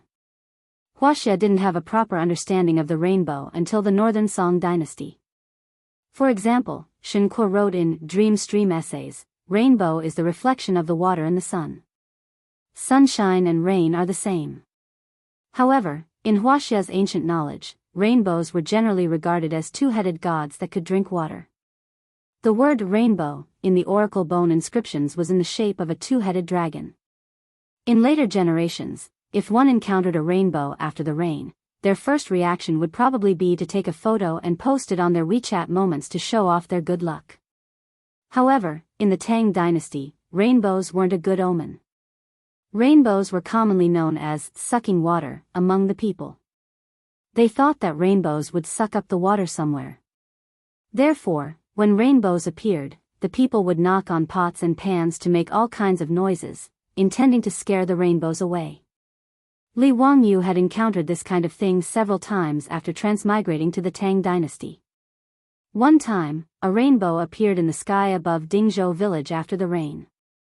His beautiful superior was so excited that she pulled Li Wangyu out to see the rainbow. However, they heard noises coming from all directions in the village. The two of them were surprised and only learned the reason after asking. In this regard, Li Wangyu and Su Chongqing didn't know whether to laugh or cry. They wanted to explain the principle of rainbows to the old villagers, but it was really difficult to explain, so they just let them be. It was also because of this encounter that Li Wangyu chose this topic in today's encyclopedia class. It was to give the students of the academy a scientific explanation of the formation of rainbows. Li Wangyu smiled in response to the academy's assistant's doubts and didn't say anything. He directly made a gesture to Niu Wu. Niu Wu immediately took an item and carefully placed it on the podium. This item was a crystal-clear, triangular cylinder with a cross-section. Everyone couldn't understand this item, but anyone who had studied physics in junior high school knew that this thing that Li Wangyu took out was a triangular prism. This triangular prism was the best colorless and transparent crystal that Li Wangyu had spent a lot of money to find and asked the craftsman to hand polish it. Because there were no glass products, Li Wangyu was also deeply resentful about this. For this, he specially spent a lot of money and asked Qing Yaojin, Yuqi Jingda, and the others to help him search for craftsmen who could bake glass. Although he didn't know how to bake glass, he roughly knew that glass was made from sand. To be precise, it was made from quartz sand. Glass and colored glaze, there was only one word difference, but in essence, there was no difference between the two. Colored glaze was actually glass. To be precise, it was a kind of glass. It was just that the materials used to bake colored glaze were different from glass. Colored glaze had appeared as early as the Spring and Autumn Warring States period. It was obtained as a byproduct when bronze was cast.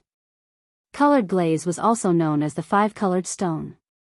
It wasn't easy to produce and was very expensive. It was even more precious than jade. There were naturally very few craftsmen who could bake colored glaze. However, with Li Wangyou's identity and status, it wasn't too difficult for him to find some colored glaze craftsmen. After these colored glaze craftsmen signed a contract with Li Hot, Li Wangyou threw all the methods he knew to the craftsmen on how to bake glass and let them figure it out themselves. After all, he didn't understand this kind of thing at all.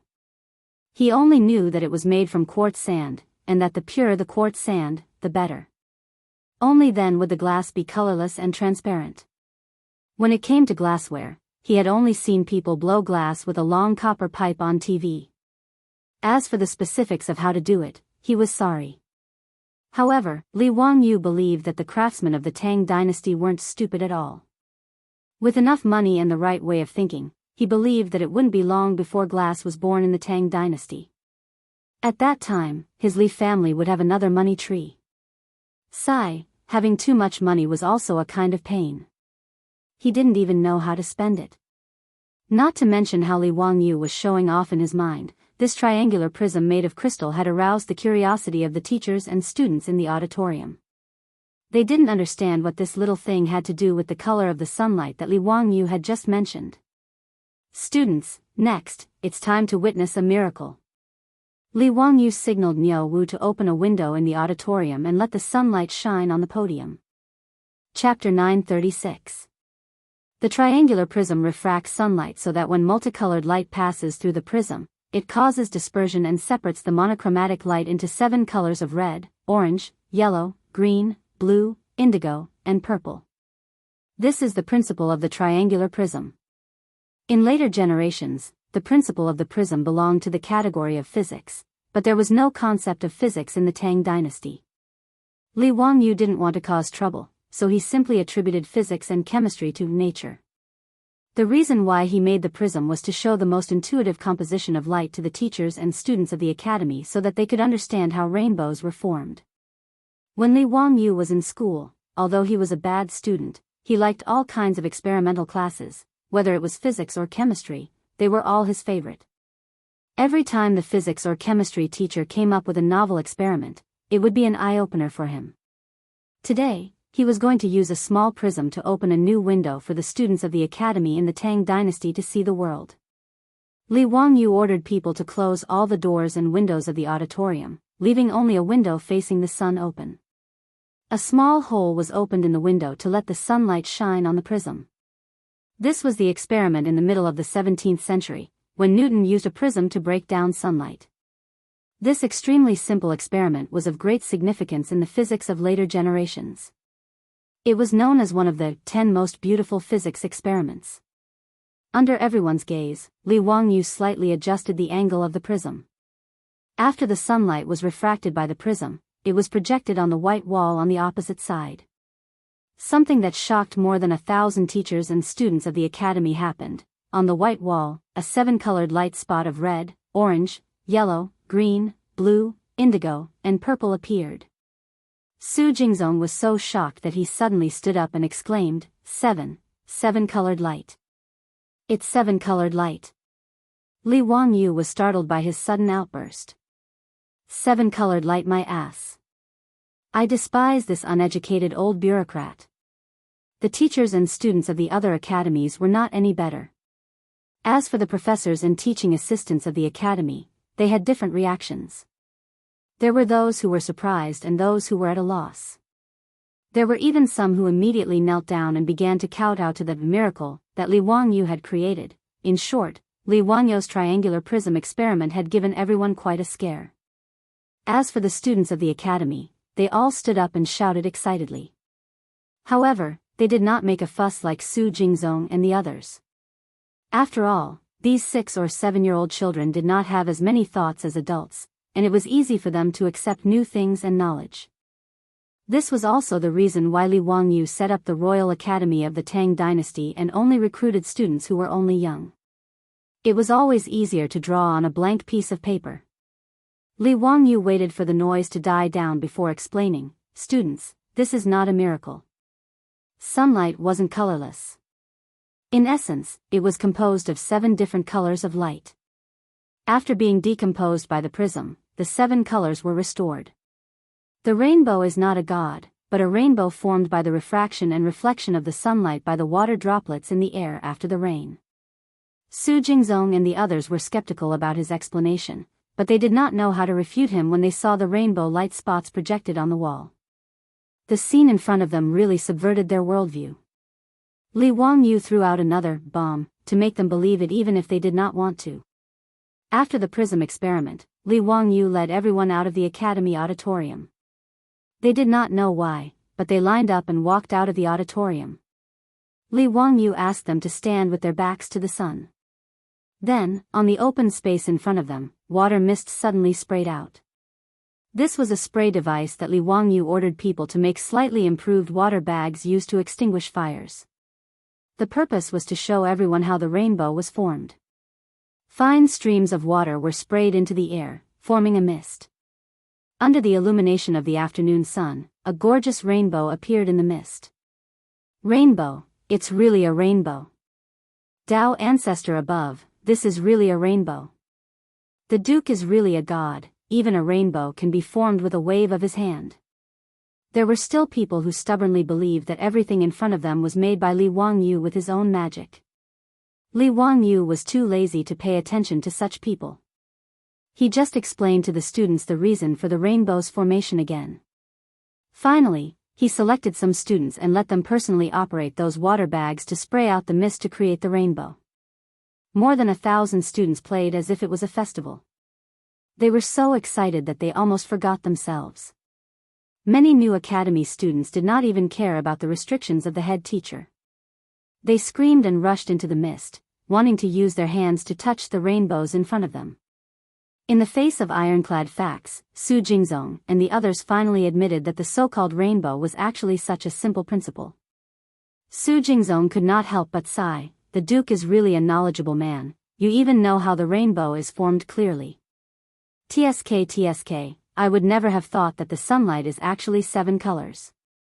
If I did not see it with my own eyes, would not dare to believe it."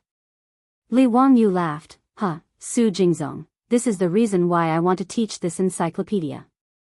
Our knowledge of this world is still very shallow, so we need more people to study the principles within." He looked at those excited children running around in the mist and said meaningfully, "These academy students, I do not necessarily want them to participate in the spring imperial examination and become officials. If more people are willing to explore the mysteries of this world, it is also good." Hearing this, Su Jingzong nodded silently, expressing his agreement with his words. The sunlight was 7 colors. The rainbow was formed by the refraction and reflection of sunlight in the mist. These things seemed useless, but Su Jingzong also felt that it was an eye-opener. In the future, if anyone told him that the rainbow was a dragon sucking water and was an ominous sign, he, Su Jingzong, would definitely spit at that person. After a simple optical experiment was completed, the entire academy, from the professors to the teaching assistants to the students, all had a new understanding of Li Wangyu's encyclopedia course. After sitting back down in the auditorium, everyone looked at Li Wangyu with a burning gaze, full of curiosity. Li Wangyu was very satisfied with the results of his first class. He became more and more enthusiastic as he spoke on the podium. When he talked about the happy parts, he simply threw away the syllabus that he and Su Chongqing had drafted together. He spoke freely, talking about whatever came to his mind. After the encyclopedia class was finished, it was naturally a great success. Not to mention how the students were listening with great interest. Even the teachers of the academy were similarly stunned. However, no one doubted Li Wanyu's talent and knowledge, as well as this encyclopedic course. However, Li Wangyu did not expect that his first class in the academy would cause trouble. He, who had not been impeached for a long time, was once again sued in the imperial court. Chapter 937. Li Wangyu did not expect that he would be impeached because of a few words he said in class. After knowing this, Li Wangyu could not help but swear. He was crazy. He had no official title now, impeachment my ass. Who had ever heard of impeaching a commoner in the imperial court? Was this not crazy? What made him even more speechless was that Pai Lupi actually ordered someone to pass on a message, asking him to go to court the next day to confront the person who impeached him. Li Wangyu really wanted to ask Pai Lupi if he had Alzheimer's and lost his memory. He had already been demoted to a commoner, what was there to attend court for? But he could only complain in his heart. The next morning, he obediently followed behind Su Chongqing and got on the carriage to attend the court meeting. Su Chongqing also wanted to attend the court meeting because today was the 15th lunar month. After Su Chongqing was conferred the title of Marquis Yanling, even though she was a woman, she still needed to attend court. Li Wangyu usually went to Chang'an City on horseback. Today, he had a beautiful woman with him, so he naturally did not want to ride with Niu Wu and the rest. Lying comfortably in the carriage, he rested his head on his beautiful superior's thigh and ate the grapes that she fed him.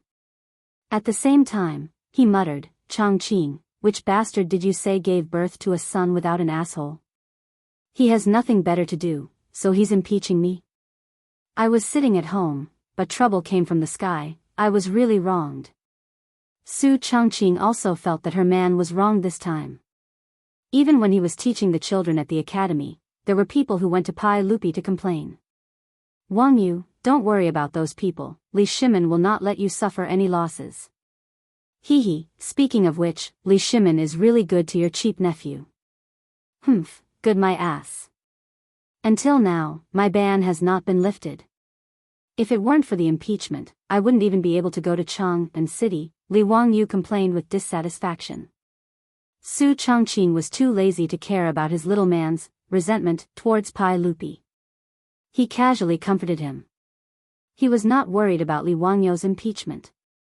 After all, this guy had been impeached many times, but he had never suffered any losses.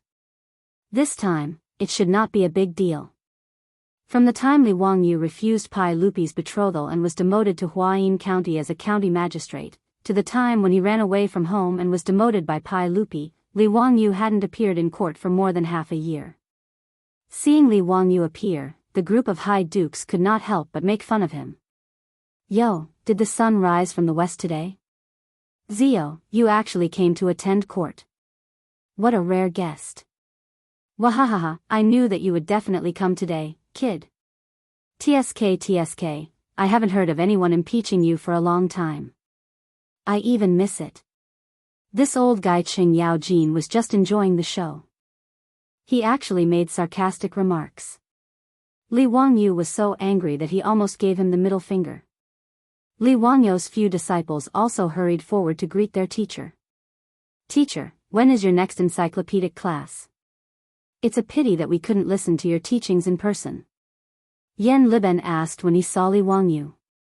Because he and Ma Zhou had to work, Li Wangyu was teaching in the academy's hall that day and could not listen to it in person.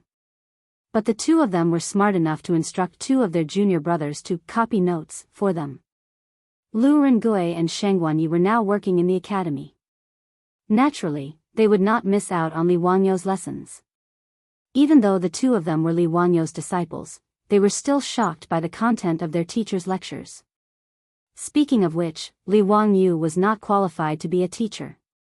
He had taken in many disciples, from the earliest Ma Zhou and Yan Liben, to Li Qingxian, Li Tai, and Li Lizhi, who were forced by Pai Lupi to take in, to Lu Rengui, Shangguanyi, Wu Meinyang, the young Li Ji, and the newly recruited Prince of Persia, Pelos. Counting carefully, this guy had already taken in 10 disciples. Moreover, the disciples he took in were all potential stocks. Ma Zhou, Lu Rengui, and Shangguanyi were all prime ministers of the Tang dynasty. Yan Liben was one of the 10 famous painters of Wuxia in the future. Li Ji and Wu Meinyang were both emperors of the Tang dynasty. As for Li Qingxian, Li Tai, and Prince of Persia, although they were more tragic in history, they still had noble statuses. Li Wangyu believed that he would not let the three of them repeat the tragedy in history.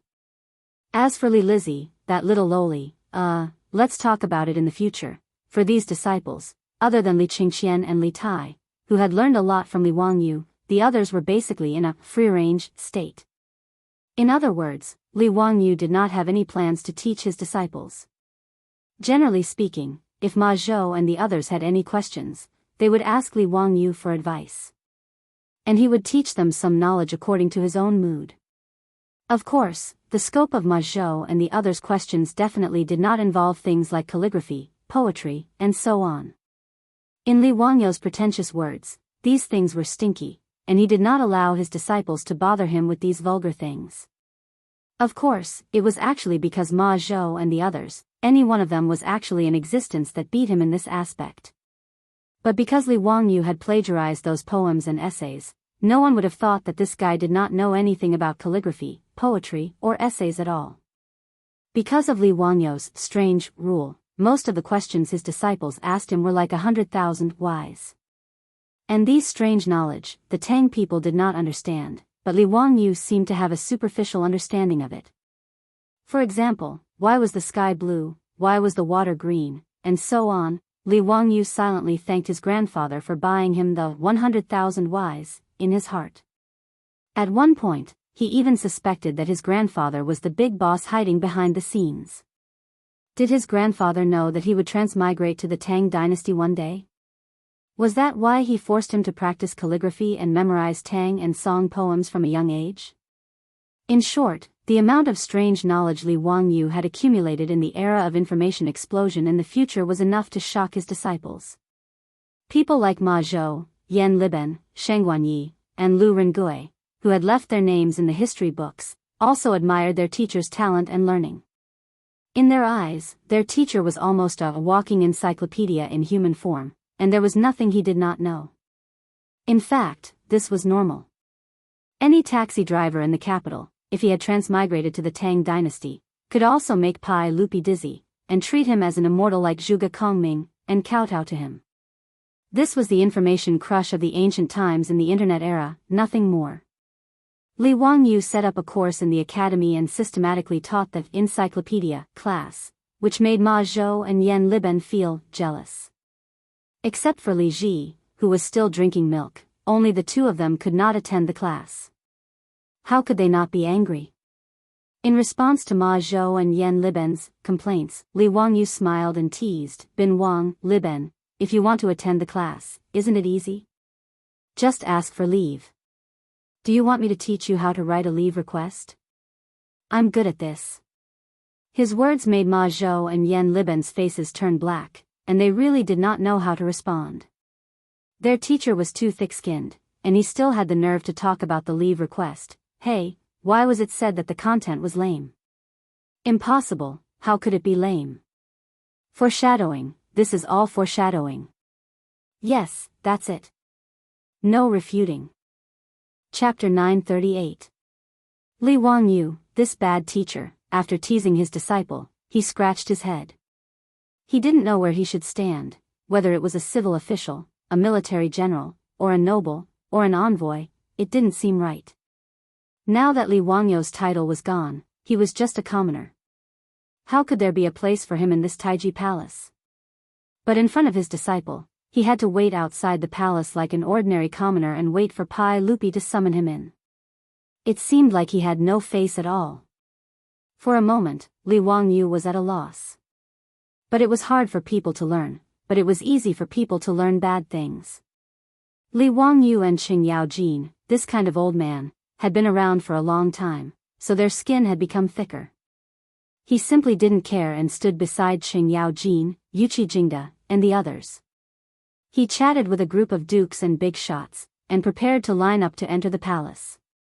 Qing Yaojin and the others naturally didn't care. After interacting with Li Wangyu for a long time, they all knew that this guy was very evil. Although he was younger than their son, none of them treated him as a junior. Instead, they treated him as an equal. Of course, this was not limited to when Qing Yaojin wanted to steal Li Wangyo's good things. As long as the old hooligan took a fancy to Li Wangyo's things, then Li Wangyu would definitely be a grandson. Now, every time Li Wangyu went to Duke Lu's residence, he would feel sad. For example, after returning to Cheng and from Shu, he went to Qing Yaojin's residence to pay a visit, but he saw that Qing Yaojin's residence also had a billiard table. Li Wangyu casually said, "The billiard table in Uncle Cheng's residence is very similar to the one in the theater of the Tang dynasty." Did Uncle Cheng ask the craftsman to make it? Who knew that this old guy would actually shamelessly reply, almost angering Li Wangyu to death. "Nephew is talking about this table? Wahahaha, I directly brought it back from the theater." Li Wangyu felt so stifled that he didn't want to speak. "I really want to call the police." The imperial censor, who was in charge of maintaining order in the court assembly, felt a little stifled when he saw Li Wangyu standing with the duke's team. However, he couldn't turn a blind eye to it. He hesitated for a moment, then walked to Li Wangyu's side and bowed. "Eunuch Li, isn't it inappropriate for you to be standing here?" Li Wangyu grinned and replied, "What's wrong with that? This place is reserved for third-rank court officials and above. Li Wangyu is now." The censor didn't finish his sentence, but the meaning of his words was that Li Wangyu didn't have a noble title and shouldn't be standing here. Li Wangyu asked with a smile, "Let me ask you, is the crown prince my disciple?" "Of course." "Then, do I count as the grand tutor, or grand protector of the crown prince?" The censor was momentarily at a loss for words, not knowing how to reply. The grand tutor, and grand protector of the crown prince were known as the three masters of the Eastern Palace. Their positions were of the first rank, equivalent to that of a duke or a duke. The grand tutor, and grand protector of the crown prince were only nominal titles. It was true that Li Wangyu was Li Qingxian's teacher, but Pai Lupi hadn't given him the position of one of the three masters. The censor was a little uncomfortable with Li Wangyu's words. For a moment, he didn't know whether to leave or stay. Fortunately, Wei Jing spoke up to help him out. "That's enough, you can leave. Let Li Zio stand here. His Majesty won't say anything." "Yes," this subordinate obeys. The censor secretly wiped the sweat from his forehead and hurriedly walked to the side to check on the appearance of the other officials. He didn't dare to meddle in Li Wangyu's affairs anymore. Li Wangyu chuckled and bowed to Wei Jing, thanking him for helping him out of the predicament. He also knew that the so-called three masters of the Eastern Palace was complete nonsense. Li Wangyu was so thick-skinned that even Su Changqing felt a little embarrassed to look at him. Ma Zhou and the others were even more ashamed. They lowered their heads and silently stared at the cracks in the bricks on the ground, as if trying to figure out how to get in. Li Wangyu didn't care how the crowd looked at him. He warmly greeted the group of officials and exchanged pleasantries with them. Including Wei Zheng, the imperial physician, no one took Li Wangyu's impeachment to heart. In fact, no one knew who had impeached Li Wangyu or what the impeachment was about. In yesterday's court session, the person who impeached Li Wangyu didn't appear. Instead, he presented a memorial to impeachment. After Pai Lupi read the memorial, he had a strange expression on his face. He didn't say much and only ordered someone to send a message to Dingzhou village to summon Li Wangyu to the court today to confront the person who had impeached him. Li Wangyu and the others thought that it was most likely the aristocratic families who had nothing better to do and wanted to give Li Wangyu a hard time. The morning bell rang and the palace drums sounded. The synopsis of the imperial court had begun. Pai Lupi sat on the carriage and sat on the throne. He looked up and saw Li Wangyu mixed in with the group of officials. However, just as Wei Jing had said, Pai Lupi's face couldn't help but twitch. He didn't say anything and pretended not to see anything. After the officials paid their respects to Pai Lupi and a set of standardized procedures were completed, a few people came in from outside the hall. They were wearing purple Taoist robes and red kasayas. They were actually a few white-haired old Taoist priests and a few equally old monks. The Taoist robes were also known as fairy cave robes. There were various auspicious Taoist patterns embroidered with gold and silver threads, such as the sun, moon, stars, 8 trigrams, pagodas, dragons and phoenixes, cranes, Kailan, and so on. Those who could wear purple Taoist robes were all famous Taoists. As for the monks of the Tang dynasty, the red kasayas were the most honorable. The monks who could wear such kasayas were also eminent monks of Buddhism. Seeing this, Li Wangyu couldn't help but feel a little nervous. Damn it, the ones who complained to Pai Lupi wouldn't be these famous Taoists and eminent monks of Buddhism, right? He didn't seem to have any conflicts with Taoists and Buddhists. It could even be said that Li Wangyu had a very good relationship with Taoists. The two powerful figures of Taoists, Sun Simiao and Yuan Tiangang, had a close relationship with him. How did he provoke these people without any reason? The two old men, Qing Yaojin and Yuqi Jingda, who were beside him, snickered secretly. Zio, it seems that you are really in trouble this time. Hey, you may not know those old guys, but they are all Taoists and eminent monks of famous temples in Cheng and city. What have you done to make these old guys, who usually concentrate on cultivation and don't care about worldly affairs, come out? Li Wangyu was also stunned. What had he done? Damn it, he stayed in Dingzhou village every day. He was a standard otaku. How could he provoke these Taoists and eminent monks of Buddhism? Li Wangyu roughly knew that it seemed that he was sued by these Taoists and Buddhists because he gave an encyclopedic lesson to all the teachers and students in the auditorium of the academy. He began to desperately recall what rebellious words he had said on the podium that day. He actually provoked these old guys, who didn't care about worldly affairs, like stirring up a hornet's nest. Before he figured out what he had said, he heard the Taoists and eminent monks bowing to Pai Lupi. Your Majesty, this humble Taoist and poor monk pay our respects. Chapter 939. Li Wangyu did not expect that what he said in class that day would spread so quickly. Actually, this was normal. Most of the 1,000 students in the academy lived in Chang'an. Every time there was a break, these students would be brought home by their families. The professors and teaching assistants of the academy would also visit their families and friends in Cheng and during the break. The second day after Li Wangyu finished the encyclopedia class in the auditorium, it happened to be the school break. More than 1,000 teachers and students of the academy returned to Cheng and naturally talked about the academy with their families and friends. Li Wangyu's class left the deepest impression on the teachers and students of the academy. Naturally, it was mentioned the most. Especially the experiment of creating rainbows with water. It was repeated countless times in Cheng and that day. Cheng and city was in an uproar when they saw their children or friends creating rainbows out of thin air. And there were many people like Lu Rengui and Sheng Guanyi who took notes in class. Therefore, the content of Li Wangyu's class that day was known by more people. This was actually nothing. Li Wangyu did not care about the content of his class being spread. However, the bad thing was that Li Wangyu had gotten a little carried away with his lecture that day.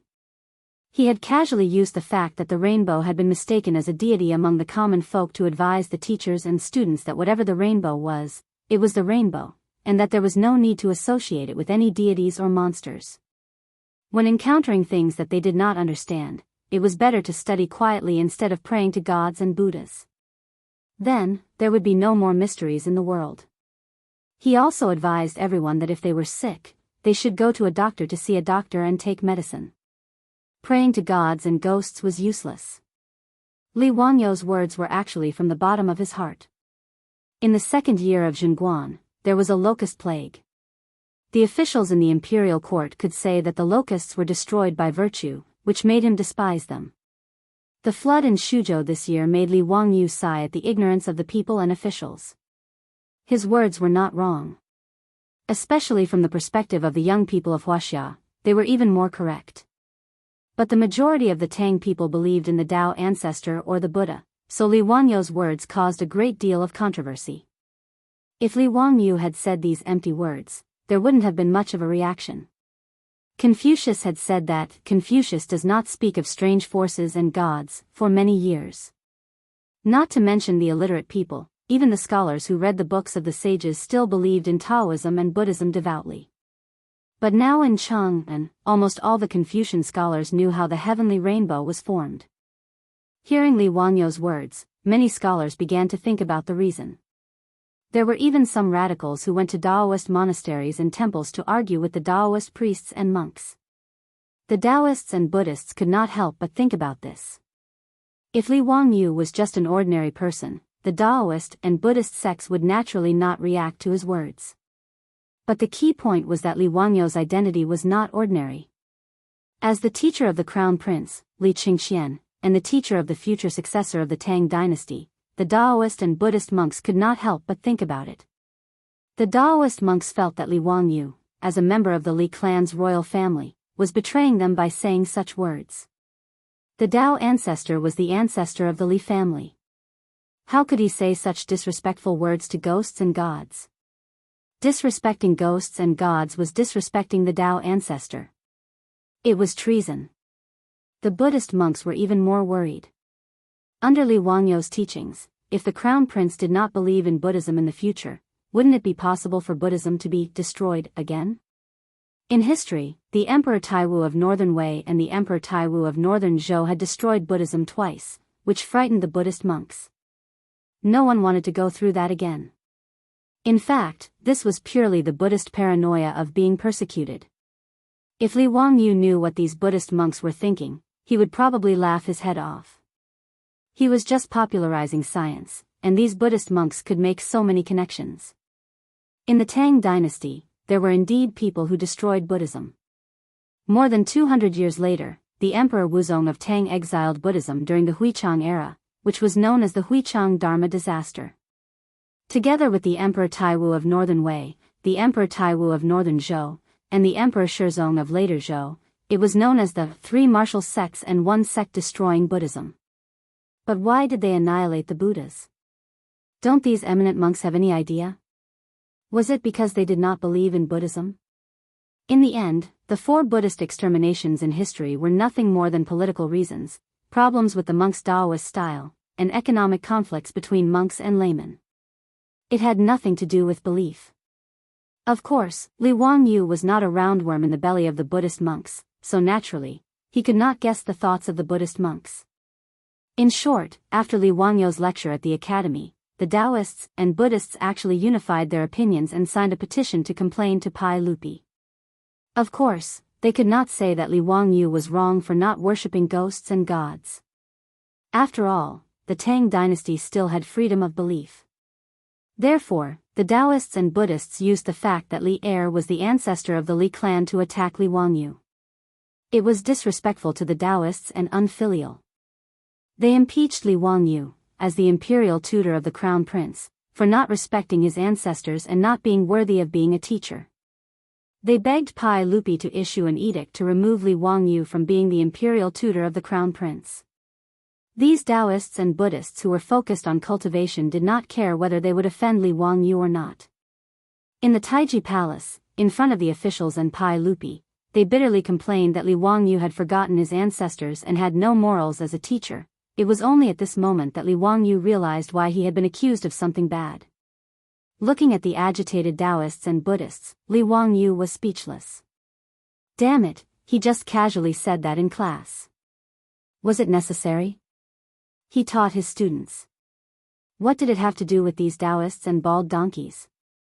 What was more, even if they wanted to accuse him of being disrespectful to the Taoists, it was the Taoists' business. What did it have to do with Buddhists? Originally, Li Wangyou had a good impression of the Taoists and Buddhists of the Tang dynasty because of Sun Simiao, Yuan Tiangang, and the venerable monk Wen Zai.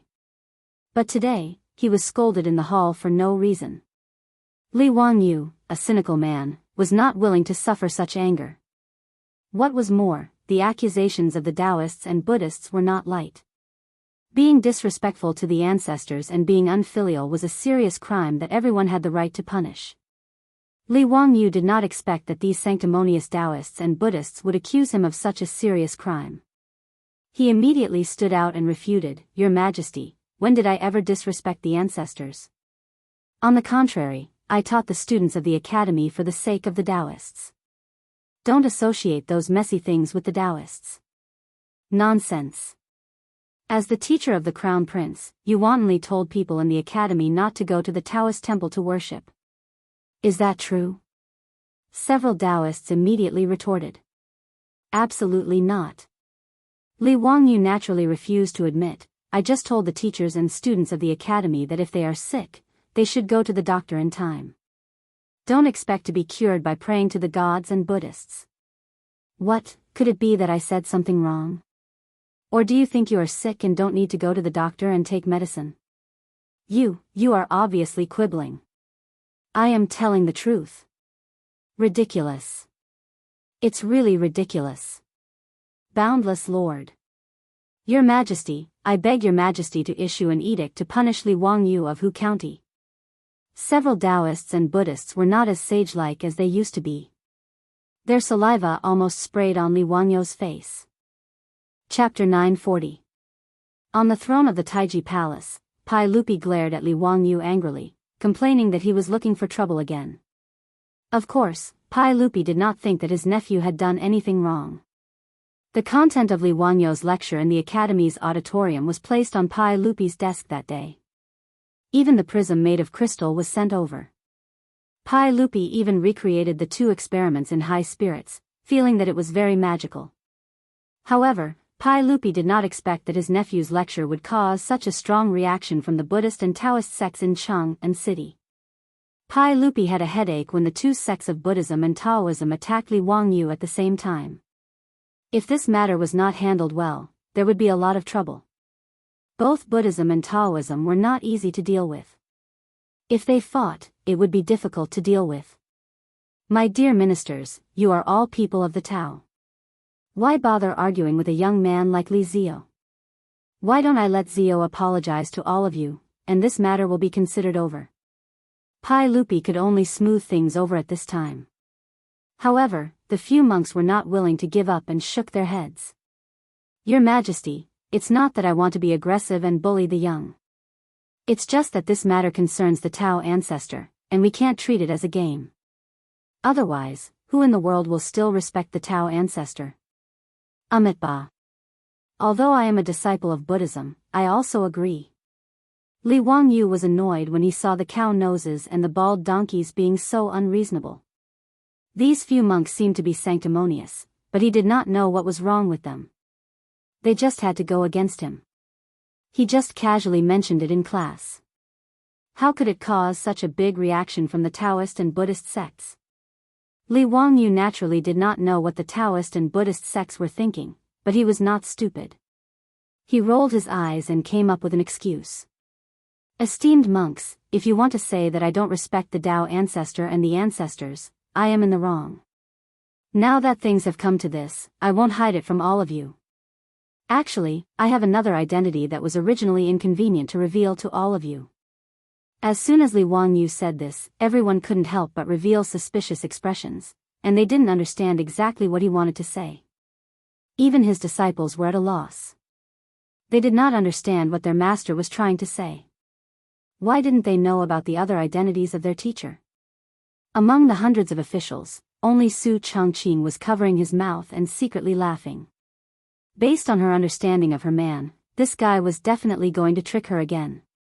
After Li Wangyu attracted the attention of the officials in the hall, he coughed with satisfaction and said unhurriedly, actually, I am the personal disciple of the Tao ancestor in the mortal world.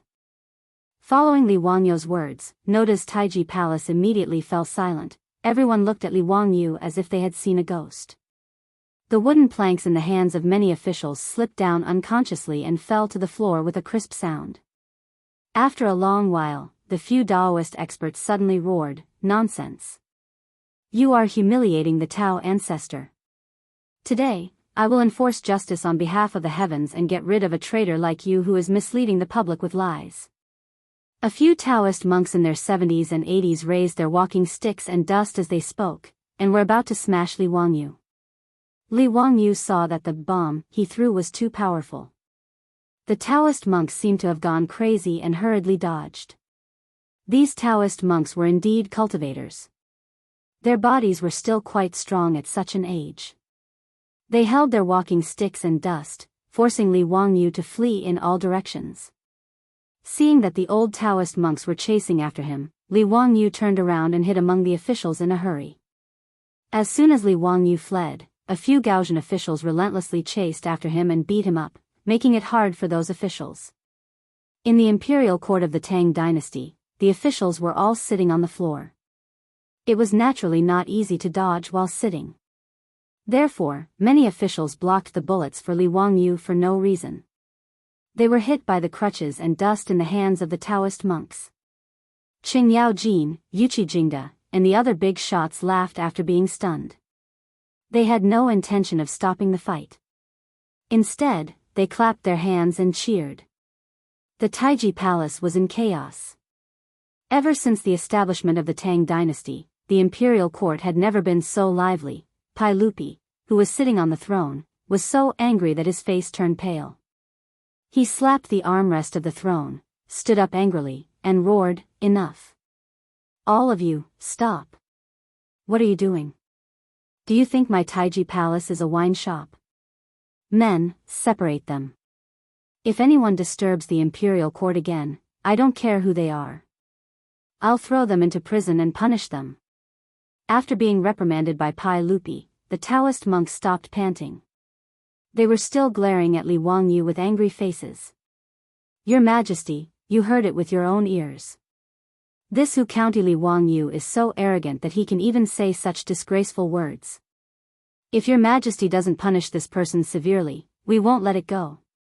Li Wangyu didn't care about the Taoist monk's death stares. He smiled and tidied up his robe. He didn't care about the Taoist monk's threats at all. Pai Lupi's anger didn't subside. He pointed at Li Wangyu and said angrily, "Li Wangyu, what nonsense were you talking about just now? What do you mean you are the personal disciple of the Tao ancestor in the mortal world? Speak clearly for me." Li Wangyu wasn't in a hurry. The reason he dared to say this was because he had already thought of an excuse. He bowed to Pai Lupi and said, "Your Majesty, I'm sure your Majesty knows that I am the personal disciple of the Tao ancestor." "Nonsense, when did I know?" Pai Lupi felt that Li Wangyu was becoming more and more outrageous. "Did your Majesty forget about the Tao ancestor's appearance outside the Taiji Palace and the plague ghost swallowing the sun? Previously, I said that the Tao ancestor visited me in a dream. In fact, it was inconvenient for me to reveal the truth at that time, so I made up an excuse.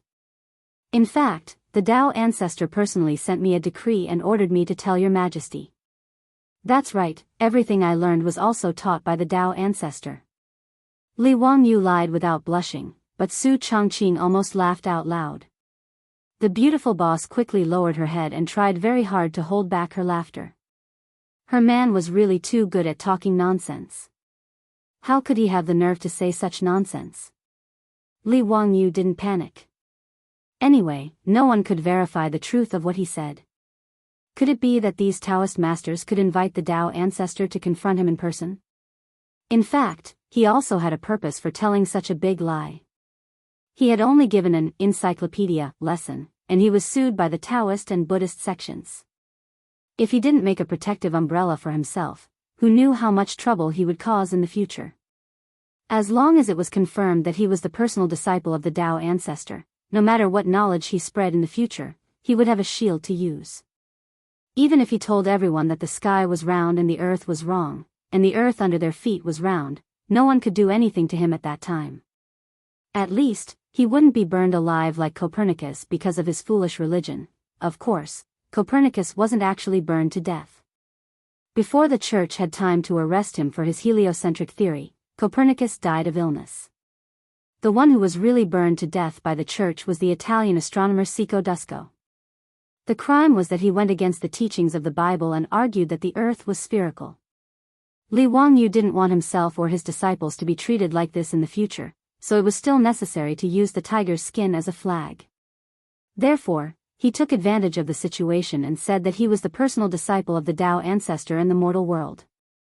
Li Wangyu's words caused an uproar in the main hall. "I had something to do yesterday and forgot to ask for leave. Everyone, please don't blame me. I will make up for it in the next few days. Starting next week, strive for 2 updates a day." Chapter 941. Li Wangyu warned about the total solar eclipse. Because there was a report from the imperial court, all the officials knew about it, but they didn't know about the dream of Tao ancestor. As for the heavenly grand ritual outside the Taiji palace and the Tao ancestor showed his power, few people knew the details. At this moment, Li Wangyu revealed these two things, which naturally caused an uproar among the officials. They couldn't believe it. Those Taoist Gao Zhen were even more stunned. They stiffly turned to look at Pai Lupi on the throne, as if they had seen a ghost. Your Majesty, is what Li Wangyu said true? The Taoist Gao Zhen naturally knew that the Tao ancestors showed his power in the heavenly grand ritual. The officiant that day was Yuan Tiangang, but there were many participants in the Taoist sect who witnessed it with their own eyes.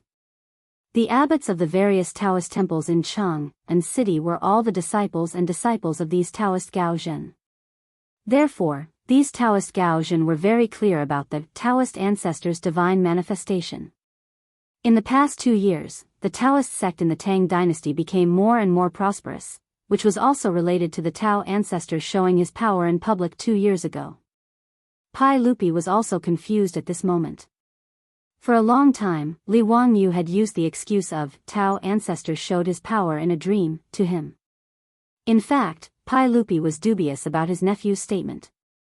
The Tao ancestor showed his power in a dream. This kind of nonsense was too perfunctory. However, Li Wangyu now said that he was the personal disciple of the Tao ancestor in the mortal world, which made Pai Lupi, the emperor of all ages, somewhat speechless. He instinctively didn't believe Li Wangyu's statement, but after thinking about it carefully, he felt that it might not be impossible. If his nephew was really the personal disciple of his ancestor Li Er in the mortal world, then everything seemed to be explainable. Pai Lupi firmly believed that the Tao ancestors showed his power in the heavenly grand ritual. If Li Wangyu was the Tao ancestors' disciple, then it would not be strange for him to know about this matter, including the matter of the plague ghost swallowing the sun. Also, this brat had come up with so many strange and incomparably miraculous things. Pai Lupi and his wife, Empress Jiangsun, had also privately gossiped. They didn't understand where Li Wangyu's abilities came from. Pai Lupi had already ordered the 100 Cavalry Department to investigate Li Wangyu's background. Even when he entered school, what kind of books he studied, and what his grades were, they were all thoroughly investigated. It could be said that before the age of 16, Li Wangyu was just an ordinary member of the Li clan. There was nothing special about him. His nephew seemed to have been enlightened overnight. After he moved out of Hu County and returned to Dingzhou village, all kinds of wonderful poems and articles emerged one after another. All kinds of inventions and creations dazzled people's eyes. Originally, Pai Lupi and the other big shots thought that Li Wangyu was the reincarnation of some powerful Taoist. But after hearing Li Wangyu's words today, Pai Lupi was somewhat convinced. No matter how big the hole in Pai Lupi's brain was, he would never have thought that this Li Wangyu was not the Li Wangyu he knew. Even if Li Wangyu told him everything about time travel, Pai Lupi would probably be more willing to believe that his nephew had been accepted as a disciple by the Tao ancestor. After Pai Lupi's imagination filled in the gaps, he believed most of Li Wangyu's words.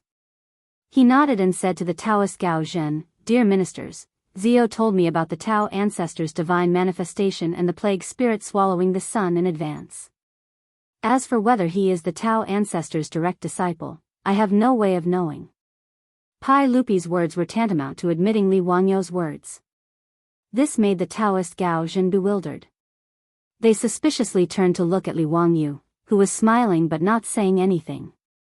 Could it be that what this young man said was true? How was this possible? This young man in front of them who had not yet reached the age of 20 was the Tao ancestors' direct disciple in the mortal world? But if he wasn't, how could he have known about the Tao ancestors' divine manifestation and the plague spirit swallowing the sun in advance? If Li Wangyu was really the Tao ancestors' disciple, wouldn't it mean that their Taoist school had an additional ancestor out of nowhere? The Taoist Gao Zhen, who had been excited and felt greatly humiliated, didn't know what to do for a moment. The Buddhist monks were even more dumbfounded. They could only silently chant Buddha's name and lower their heads in silence. It was hard to tell whether this was true or false.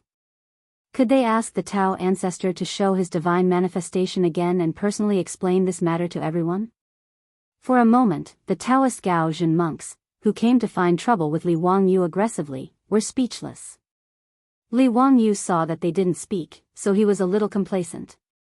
Li Wangyu still had a sense of achievement for fooling a group of celebrities of the Tang dynasty, including Pai Lupi. It was a pity that this kind of happiness could only be shared with Su Chongqing, which made Li Wangyu feel very regretful. When he was really proud of himself, he heard a very discordant voice among the officials. Li Zio, you said that you are the Tao ancestor's disciple. Do you have proof? I'm afraid it's not enough to convince people with just your empty words, right? Li Wangyu looked at the source of the voice, but it was the old guy Wang Ying, the Grand Chongqing. The people of the Wang clan of Taiyuan were really haunting him. Li Wangyu silently complained in his heart. He didn't know if he ate the rice of the Wang clan in his previous life, so he was so hated. Wang Gong, what kind of proof do you want? Hehe, do you think that master needs to announce to the world that he accepted me as a disciple? Or does he need to inform the Wang clan of Taiyuan? Wang Ying was unmoved. He stroked his beard unhurriedly and said with a smile, Li Zio, what are you talking about? I, the Wang clan of Taiyuan, don't have such a big face. However, it's not easy to convince everyone that you are the Tao ancestor's disciple with just your one-sided words, right? It was impossible for the Taoist to ask the Tao ancestor to prove Li Wangyu's identity. In other words, Li Wangyu also couldn't ask the Tao ancestor to testify for him. Wang Ying had calculated this point, so he insisted that Li Wangyu take out proof. Facing Wang Ying, this old fellow's questioning, Li Wangyu also had a way to deal with it. It's easy for Wang Gong to want proof. Although master didn't give me any token as proof, he taught me a lot of knowledge that the world doesn't know. I wonder if Wang Gong can use this knowledge to testify for me? What knowledge that the world doesn't know, who can prove it? Wang Ying snorted in disdain. Li Wangyu's smile became more relaxed. Could it be that Wang Gong doesn't know what I taught in the academy a few days ago? Or does Wang Gong already know this knowledge? When the officials heard this, they whispered to each other again. Li Wangyu's words made sense. No one had ever thought that sunlight had 7 colors, and no one knew that the cause of rainbows was so simple. The officials in the hall were all knowledgeable people. They were sure that these things had never been recorded in the books of their predecessors. To be able to understand such knowledge, one must be extraordinary. To say that it was taught by the Tao ancestor was indeed credible. Wang Ying was speechless by these words, but he still refused to let it go. He argued, that doesn't mean anything. Perhaps you just discovered it by accident. It can't prove that the Tao ancestor taught it to you. Li Wangyu nodded. Wang Gong's words make sense. Then, I'll talk about some knowledge that the world doesn't know, and use it to prove my innocence, okay? Chapter 942. Li Wangyu's words caused the officials in the main hall to applaud in unison.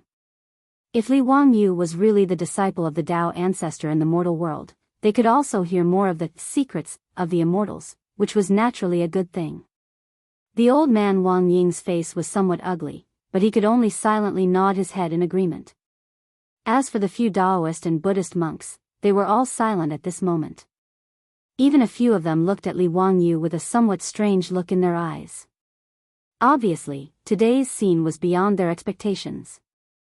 No one would have thought that complaining to Pai Lupi would actually evolve into such a situation. As for whether Li Wangyu was the disciple of the Tao ancestor in the mortal world, everyone had their own guesses.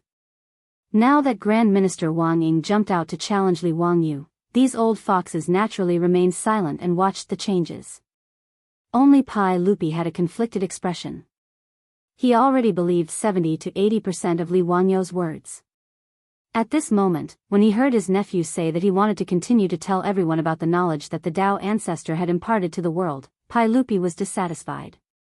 The stingy Pai Lupi had already subconsciously regarded this knowledge as the wealth of the Li clan. The Tao ancestor was his ancestor, and Li Wangyu was his nephew. This knowledge that the world did not know naturally belonged to the royal family of the Li clan.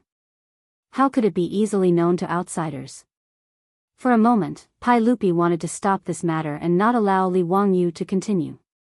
But immediately, Pai Lupi took back the words that were about to come out of his mouth. Since Li Wangyu had opened a course called Encyclopedia in the academy, the content of the teaching could be said to be the knowledge imparted by the Tao ancestor. If this matter was ordered by the Tao ancestor, even if he was the emperor, he could not stop it. Therefore, it would be better to ask Li Wangyu about this matter in private. Pai Lupi didn't say anything against it, and all the officials in the hall had an expectant look on their faces, which made Li Wangyu let out a light cough, pretending to be deep in thought as he paced back and forth. He was also thinking about what kind of knowledge he could use to shock this group of country bumpkins and make them believe his words. After thinking for a while, Li Wangyu had an idea. I'm afraid you don't know what's in the air, right? Why don't I talk to you about air today?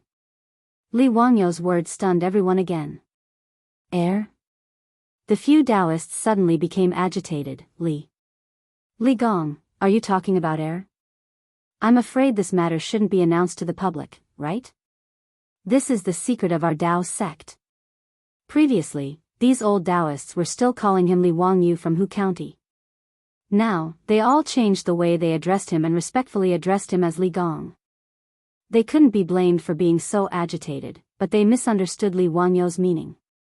The air that Li Wangyu was talking about was different from the air that they thought it was. Since ancient times, Wuxia's understanding of air was very vague and contradictory. The word air was derived from Taoism, and was also written as air. However, Taoism's air referred to people's vital qi, pure qi, and breath, not the air that people talked about in later generations. Laozi, Lizi, Zhuangzi, Guanzi, Zhuangzi, Guanzi, Xuanzi, Huainanzi, and Inner Canon of the Yellow Emperor, were all Taoist works or works related to Taoism. They described qi as innate vital qi.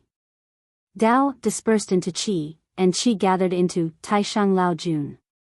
Qi was a kind of mysterious metaphysical energy, which was the understanding of qi in Taoism's philosophy. As for air, it couldn't be seen or touched, so it was difficult for the ancients to describe it. Therefore, among the 5 elements in Wuxia, there were only metal, wood, water, fire, and earth. The most important, qi, didn't exist. The ancients only knew that people needed to breathe in air, and there was wind in the air that couldn't be touched. That was all. These old Taoists thought that Li Wangyu was going to talk about Taoism's qi. As for whether qi existed, Li Wangyu didn't know. Perhaps it was like internal energy in the novels of later generations, it was difficult to prove. At least, the science of later generations hadn't explored the true mystery of heaven and earth's vital qi.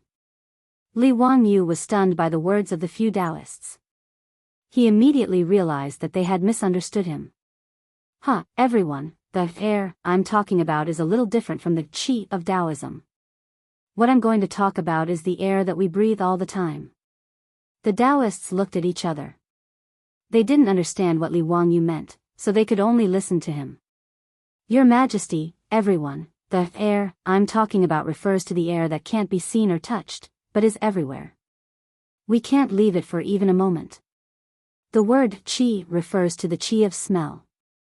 Everyone in the hall, including Pai Lupi, quieted down and listened attentively to Li Wangyu's words. Even that old fellow Wang Ying, although he didn't like Li Wangyu, listened attentively. Everyone might not know this, but the air around us seems empty, but it's actually not. Air is mainly made up of oxygen and nitrogen, and oxygen is the source of life for us. Li Wangyu poured out all the knowledge he could remember about air. He picked out the content that everyone could understand, as if he was giving a scientific lecture. This knowledge that they had never heard of before left everyone dumbfounded. Many of the officials couldn't help but reach out and grab at the air a few times, as if they wanted to see if they could grab oxygen from the air. Unlike Li Wangyu's explanation of the composition of sunlight, air was a mysterious existence to everyone. At least they could see and feel the warmth of sunlight, but air was really incomprehensible to the Tang people. After Li Wangyu finished his scientific lecture on air, everyone was silent. They lowered their heads and pondered, digesting the knowledge. The few Taoist faction high monks and Buddhist faction high monks were in deep thought.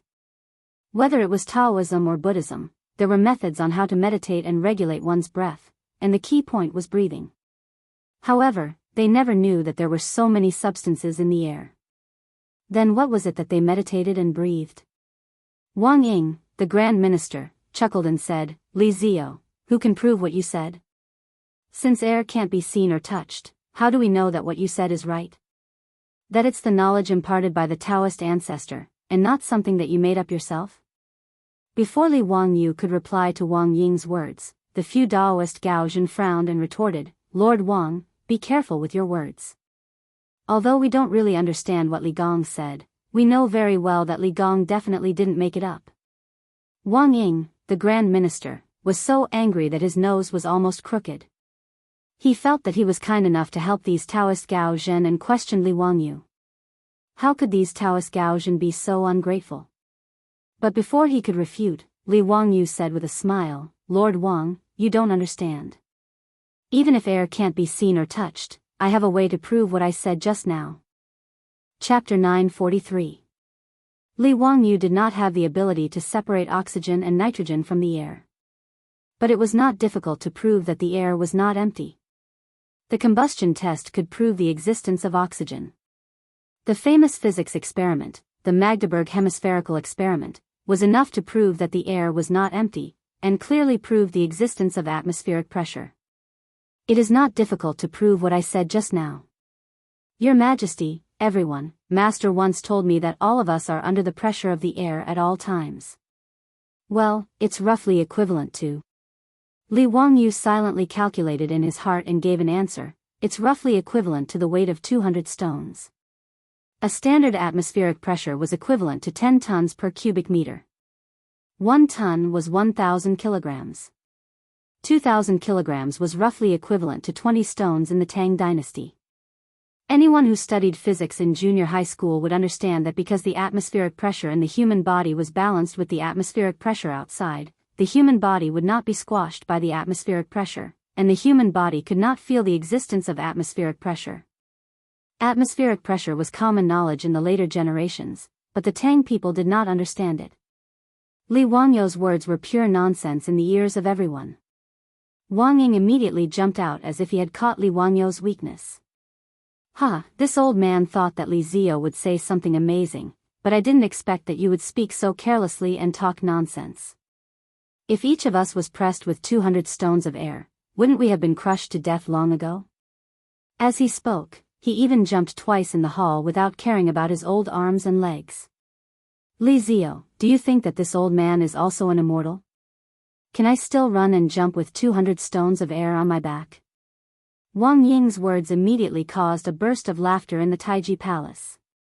Everyone did not know whether what Li Wangyu said was true or false, so they did not dare to refute. But if he said that each of them was pressed with 200 stones of air on their back, this was too ridiculous, and none of the officials would believe it. A few officials from the aristocratic families immediately laughed and echoed, "Duke Li, could it be that you have cultivated an illusion with the Tao ancestor? How can you say such a ridiculous thing? Hee, so it turns out that I'm so powerful. I can carry a weight of 200 stones and still walk as if I'm flying. TSK, looks like I'm about to become an immortal." That's right. It turns out that we're already ranked among the immortals. If Eunuch Li hadn't told us, we wouldn't have known. Ha ha ha ha. Seeing their teacher being ridiculed like this, Ma Zhou and the others were naturally displeased. Even though Li Wangyu's words were difficult to understand even in their eyes. However, out of their blind trust in their teacher, they did not doubt the truth of Li Wangyu's words at all. But they didn't know how to refute on behalf of their teacher.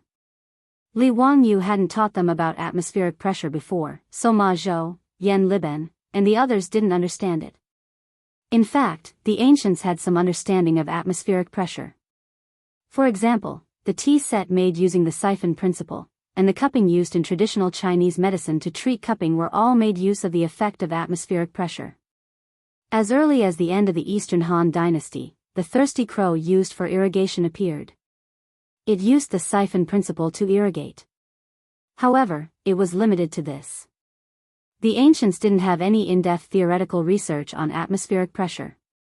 In the face of Wang Ying and the others' unscrupulous ridicule, Li Wangyu wasn't the least bit annoyed.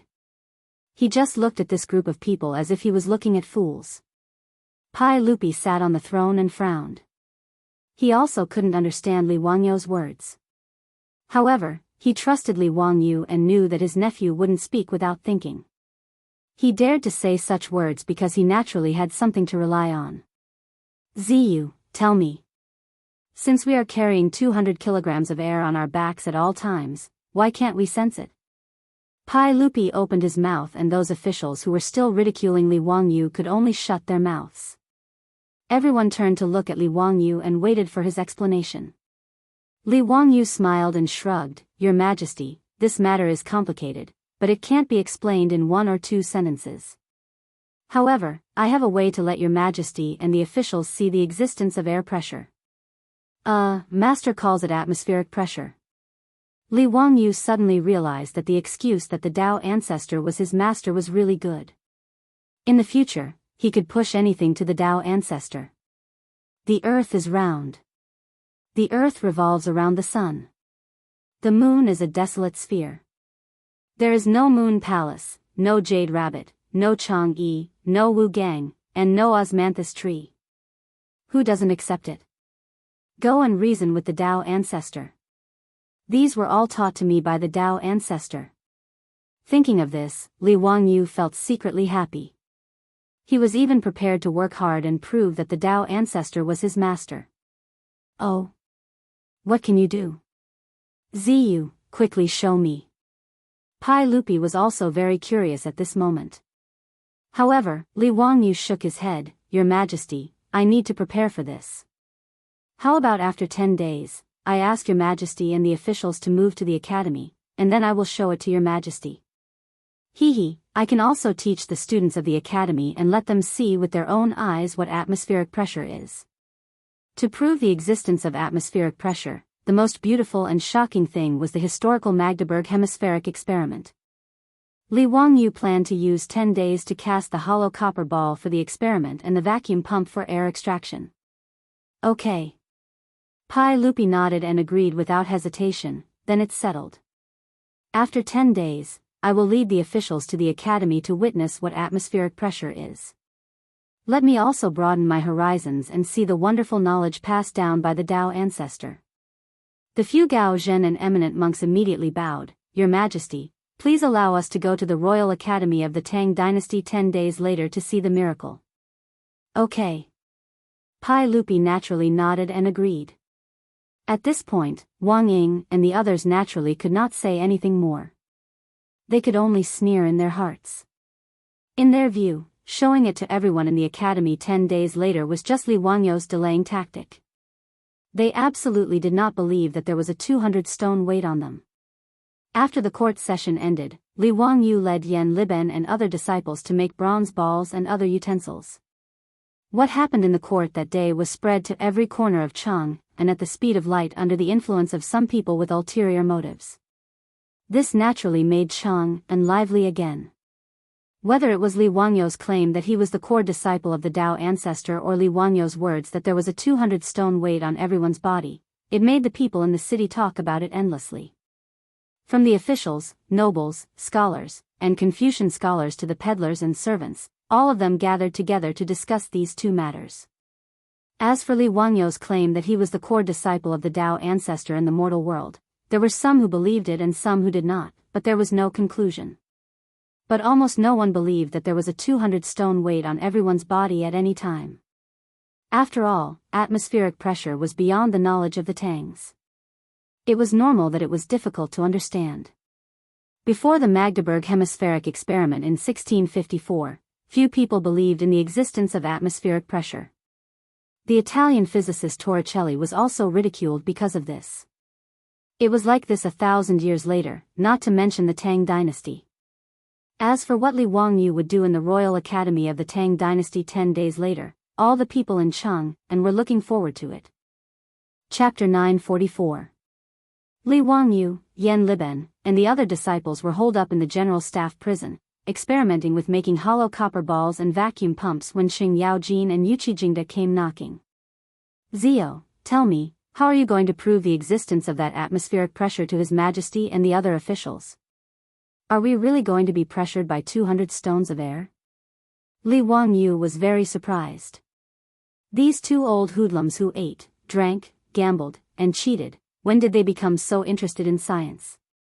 Did the sun rise from the west?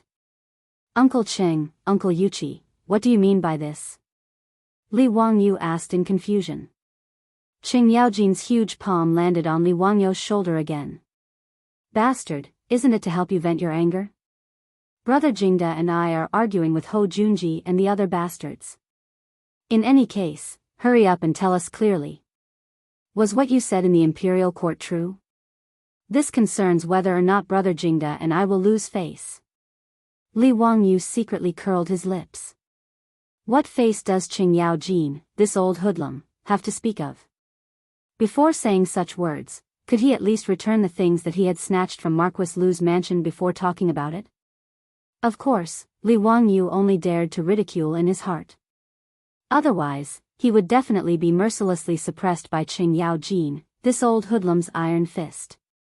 Uncle Cheng, Uncle Yuchi, when have you ever seen your nephew spout nonsense? Regarding the atmospheric pressure, it is not fake. This is the knowledge that my teacher, Dao Zhu, personally imparted to me. How can it be fake? Qing Yaojin's eyes flashed. Zio, are you really Dao Zhu's direct disciple? That's right, this is naturally true. When Li Wangyu lied, his face did not turn red and his heart did not beat fast. He was very calm. Qing Yaojin clapped his hands and laughed. That's good. Since Zio is Dao Zhu's disciple, why don't you show me some immortal techniques? Do you know how to turn stone into gold or ride on the clouds? When Li Wangyu heard this, he could not help but have black lines on his forehead. F***ck, did they really think he was a god? If he was really an immortal, why would he waste his time talking to Wang Ying? Hee about that, Master didn't teach me any immortal techniques. This is also Master's way of tempering me. Only when I understand the knowledge of the mortal world in the future will Master teach me Daoist immortal techniques. Tisk tsk, that's a pity. Zio, you actually didn't learn anything useful from the Dao ancestor. Qing Yaojin shook his head with a look of regret. He looked at Li Wangyu as if he was looking at a fool. Li Wangyu could not help but feel his temples throbbing. If it wasn't for the fact that he really couldn't beat this old hooligan, he would have fought with him long ago. He was disinclined to continue entangling with Qing Yaojin on this topic, so he hurriedly changed the topic and asked, Uncle Cheng, Uncle Yuchi, and Duke Lu, what exactly happened? It's nothing. I merely made a bet with that tactless fellow. Qing Yaojin continued to slap Li Wangyu's shoulders. Zio, when the time comes, if you dare to screw up the chain for me, I'll come after you. Li Wangyu silently rolled his eyes. This old hooligan actually made a bet with someone else, and the one who made the bet with him was that idiot Ho Junji. He could not help but sigh. This old hooligan's luck was really good. Needless to say, he would definitely win this time. Uncle Cheng, what did you bet with Duke Lu? Huh, it's nothing. It's just a small bet of 10,000 Tujua horses. More importantly, I can't afford to lose face, so I have to ask you clearly. Li Wangyu almost choked to death on his own saliva. He resisted the urge to give the old hooligan the middle finger. F***ck. This old gambler actually dared to say that it was a small bet for fun when he made such a huge bet. The price of the Tujua horses in Cheng and was not that high, but it was at least 10 strings of cash. 10,000 Tujua horses was equivalent to a bet of 100,000 strings of cash. This was called a small bet for fun? However, Li Wangyu's thoughts changed. Qing Yaojin, this old fogey, actually had quite a bit of wealth. After following him for 2 years, he had reaped quite a lot of benefits. Just a few bets with the aristocratic families and the partnership with them to cheat the aristocratic families of their gold had already made Duke Lu's residence extremely rich. Not to mention, the several Duke residences had partnered with the Li family to open up a mine in Hu County. As a big shot whose family owned a mine, 100,000 strings of cash was indeed a small sum. Li Wangyu looked enviously at Qing Yaojin and Yuchi Jingda. These two old hooligans, why were their characters so bad, but their luck in gambling so good?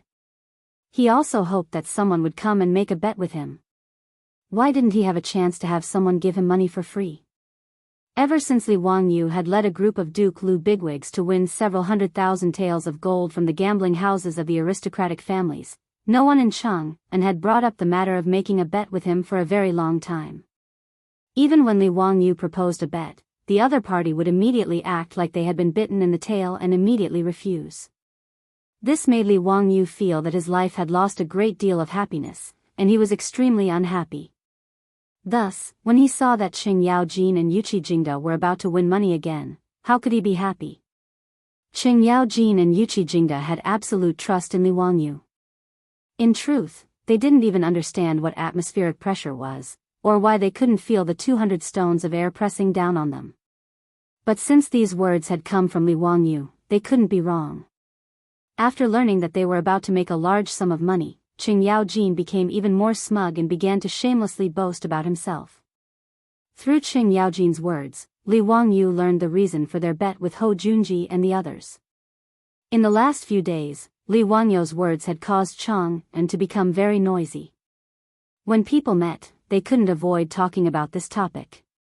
Yesterday, when Qing Yaojin, Yuqi Jingda, and Hou Junji were watching a play in the Tang Dynasty Theater, they had naturally brought up this matter.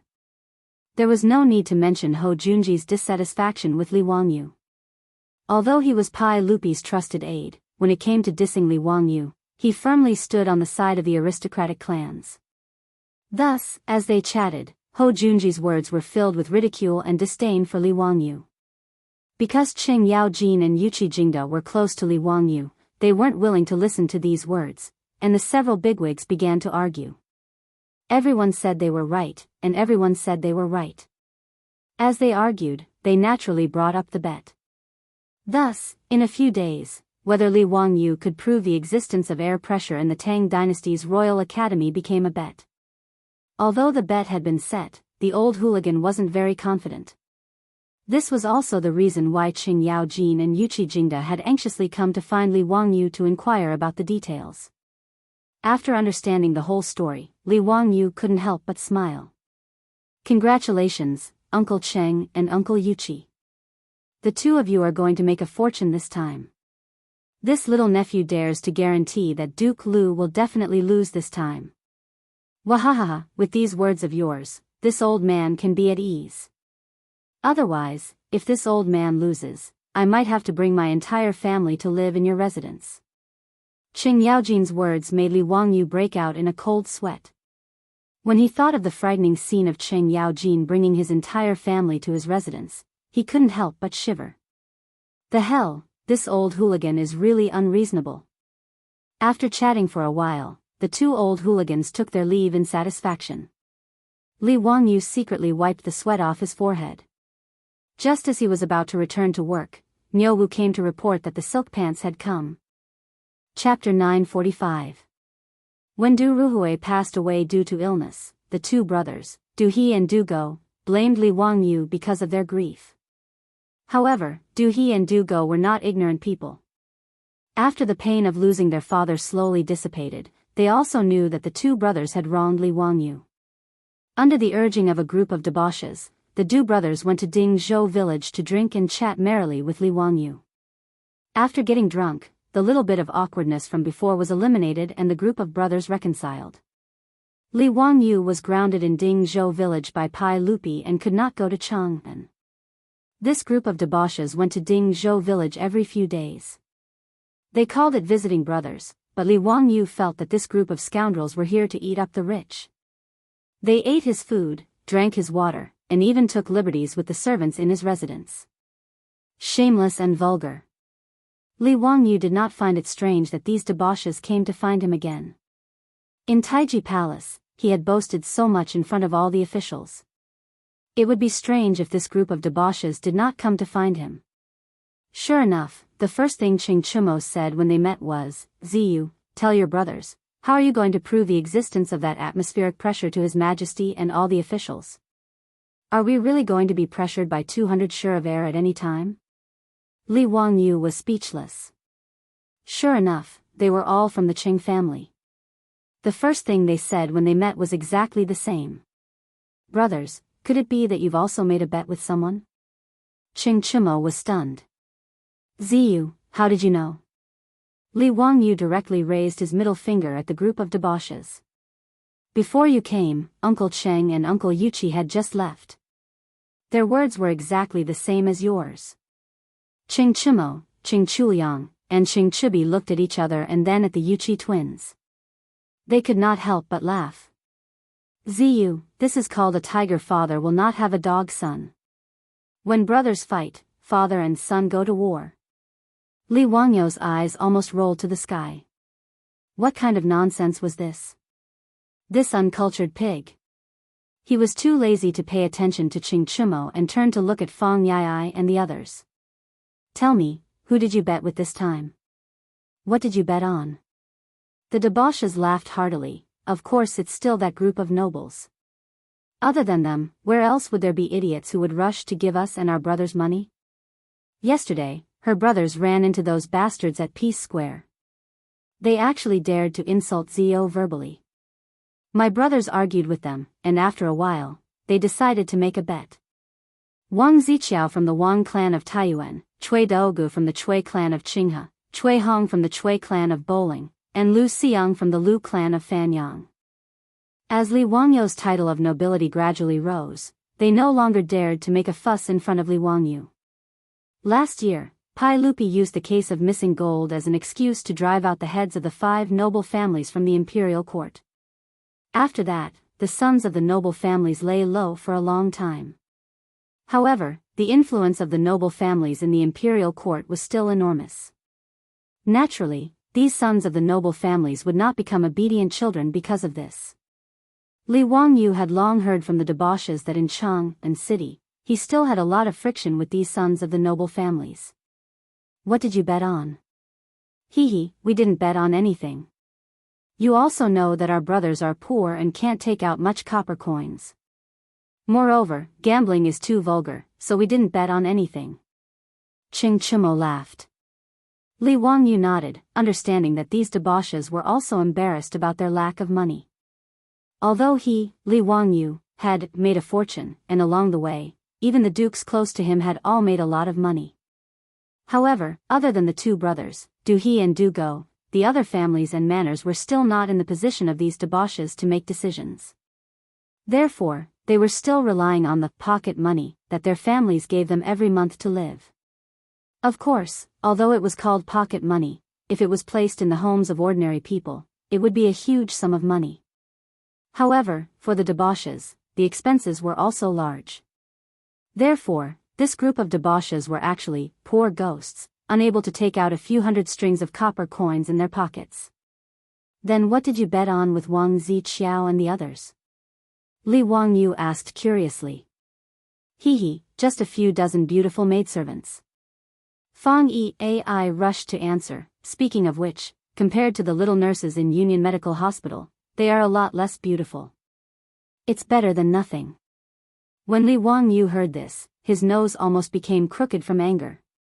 Damn, this group of bastards is really annoying and infuriating.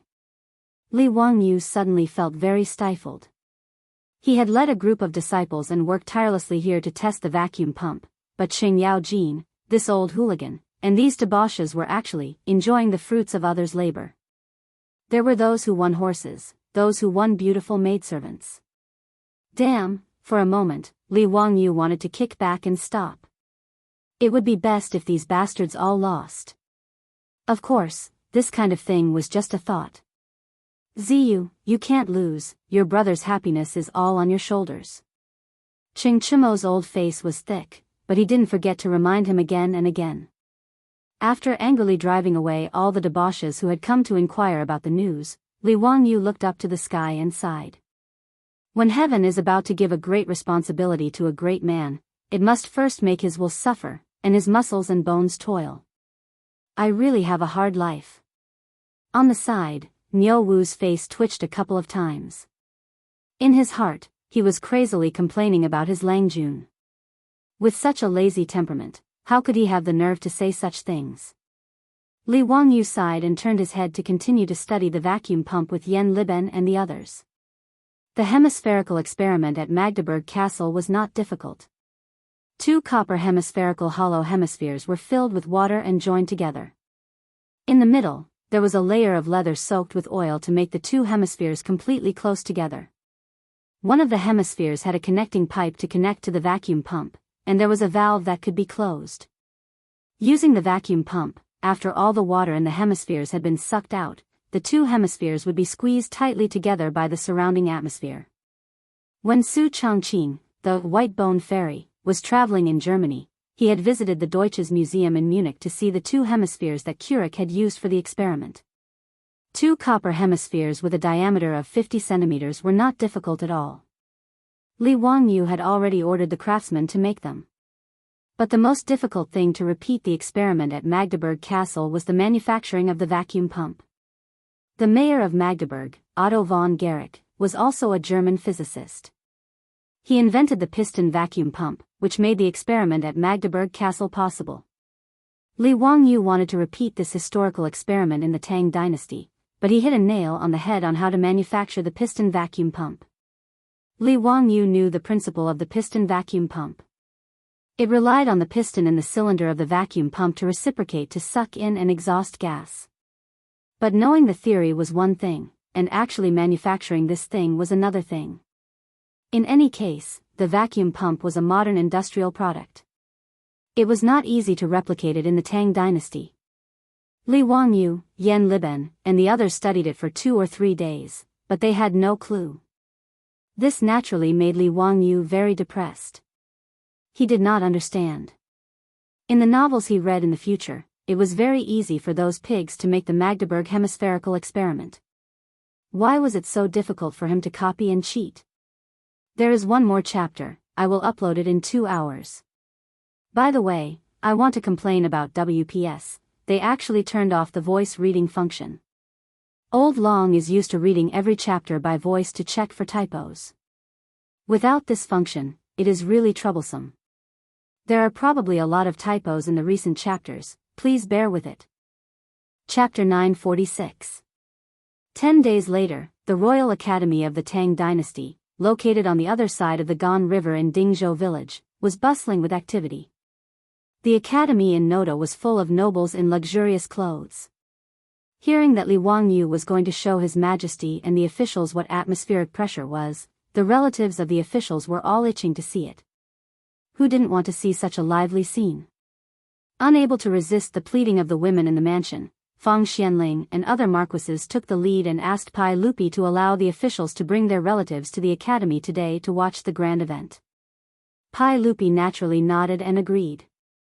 He also brought Empress Zhangsun, concubine Yang and other concubines with him.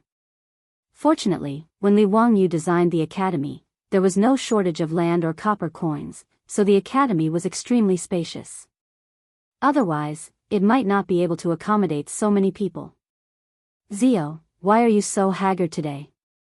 Are you prepared for that experiment of yours? I'm looking forward to it.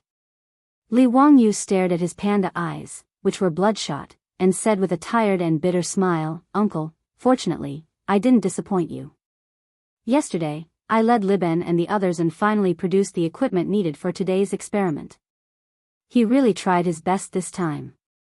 Originally, in Taiji Palace, he said that he had 10 days and thought that there was plenty of time. Who knew that when he really tried to make the reciprocating piston vacuum pump, he would know how difficult it was. Fortunately, Li Wangyu had some understanding of the principle, and Yan Liben was a rare engineering talent in the Tang dynasty. With the help of a group of skilled and experienced old craftsmen, they made the vacuum pump on time. Even so, Li Wangyu, Yan Liben, and others stayed up for several nights and were very tired. In this regard, Li Wangyu could only sigh silently in his heart. Sure enough, one shouldn't be pretentious, or one would be struck by lightning. In order to fool everyone that day, he casually told a big lie, but he didn't expect that it was not easy to cover up this lie. Fortunately, hard work always paid off.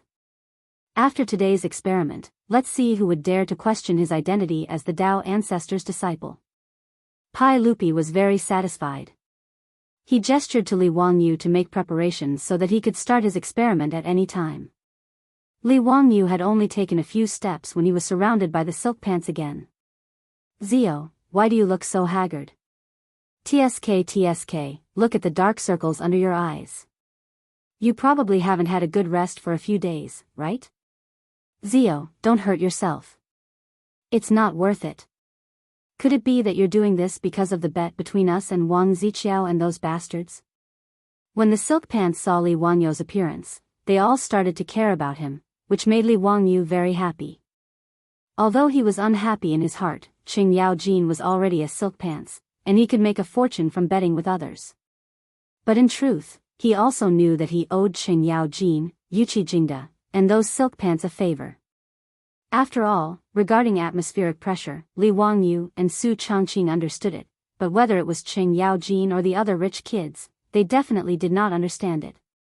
Li Wangyu could guess that those silk pants might not believe him when he said that each of them had a pressure of 200 stones on them. But the fact that they had dared to bet with Hou Junji and Wang Ziqiao on the basis of their trust in him naturally made Li Wangyu feel a little choked up. Brothers, be at ease. Your little brother is fine. It's good that you're fine. Wahahaha, today, your big brothers will wait to see how Zio will prove this atmospheric pressure and give those people who doubt you a few slaps. Let them know why the flowers are so red. Needless to say, these last words had been learned from Li Wangyu by the silk pants. Li Wangyu firmly nodded. Just as he was about to say some heartwarming words, Qing Chimo continued. It's a pity that Zio's Marquis Yanling won't allow it. Otherwise, we would have shared some of those beautiful maids with you. What a pity, wahahaha, Zio, you don't have this fortune. Brother Chimo's words are reasonable. Zio is good at everything, but he's henpecked. TSK, speaking of which, Zio, you don't have a noble title anymore, but your Lady Su is Marquis Yanling. Does Zio still have any status in the residence? I heard that the Ministry of Works is preparing to tear down the hang gate in your residence. Is this true? The excited Li Wangyu's face instantly darkened. He couldn't even be bothered to say anything to those silk pants and turned to leave. This bunch of bastards. I knew that I couldn't be nice to them. Pay.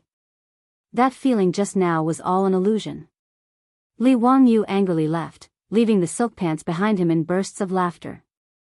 When most of the people had arrived, Li Wangyu asked for instructions from Pai Lupi and led the crowd to a spacious lawn in the academy. The crowd was bustling with activity and it was extremely noisy.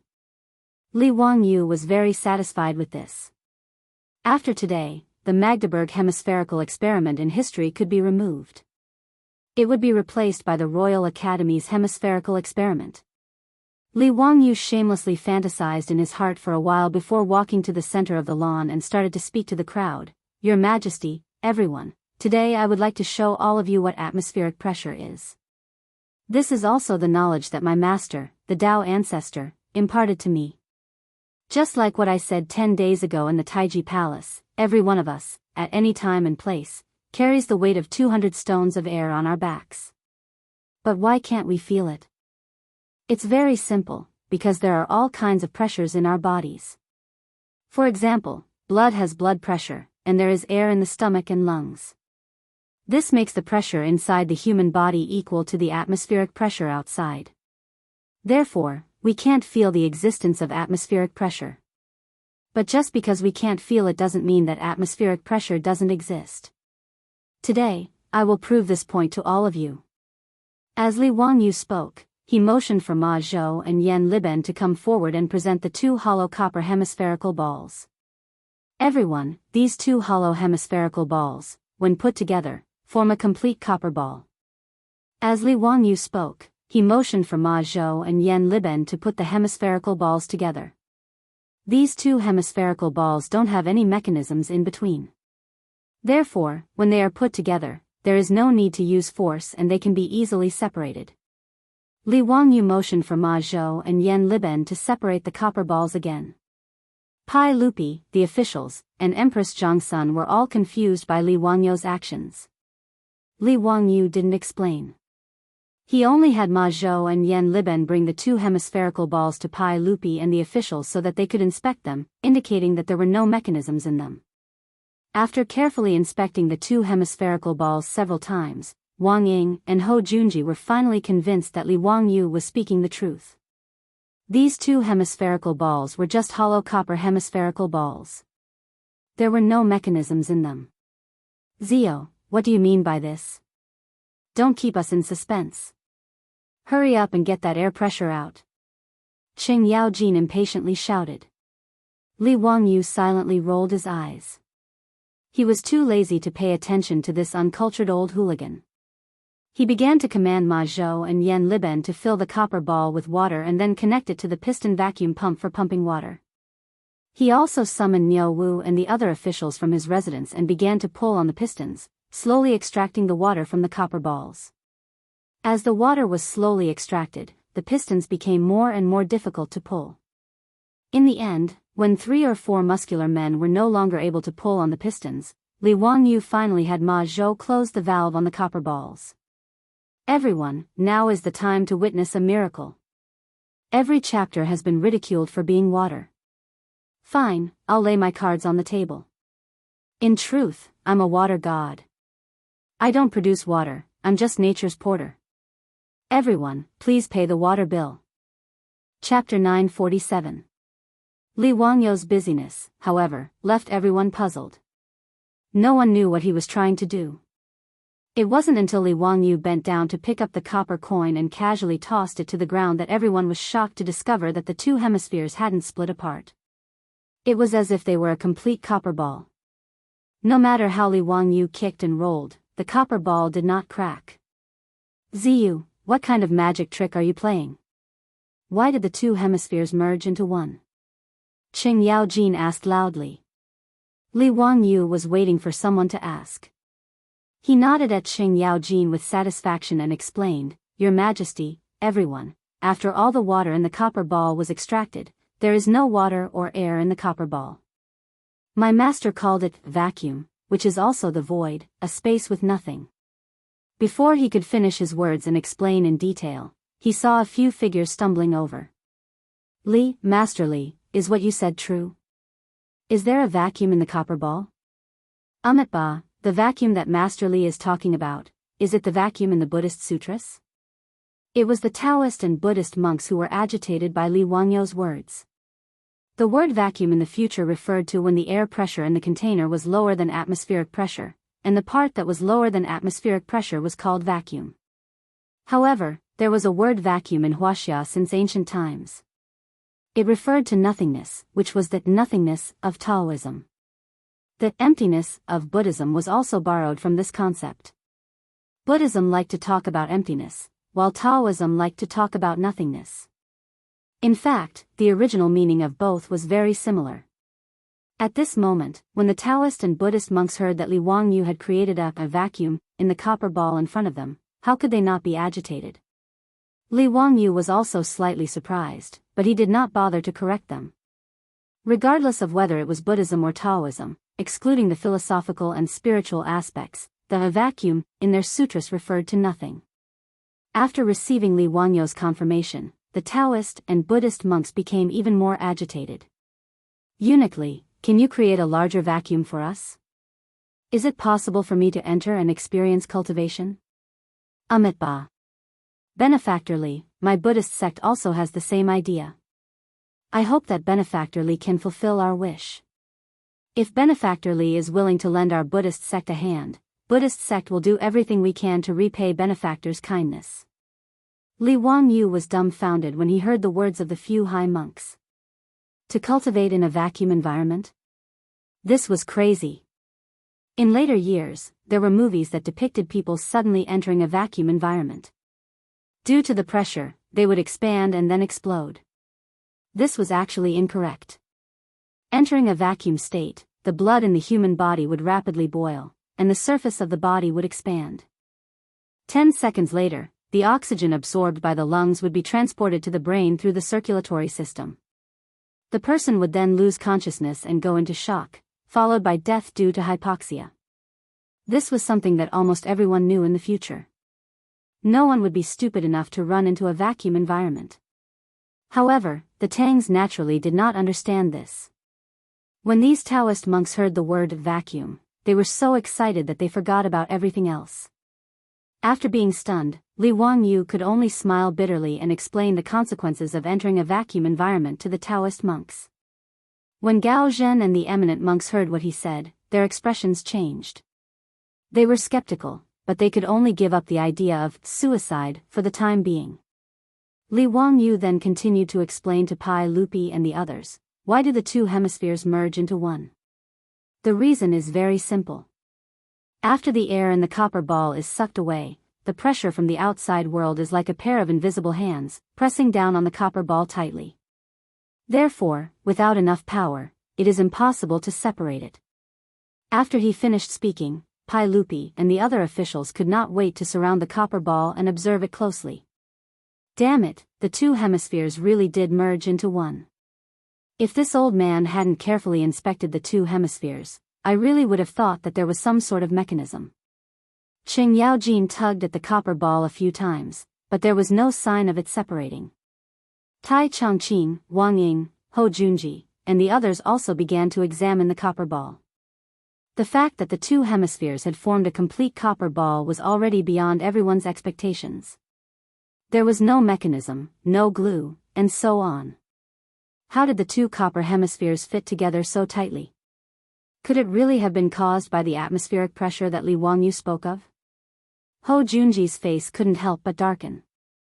Wang Ziqiao and the other officials also had nasty looks on their faces. A dark cloud flashed through their minds. It didn't matter if they lost some money, but to them, losing face was more important. Now that the truth was before them, they began to somewhat believe Li Wangyu's claims about atmospheric pressure. Wang Ying continued to stiffen his neck as he stubbornly protested, even if these two copper balls are being held together by some sort of atmospheric pressure, that doesn't mean that we have to endure 200 dan of air at all times, right? Li Wangyu looked at Wang Ying like he was an idiot. Whether or not it's really 200 dan of air, Lord Wang will know once you try. You can try and see if you can separate the copper balls. This old man naturally doesn't have that much strength. Qing Yaojin, Yuqi Jingda, and the other generals immediately stepped forward, each of them grabbing one end of the copper ball and pulling it apart. But no matter how courageous they were, they could not move the copper ball in the slightest. The officials began to step forward to try and pull the copper ball apart. Even Pai Lupi excitedly went forward to try. Li Wangyu smiled but didn't say anything. Even Ma Zhou, Yan Liben, and the others had smiles in their eyes. The hemispherical experiment was naturally not the first time today. After successfully building the piston vacuum pump, Li Wangyu and a group of disciples had personally experimented with it. Otherwise, he would not have dared to conduct this experiment in front of everyone. If there was a problem, it would be a big joke. Ma Zhou, Yan Liben, and the other disciples had already learned about atmospheric pressure from Li Wangyu. They had also personally conducted hemispherical experiments, so they naturally knew how much force was needed to pull apart the copper ball that had its air sucked away. After everyone had tried, Li Wangyu ordered Niu Wu to bring over the horses that had been prepared. Zio, what do you mean by this? Pai Lupi asked in confusion. Your Majesty, there is atmospheric pressure, and it's very powerful. It's not something that can be moved by human strength. Therefore, in order to let Your Majesty and the other officials feel more directly how great the pressure is, I ordered people to prepare horses. I'm going to use the horses to pull this copper ball and test how great the atmospheric pressure is. Pai Lupi roughly understood Li Wangyu's meaning and nodded with interest. Good, then Zio, quickly begin. While waiting for the drivers to prepare the horses and secure the ropes to the copper ball, Li Wangyu's eyes turned and he smiled as he moved closer to Pai Lupi. He whispered, Uncle, do you think this horse can pull this copper ball apart? Why don't we make a bet? Chapter 948. When Pai Lupi heard this, he was slightly stunned. Then, as quick as lightning, he reached out his hand and hit Li Wangyu's head. Ouch! Li Wangyu didn't expect that Pai Lupi would hit him. Caught off guard, his head exploded and he howled miserably. What bet? You're so young and you don't learn good things. You want to bet with people all day long. Where is your decency? Pai Lupi glanced at Li Wangyu and reprimanded him unceremoniously.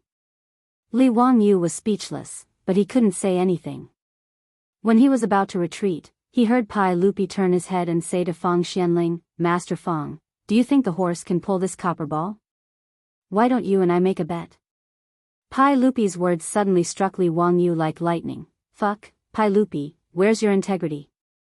You just reprimanded me so grandly, and now you want to make a bet with Fang Xianling? Do you have any shame?" He completely forgot that he wanted to make a bet with Pai Lupi, but he didn't have any good intentions. He clearly wanted to take advantage of Pai Lupi. Pai Lupi wasn't a fool. How could he let him do as he wished? The two ends of the copper ball were quickly fixed to the horse. Under everyone's gaze, the driver whipped the horse and urged the horse to start exerting force. On both sides of the copper ball, there was a strong horse. Under the driver's control, the horse immediately exerted force forward. The rope was quickly stretched straight, and the copper ball was pulled into the air. But no matter how hard the two horses exerted force, and even the grass under the horses' hooves was trampled into the air, the copper ball didn't move. This scene caused everyone's jaws to drop. Previously, Qing Yaojin, Yuqi Jingda, and the others couldn't pull the copper ball open, which was already a bit surprising. But they didn't expect that even the two horses couldn't pull it open. Even if Qing Yaojin and Yuqi Jingda were famous generals, courageous and powerful, how could they compete with horses in terms of strength? Later generations often said the word horsepower. Of course, the horsepower in the future referred to the power of the horse, not the strength of the horse. However, Li Wangyu had also seen a video of someone competing with a horse in a tug-of-war. 18 strong adult men were competing with a Belgian horse, but they were unable to fight back at all and were easily dragged away by the Belgian horse. Although the horse Li Wangyu found was not as strong as the Belgian horse, its strength was at least equivalent to 6 or 7 adult men. Ho Junji and the others grimaced even more when they saw that the two horses were unable to move the copper ball. The onlookers discussed animatedly, feeling that the scene in front of them was unbelievable. Li Wangyu satisfyingly called the coachman to stop. He then snapped his finger, signaling Miao Wu to bring 2 more horses over. For horses were naturally unable to move the copper ball, but the eyes of Pai Lupi and the others were about to pop out of their sockets. When the number of horses increased to 8 and there was still no reaction, they even began to suspect that Li Wangyu had switched out the copper ball with the one that had given up hope. Under the urging of the coachman, the horses pulling the copper ball began to gasp for breath, their bodies drenched in sweat. By the time Li Wangyu had the horses and coachman stop to drink water and rest, everyone was already numb to the situation. "Zio, tell us the truth. Did you really not tamper with the copper ball?" Pai Lupi also began to suspect that the copper ball had been switched out. He called Li Wangyu to his side and softly asked. Li Wangyu chuckled and replied, "Uncle, calm down. This copper ball will definitely be separated. I said before that the atmospheric pressure is very great, but it also has its limits. As long as we continue to increase the number of horses, we will be able to pull it apart. This is the knowledge of atmospheric pressure that Master imparted to me." Pai Lupi sighed in amazement. "Wonderful, it's really wonderful. It's worthy of being the knowledge imparted by Ancestor. Zio, what other knowledge did Ancestor impart to you? Is there anything that is beneficial to the Tang dynasty?" Li Wangyu was speechless. Pai Lupi was actually so utilitarian. "Uncle, these knowledge are all beneficial to the Tang dynasty. Why do you think that the knowledge imparted to you by Master is useless?" Pai Lupi hurriedly explained in a low voice, "No, that's not what I mean. What I mean is, did Master impart to you knowledge that can immediately be used by the Tang dynasty like the 4-wheeled carriage, water wheel, horseshoe, and steel crossbow?" Li Wangyu smiled and said, "Uncle, in fact, even if I don't say it, you should be able to guess that the 4-wheeled carriage and water wheel were all imparted to me by Master." Pai Lupi heard this and suddenly clapped his hands. "Sure enough, when I heard you admit that Ancestor is your master a few days ago, I vaguely guessed this matter. For the old ancestor to take you as a disciple is your good fortune, Zio, our good fortune, and the good fortune of my great Tang. Before the hemispherical experiment was completed, Pai Lupi was already convinced that Li Wangyu was ancestor's direct disciple. Uncle, you flatter me. Li Wangyu was secretly happy that he could fool Pai Lupi. He quickly controlled his expression to avoid laughing out loud. After the driver and the horses rested, the experiment continued again. The number of horses continued to increase. 10, 12, 14, until it increased to 16 horses. Just like the Magdeburg hemispherical experiment in history, the copper ball finally made a loud noise and was pulled apart by the horse's huge traction force. Pai Lupi and the other officials did not wait for Li Wangyu to speak. They immediately gathered around, picked up the two hollow hemispherical balls, and carefully looked at them. Damn it, it's really the two hemispherical balls from before. They're exactly the same. I even replaced Ancestor Zio's hemispherical balls with solid ones. Qing Yaojin held up a hemispherical ball and shouted. Some people tried to combine the two hemispherical balls again, but they easily separated them again. Without the existence of atmospheric pressure, the hemispherical balls would naturally not be pressed together. Li Wangyu was very satisfied with the results of the experiment. He held up the hemispherical ball and said to the crowd, "Your Majesty, everyone, this is the best proof of the existence of atmospheric pressure. When the air in the copper ball is sucked away, the air outside will tightly press it down. If we didn't have atmospheric pressure in our bodies, we would have already been crushed to death by the air." In the face of this ironclad truth, no one doubted Li Wangyu's words anymore. There were even quite a few people who fearfully reached out to touch the air above their heads as if worried that one day, they would be crushed to death by the air descending from the heavens. Pai Lupi, on the other hand, was very interested. Under Li Wangyu's guidance, he repeated the hemispherical experiment. No one had any more doubts about this result. Qing Yaojin and the other profligate scions gave lewd smiles at this result. They had won 10,000 horses and several dozen beautiful maids for no reason, so they were naturally happy. As for Ho Junji and the others, their faces were ashen as they silently turned to leave. Just as Li Wangyu was about to say something, a few figures flashed out from the crowd and knelt down in front of him without saying a word. Disciple pays respects to Grandmaster. Chapter 949. Li Wangyu was so scared that his whole body trembled and he almost lifted his foot to kick them. Fortunately, he reacted in time. These people who were kneeling in front of him were none other than the Taoist Gao Zhen. Gao Zhen, what do you mean by this? Honorable Grandmaster, we disciples were blind before and offended Grandmaster. Please punish us, Grandmaster. We only want to cultivate with you. Please take pity on us and help us to pursue the heaven's way. Li Wangyu finally understood what had happened. It turned out that these Taoist Gao Zhen also believed his nonsense, and confirmed that he was the personal disciple of the Taoist ancestor in the world. If not, who could know these secrets that the world did not know? In the eyes of these Gao Zhen and eminent monks, except for the gods and Buddhas in the sky, who could know the secret that everyone was carrying 200 stones of air? Fortunately, those eminent monks were all Buddhist disciples. Otherwise, they might have to kneel in front of Li Wangyu at this moment. After figuring out the purpose of these white-bearded Gao Zhen, Li Wangyu did not know whether to laugh or cry. His so-called identity as the disciple of the Taoist ancestor was just a boast. He did not expect that he was so powerful that these famous Gao Zhen in Cheng and city wanted to cultivate with him. Cultivate your ass? Even though Li Wangyu and Su Chongqing had inexplicably traveled to the Tang dynasty, they had never believed in any gods or Buddhas. He would rather believe in a space-time wormhole than believe in any gods or Buddhas in the sky. Moreover, he did not know how to cultivate. What could he teach these Gao Zhen? Li Wangyu sighed silently in his heart. Sure enough, a lie needed more lies to cover it up. Gao Zhen, don't mention the Grandmaster again. Although I am the personal disciple of the Taoist ancestor in the world, the knowledge that the master taught me is not the same as yours. Well, I am not the successor of the Taoist ancestor. Do you understand?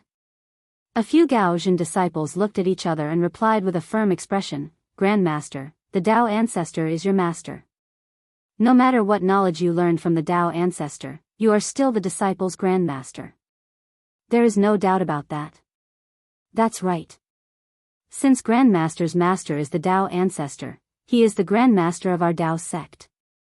In our Tao sect, if anyone doesn't respect the grandmaster, that would be equivalent to deceiving the grandmaster and destroying the grandmaster. Everyone has the right to punish him. In fact, these few Taoist masters might not completely believe Li Wangyou's excuse. These old fellows had long since become shrewd with age, so how could they bow their heads and bow just because of Li Wangyou's lies? In terms of seniority, these few Taoist masters were about the same as Sun Simiao. However, unlike Sun Simiao who lived in seclusion in the mountains for a long time, these Gaozhen masters had been active in Cheng, and for a long time and had considerable influence in Taoism. As Taoism was conferred as the national religion by the royal family of Li Tang, and Li Yuan and Pai Lupi had recognized the Tao ancestor as their ancestor, the relationship between these Taoist masters and the royal family was very subtle. Since the Tao sect had joined forces with the Buddhist sect to impeach Li Wangyu, it was obvious that it would be impossible to restrict Li Wangyou's development in the future. In the eyes of the Gaozhen masters, the knowledge displayed by this child was extraordinary. Whether this knowledge was imparted by the Tao ancestor or learned by Li Wangyu from other places, it showed how terrifying Li Wangyu was. Therefore, this group of old foxes immediately changed their standpoint. Li Wangyu could only be a friend and not an enemy. Even if they lowered their seniority and regarded Li Wangyu as their grandmaster, it was nothing. In any case, Li Wangyu was the emperor's teacher. Since they couldn't restrict him, his future status would be respected, needless to say.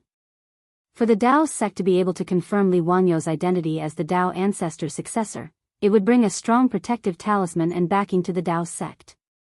It could be imagined that the Buddhist sect's days would become more and more difficult in the future. Therefore, the few Gaozhen masters could be Li Wangyou's great-grandfather regardless of their age. They directly pushed down the golden mountain and toppled the jade pillar, and very happily bowed down. The few Buddhist monks also understood this point at this moment. Their faces were also quite ugly, but there was nothing they could do. They could only bow their heads and silently recite the name of Buddha. Li Wangyu was also very helpless towards the persistence of the Taoist masters. He couldn't explain it, and could only tacitly accept the title of Tao sect grandmaster. However, grandmaster, didn't you learn Tao from the Tao ancestor? That vacuum environment, is it really impossible for people to enter it to cultivate? The few Gaozhen masters still didn't give up and continued to ask. Li Wangyu was speechless and could only silently shake his head. Pai Lupi was happy to see the Tao sect's Gaozhen acknowledge his nephew's identity and treat him as their grandmaster. He, the emperor of all ages, naturally understood his nephew's personality. Pai Lupi completely trusted and was not worried about Li Wangyu. He was not at all afraid that this fellow would become too powerful in the future, unable to control him, and even usurp his son's position.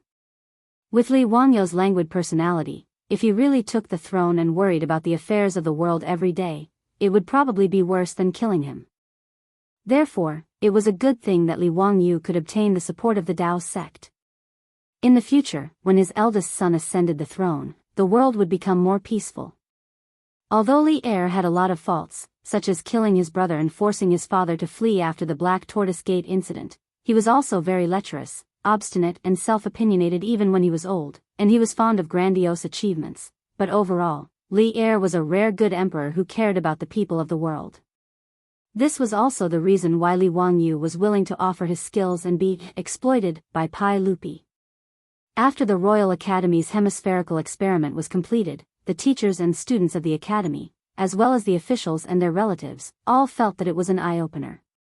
Everyone discussed animatedly and dispersed after bowing to Pai Lupi. Pai Lupi, Empress Zhongsun, concubine Yang, Feng Xianling, Qing Yao Jin, and the other big shots were naturally invited back to the manor by Li Wangyu. The big shots had come all the way from Cheng and to the academy. As the host, he naturally had to be a good host and entertain the big shots. Li Wangyou's manor had all kinds of facilities and many new things. The big shots, including Pai Lupi, were happy to have a day of leisure and gave themselves a holiday. Empress Zhangsun, concubine Yang, Feng Xianling, and the other big shots womenfolk were naturally received by Su Chongqing. Li Wangyu invited Pai Lupi and the others to sit in the living room and serve tea. While everyone was chatting, the old housekeeper Li Heng hurried in and reported, Lang Jun, Gao Shilian, Duke Gao, is here to visit. Li Wangyu was slightly stunned. Gao Shilian had returned to Chang'an. How come he didn't know about this? Wasn't Gao Shilian still the chief clerk of the governor's mansion in Yizhou? Logically speaking, Gao Shilian should have been called back to Chang'an by Pai Lupi after the 5th year of Zhengguan. Li Wangyu turned to look at Pai Lupi in confusion. Uncle, you called Duke Gao back to Chang'an in advance? Yes, Duke Gao has done a good job in governing Yizhou. This time, he has also eliminated the rebellion of the officials. In addition, after Kemming's death, the position of the right servant has been vacant. After discussing with Xianling, I ordered Duke Gao to return to Chang'an. But I didn't know that he had already arrived in Chang'an and came to your manor first. Li Wangyu nodded and excused himself from Pai Lupi and the other big shots.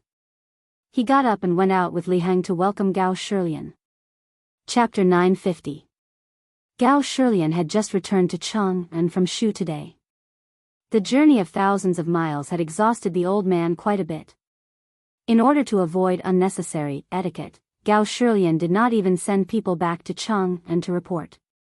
Otherwise, if they knew that he was coming back today, Li Wangyu's experiment would have been delayed. After all, whether it was Empress Zhangsun or Zhangsun Wuji, or even Pai Lupi, they would all personally welcome Gao Shilian. As for Gao Shilian's students, colleagues, and friends all over Chang'an, they would not neglect Gao Shilian because of Li Wangyu's experiment. Gao Shilian planned to return to Chang'an quietly, rest for 2 days, and then meet Pai Lupi. But once he entered Chang'an, Gao Shilian felt that his eyes could not keep up. In the 1st year of Zhengguan, Gao Shilian was demoted by Pai Lupi to take up a post in Yizhou because he had withheld Wang Gui's secret memorial. Of course, outsiders did not know what was going on. Wang Gui and Gao Shilian had always been on good terms. Withholding Wang Gui's secret memorial did not benefit Gao Shilian at all. Gao Shilian was demoted to the governor of an province, and then replaced Dou Gui, the governor of Yizhou, to take over Yizhou as the governor of Yizhou. The meaning behind this was worth pondering.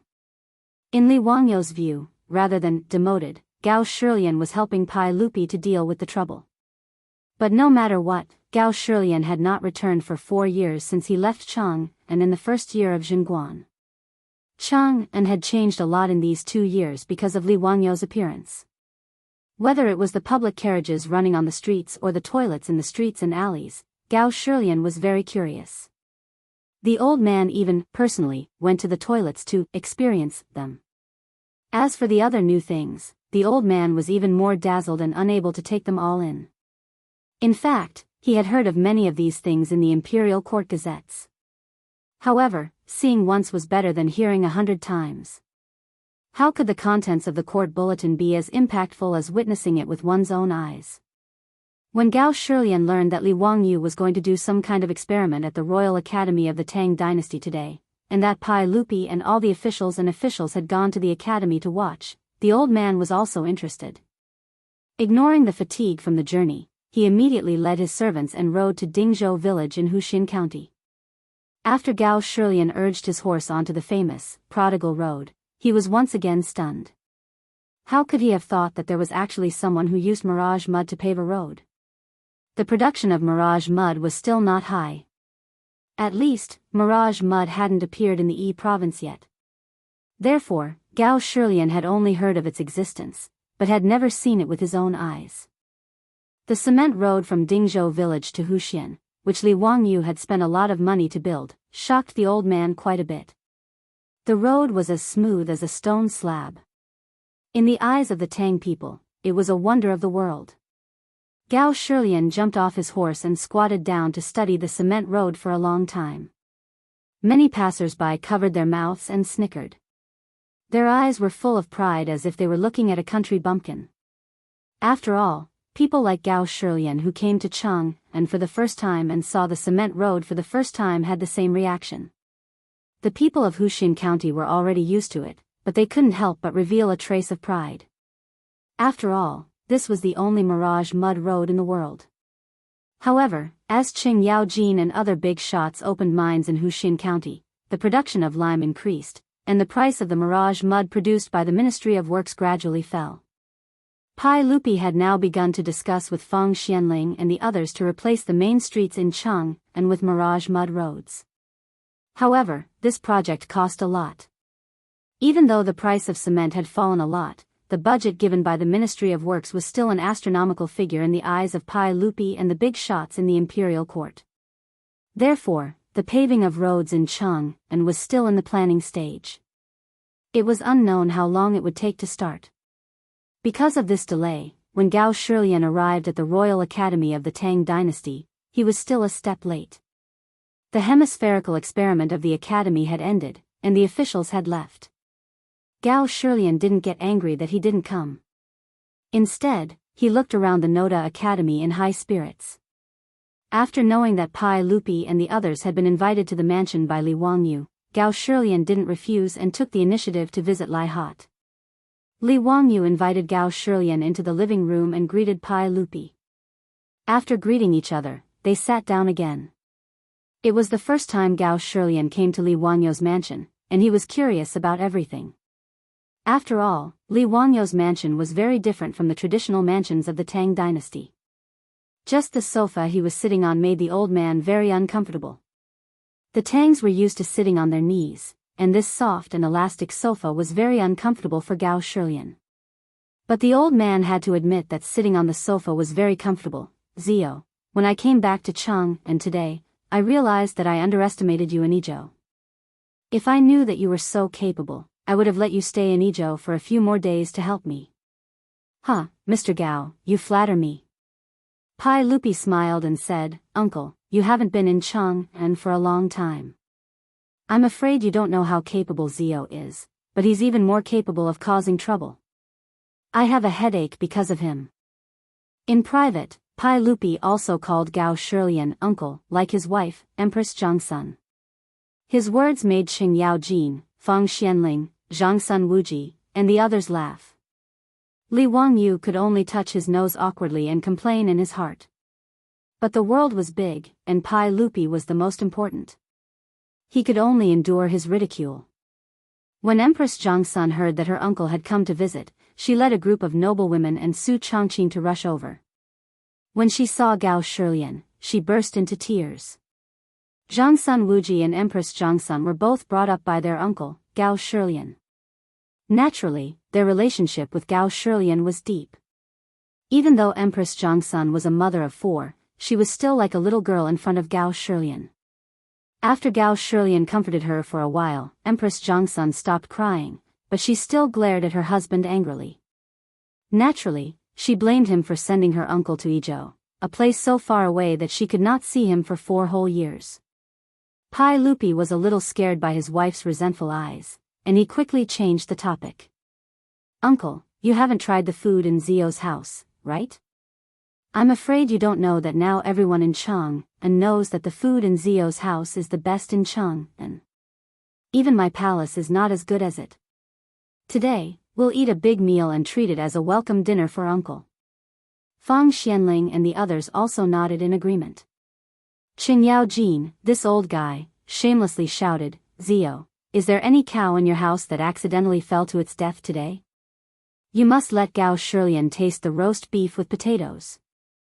Li Wangyu, Pai Lupi, Fang Xianling and the others heard this and their faces darkened. Damn, this shameless old hooligan, they couldn't wait to drive him out. How could you have the nerve to say that you want to eat beef so openly? Pai Lupi put on a straight face and pretended not to hear it. He turned his head and talked with Gao Shilian. Li Wangyu silently rolled his eyes and reached out to summon the old housekeeper, Li Heng, to see if there was any cow in the house that accidentally fell to its death. Today, everyone returned to their seats and continued their conversation. However, Gao Shilian's words caused Li Er to fly into a rage. He almost ordered his men to capture Li Wangyu and give him 30 beatings. Chapter 951. If Li Wangyu was beaten up by Pai Lupi, he would not be wronged at all. Who asked him to have such a bad memory at such a young age? Back in Izhou, Li Wangyu had a flash of inspiration and came up with the explosive pack in order to solve the siege. Later, in order to conquer Zhang Fei's camp, which was easy to defend but hard to attack, he came up with the heartless cannon. These two things were naturally extraordinary weapons for the Tang dynasty. Even though Gao Shilian was not a general, he understood the stakes involved. Therefore, not only did Gao Shilian issue a gag order to all the soldiers in Izhou who knew about it. Even in the memorials to the imperial court about the suppression of the rebellion, the explosive pack and the flying thunder cannon were not mentioned at all. The old man naturally did not want to hide it from Pai Lupi and the other officials in the imperial court. He just felt that this was not a trivial matter and could not be easily announced to the public. Therefore, Gao Shilian only ordered Li Wangyu to report this matter in detail to His Majesty after returning to Cheng, and let His Majesty and the other officials in the imperial court make appropriate arrangements for the use of these two divine weapons. However, when Li Wangyu arrived at Lizhou, because of Du Ruhui's sudden death, he was in a hurry to return to Cheng and for the funeral. He actually completely threw this matter to the back of his mind and completely forgot about it. He didn't even mention it to Li Er. As a result, when Gao Shilian returned to Cheng and today, they drank tea and chatted. After a few sentences, they talked about the rebellion of the Izhou officials a few months ago. When Li Er, Qing Yaojin, and the others heard from Gao Shilian about the sky-shaking thunder and the flying thunder cannon, the two divine weapons, their eyeballs almost fell out of their sockets. Zio, you be ****. Why didn't you mention this important matter to me? If uncle did not mention it, how long did you plan to deceive me? Pai Lupi slapped the sofa's armrest and stared at Li Wangyu angrily. Qing Yaojin directly bounced up from the sofa. Like capturing an enemy general on the battlefield, he skillfully stretched out his hand and directly grabbed Li Wangyu and put him under his armpit. Son of a bitch, you bastard brat. You're really a troublemaker. Today, I will teach you a lesson on behalf of your parents. This familiar formula made Li Wangyu panic. Oh my God. He had really forgotten about this matter completely. At this time, it was too late to say anything. It was better to quickly admit defeat and beg for mercy to avoid physical pain. Uncle.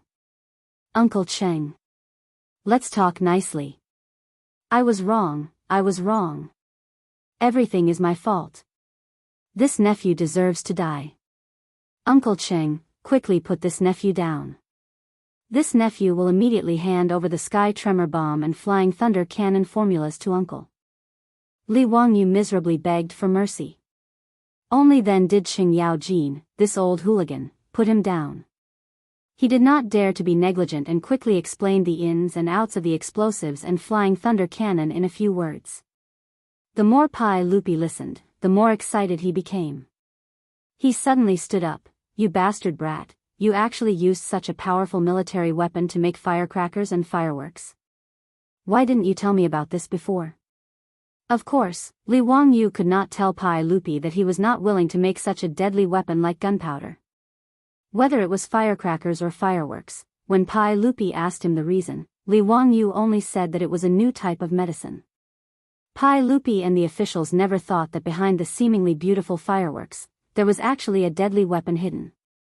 If he had not been forced into a corner in Jiulong County, he would not have made the explosives.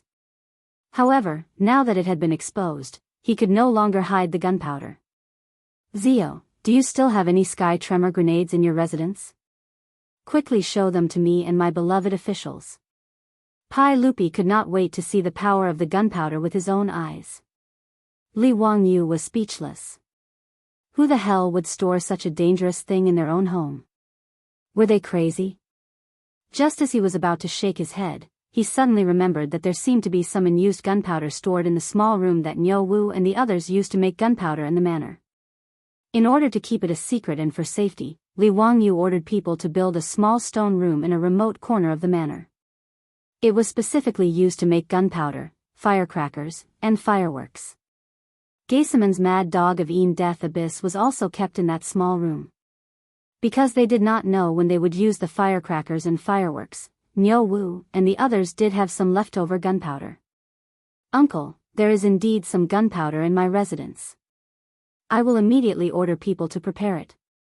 Since Pai Lupi wanted to see it, then he would let him see it. Li Wangyu instructed Niu Wu to prepare silk. Together with the Zhang brothers, they made the remaining gunpowder into bags of gunpowder according to the method they used to make the bags of gunpowder in Jilong County. Then, they found a remote place in the manor and dug out a few clay cannon barrels so that they could show the flying thunder cannon to Pai Lupi and the others later. Fortunately, Li Wangyu's manor occupied a large area of several hundred mu of land. It was not a problem to find a remote area that could be used as a shooting range. Because the gunpowder was ready-made, Niu Wu and the Zhang brothers did not spend much effort to make several bags of gunpowder. After Pai Lupi, Qing Yaojin, Yuqi Jingda, and the other military leaders personally witnessed the earth-shattering effects of the gunpowder, they were once again shocked to the extreme. They were all flabbergasted and speechless. Qing Yaojin looked at the large crater created by the gunpowder and reached out to touch his head. Son of a bitch, this sky tremor grenade is really amazing. This kind of earth-shattering divine power, even if refined steel encountered it, it would also be crushed into fine powder, not to mention this person's body of flesh and blood. This thing, its divine power is really unpredictable. Sky tremor grenade, it really lives up to its name. After a long time, Pai Lupi let out a long breath and turned to look at Li Wangyu. Zio, this sky tremor grenade was also imparted to you by the Dao Zhu, right? Li Wangyu was slightly stunned and quickly nodded. Yes, uncle is right. It was master who imparted it to me. Uncle, please don't blame me for not reporting to you before. It is really because master said that I am not allowed to use this sky tremor grenade unless it is a last resort. This thing is too powerful, I am afraid it will harm the harmony of heaven. He realized that it was really good to pull out a Dao Zhu as a master. Everything could be pushed to the Dao Zhu. If anyone didn't believe it, they could go and confront the Dao Zhu. After witnessing the power of gunpowder, whether it was Pai Lupi, Qing Yaojin, Fang Xianling, or other big shots, there was no doubt that Li Wangyu was the personal disciple of the Dao Zhu. Where in the world could such an immortal method be found except for the Dao Zhu? After listening to Li Wangyu's explanation, Pai Lupi nodded approvingly. I understand your painstaking efforts, Zio. Don't worry, I will not use this thing at will. Li Wangyu shook his head. Uncle, you are wrong. Master just forbids me to use it at will. But if the iron cavalry of the Tang dynasty uses this sky tremor grenade, it will be fine. He was not a pedantic person. There was no difference between killing people with gunpowder and with swords, let alone which way was crueler. If gunpowder could reduce the casualties of the iron cavalry of the Tang dynasty, Li Wangyu would be more than happy to see it. Pai Lupi nodded to show that he understood. But then he heard Li Wangyu's words, which stunned Pai Lupi, Qing Yaojin, and the others. But in my opinion, uncle should keep the sky tremor grenade and flying thunder cannon a secret for the time being. Don't use it in a short time. Chapter 952. Pai Lupi asked in confusion, Zio, what do you mean? Can you explain? Li Wangyu didn't answer but asked, Uncle, the Tang dynasty's greatest threat, the Turks, have already submitted. This is uncle's great contribution. However, which country does uncle think will threaten the Tang dynasty? His words made Pai Lupi and the other elders frown. After a while, Pai Lupi said, in my opinion, Goguryeo in the north will be the greatest threat to the Tang dynasty. Qing Yaojin, Fang Xianling, and the others nodded. The Sui dynasty's 3 expeditions to Goguryeo failed and they returned in defeat. The heads of countless Han soldiers were piled up by the Goguryans. Even after the founding of the Great Tang, the relationship between Goguryeo and the Great Tang seemed to be rather amicable on the surface, but in truth, the Great Tang sovereign and his subjects were constantly contemplating whether to launch another northern expedition to destroy Goguryeo. In history, Pai Lupi personally led an expedition to Goguryeo in the 19th year of Zhengguan. After Tang Taizong ascended the throne after the Xuanwu Gate incident, other than personally leading Gao Shilian, Fang Xianling, and the others to the Wei River to negotiate with Shili Khan and sign the Wei River Alliance, the expedition to Goguryeo was the only time he personally led an expedition after ascending the throne. From this, one could see how important Goguryeo was to him. Liaodong was originally China's land, but the Sui dynasty's fourth generation couldn't obtain it. Today, I'm going to the east to avenge China's descendants and wash away the shame of my father. This was what Tang Taizong said before he personally led the expedition. Li Wangyu smiled and shook his head. Uncle, in my opinion, Goguryeo is just a disease. The Sui dynasty's 3 expeditions to Goguryeo failed not because Goguryeo was strong, but because the Sui dynasty had made too many mistakes. Furthermore, it wasn't easy to obtain food and fodder, and the weather in Liaodong was cold. Oh. Zio, you're looking down on Goguryeo? Pai Lupi was slightly displeased. Li Wangyu hurriedly explained, Uncle, it's not that I'm looking down on them, but the Tang dynasty is different from the Sui dynasty. What's the difference? Did Uncle and everyone forget about the 4-wheeled carriages? Just the 4-wheeled carriages alone can guarantee that the Tang dynasty's cavalry won't have to worry about food. As for the cold weather, that's not a problem. I have my ways of dealing with it. With a smile, he turned to Li Er, Qingyao Jin, and the others and said, Uncle, everyone, as long as our great Tang doesn't have to worry about rations or the bitter cold, as for the sturdy city of Goguryeo. Li Wangyu chuckled as he pointed to the craters created by the explosives. I don't think that the walls of the Goguryans would be able to withstand the sky tremor grenades. If that was the case, how could Goguryeo possibly stop the great Tang cavalry? I don't believe that Goguryeo has the qualifications to be a threat to the Tang dynasty. After he finished speaking, Li Er, Qingyao Jin, and the others were stunned. Li Wangyu's words were something that none of them had considered before. But thinking about it, it did make sense. Wahahaha, Zio's words make sense. With the help of the heaven tremor grenades, Goguryeo is nothing but a chicken. Your Majesty, if you want to suppress Goguryeo, I, Qingyao Jin, am willing to do so. I'll cut off the head of that dog's-hit Goguryeo king for your Majesty to use as a chamber pot. Pai Lupi didn't know whether to laugh or cry at Qingyao Jin's words. Scram to the side. What do I need that trash for? He turned to Li Wangyu and asked, Zio, is what you said true? Do you really have a way to protect the soldiers from the cold? One of the main reasons for the defeat of Goguryeo in the Sui dynasty was the cold weather of Liaodong. In the first expedition, Yang Guang's army was claimed to be 2 million, but in reality, 3 million men were sent to Liaodong. However, due to the terrible weather and the unsustainable supply of rations, as well as Yang Guang's careless command, the Sui army suffered a crushing defeat. They lost 300,000 men and had to retreat. If Li Wangyu could really solve the problem of keeping the army warm, coupled with sufficient rations and gunpowder, it would be strange if they couldn't destroy Goguryeo. Compared to the Tang army in history, the current Tang dynasty was much more powerful because of Li Wangyu's appearance.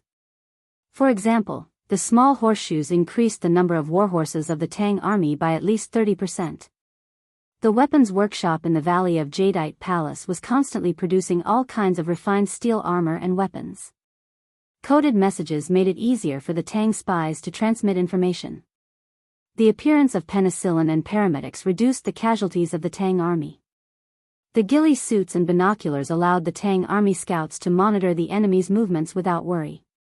The steel crossbows made of refined steel could hunt down enemy generals. All in all, the Tang army of this era was incomparably powerful. Pai Lupi and the others naturally didn't know about these things, but Li Wangyu, this military fanatic, could. Therefore, he didn't think that Goguryeo could become a stumbling block for the cavalry of the Tang dynasty. Uncle, how can this nephew joke about such things? Li Wangyu shrugged casually. Keeping out the cold wasn't difficult. As long as they took down Gao Cheng, they could plant a large amount of cotton. Cotton-padded clothes were as good at keeping out the cold as animal fur. More importantly, they were cheap and could be used in large quantities. The Tang dynasty just didn't know the benefits of cotton. Otherwise, how could Gao Cheng and the other countries of the western regions be destroyed by the Tang army after 14 years of Zhongguan? Good, good. If that's the case, when I reclaim Liaodong, Ziyu,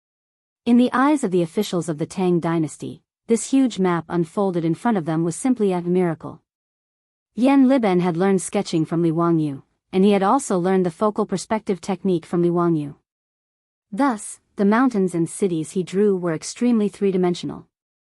According to Li Wangyu's instructions, he drew colorful mountains, rivers, and cities with a very three-dimensional effect according to the direction of the mountains on the map.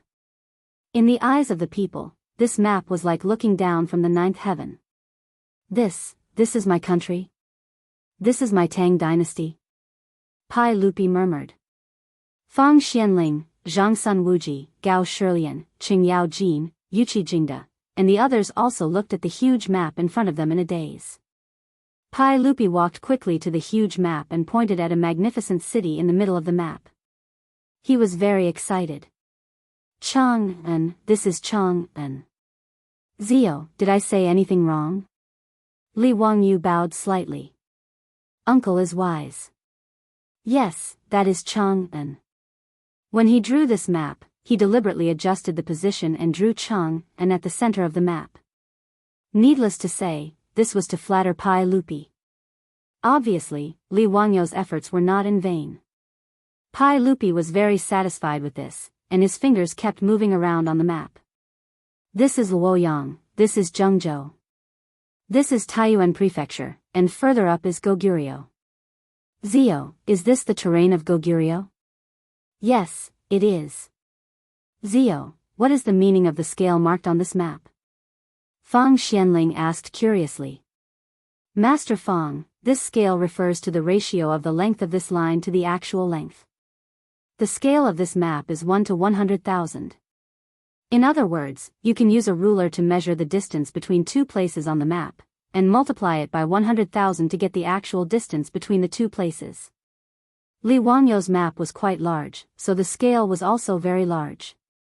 A centimeter of distance on the map was equivalent to 100,000 centimeters in reality, which was 1,000 meters.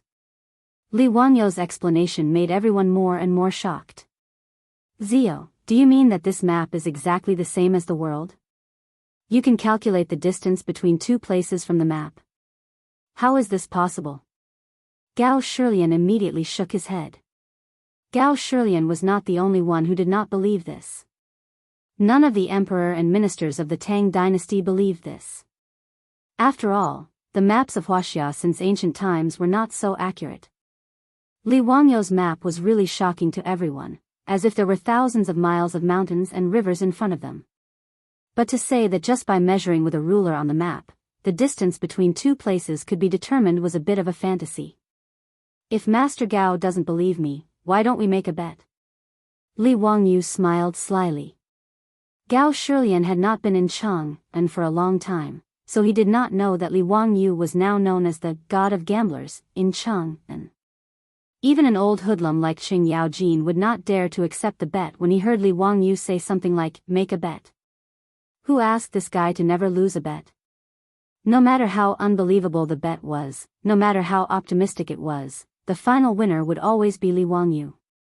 Therefore, whether it was Pai Lupi or Qing Yaojin, they would definitely not make any bets with him now.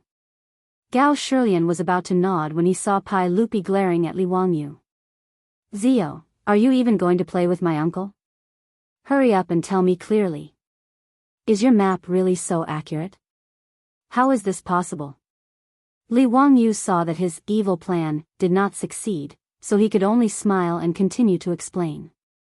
Uncle, all of you, this map is really accurate. Although I dare not say that it is exactly the same as the actual terrain, it is still very accurate. As long as you know how to use the scale, you will be able to easily measure the distance between different places. Although Qing Yaojin did not dare to bet with Li Wangyu, he still did not believe his words. Bastard, I really don't believe it. Zio, use this map to calculate the distance between Chang'an and Taiyuan Prefecture for this old man. Let me see if your calculation is correct. Li Wangyu smiled as he took out a ruler and measured on the map. Uncle Cheng, the distance between Chang'an and Taiyuan Prefecture is 1,000 li in a straight line. The actual distance is about 1,400 li. Is my calculation correct? When Li Wangyu was drawing the map, he naturally did not know the actual direction of the official roads of the Tang dynasty. However, for thousands of years, the official roads and the main provincial roads of later generations were mostly the same. The roads in the map he drew were drawn according to the provincial roads and national roads of later generations. As for the highways, there was naturally no need to consider them.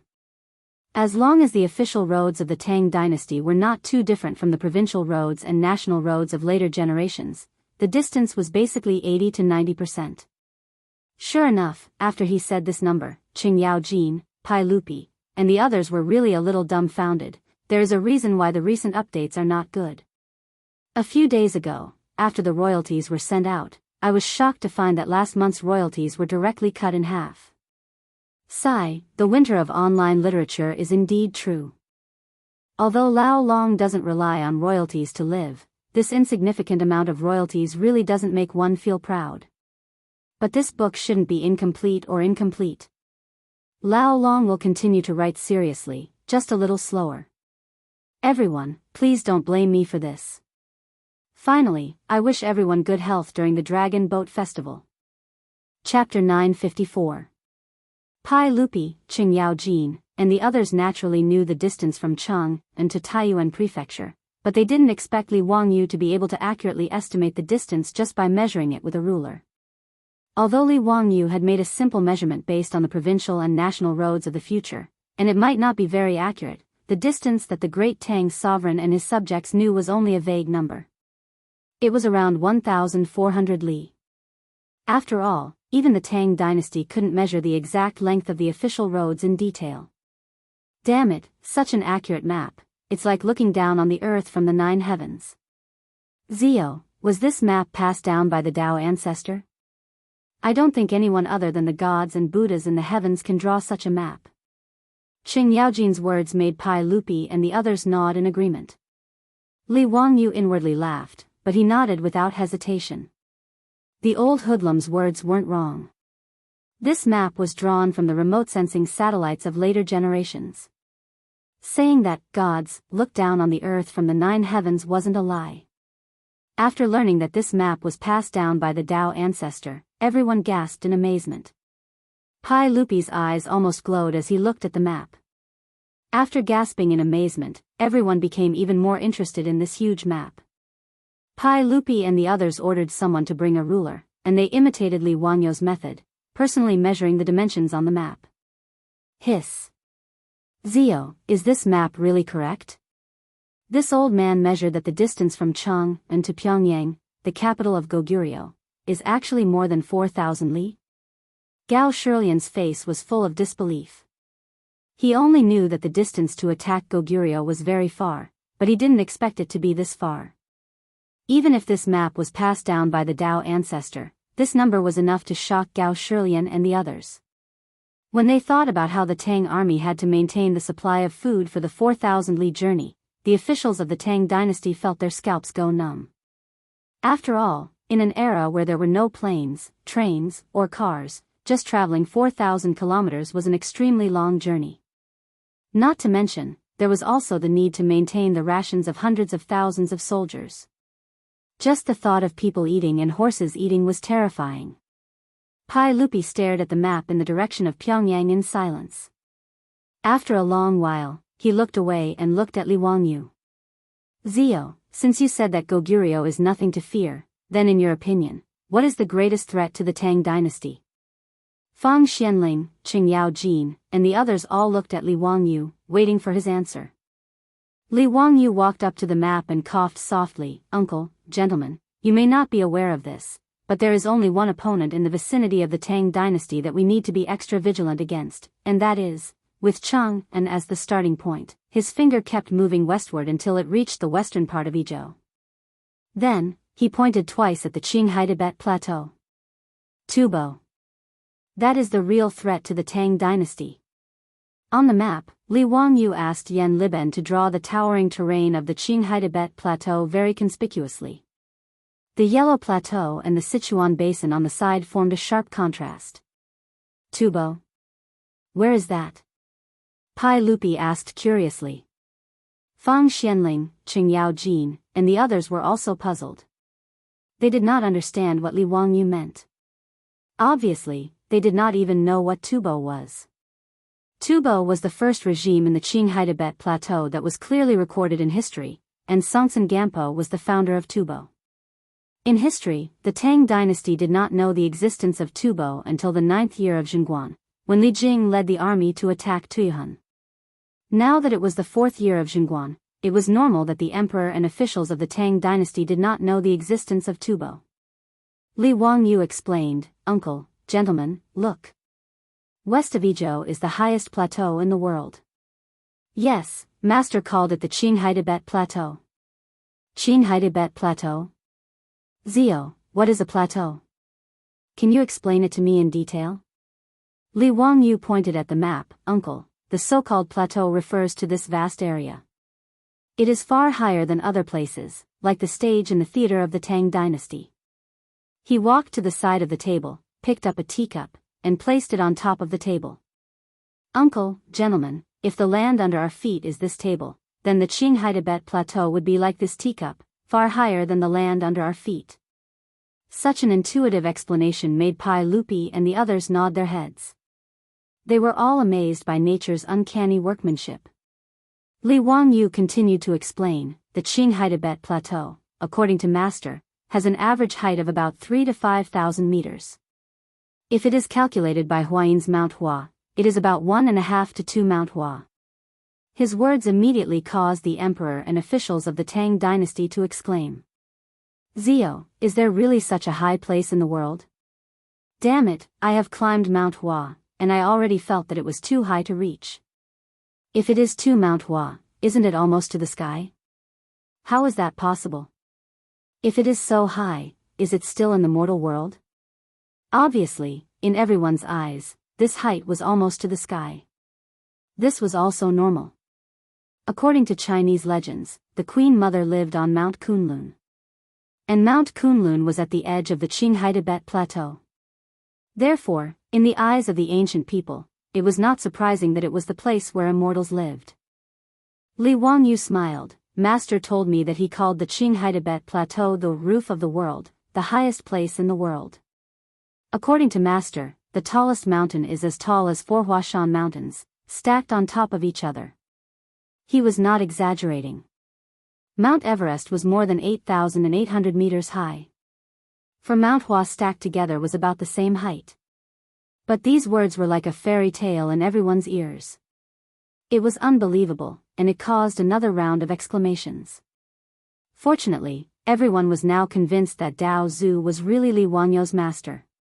Therefore, although these words were hard to accept, no one doubted its authenticity.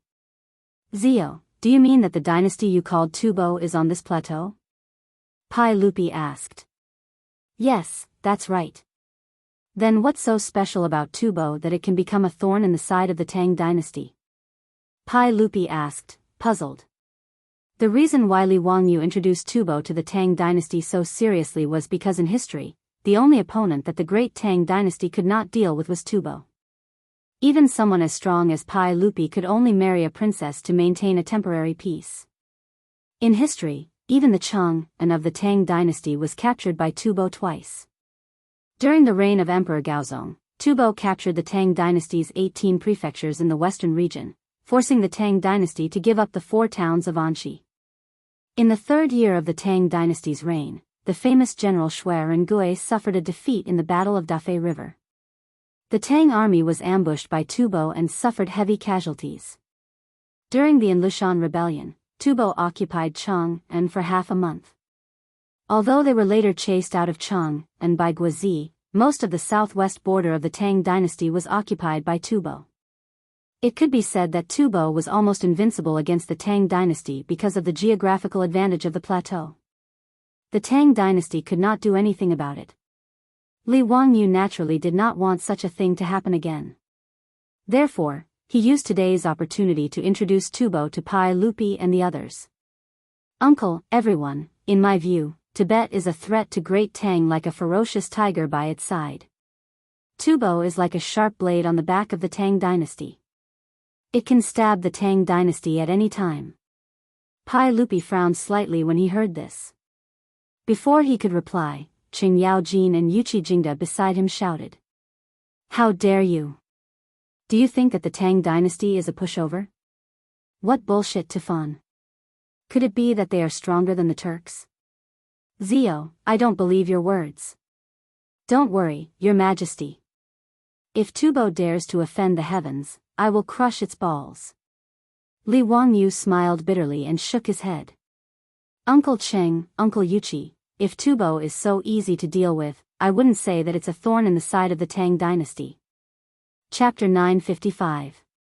Qing Yaojin said with disdain, how hard can it be to deal with Tubo? Can they be stronger than the Turks? Zio, don't lie to me. Uncle Cheng, in terms of fighting strength, Tubo is naturally weaker than the Turks, much less the cavalry of the Tang dynasty. Li Wangyu replied. Strictly speaking, Tubo's fighting strength was weaker than the Tang army. In history, the first war between Tubo and the Tang dynasty was in the autumn of the 12th year of Zhengguan. After Tubo annexed Tuyuan, the Battle of Songzhou broke out in Songzhou. The main force of the Tang army, Ho Junji, had yet to make a move. As the vanguard of the Tang army, Niu Jinda had already defeated the Tubo army. Songtsen Gampo was afraid of the Tang army and led the Tubo army to retreat from Tuyuan, Dangxiang, Belanqiang and other places. After the war between the Tang dynasty and Tubo, the main problem for Tubo was that once they lost, they would immediately retreat to the plateau. The Tang army had attacked the Qinghai Tibet plateau 3 times, but they all failed due to altitude sickness and weather. As a result, Tubo could attack the Tang dynasty, and if they lost, they could only retreat to the plateau. On the other hand, the Tang dynasty couldn't attack Tubo. In history, there was only 1,000 days of being a thief, but not 1,000 days of guarding against a thief. Thus, it was normal for the Tang dynasty to suffer losses from Tubo. Pai Lupi and the others naturally didn't understand this situation. Qing Yaojin asked in confusion, since that bullshit Tubo can't defeat the cavalry of the Tang dynasty, then why are you so worried? You said that Tubo is a threat to the Tang dynasty, are you playing with us? Li Wangyu was speechless. He could only point at the plateau on the map and explain, Uncle Cheng, did you forget? I said before that the Qinghai Tibet plateau where Tubo is located has a height of 3,000 meters. Yes, so what? Qing Yaojin still didn't understand. Uncle Cheng, do you know about miasma? The miasma that Li Wangyu mentioned was actually altitude sickness. As early as the Han Dynasty, China had already realized the existence of altitude sickness and called it miasma or miasma. Due to the humid and hot environment of the southern jungles, the poisonous gases produced by the decay of plants and animals were also known as miasma. Although the names were the same, in the mouth of the medical school, the diseases corresponding to the miasma in different regions were different. Qing Yaojin and the others were slightly taken aback. Zio, do you mean that there is miasma on the plateau? Li Wangyu nodded affirmatively. To be precise, it should be called altitude sickness. This is also the knowledge that Master taught me.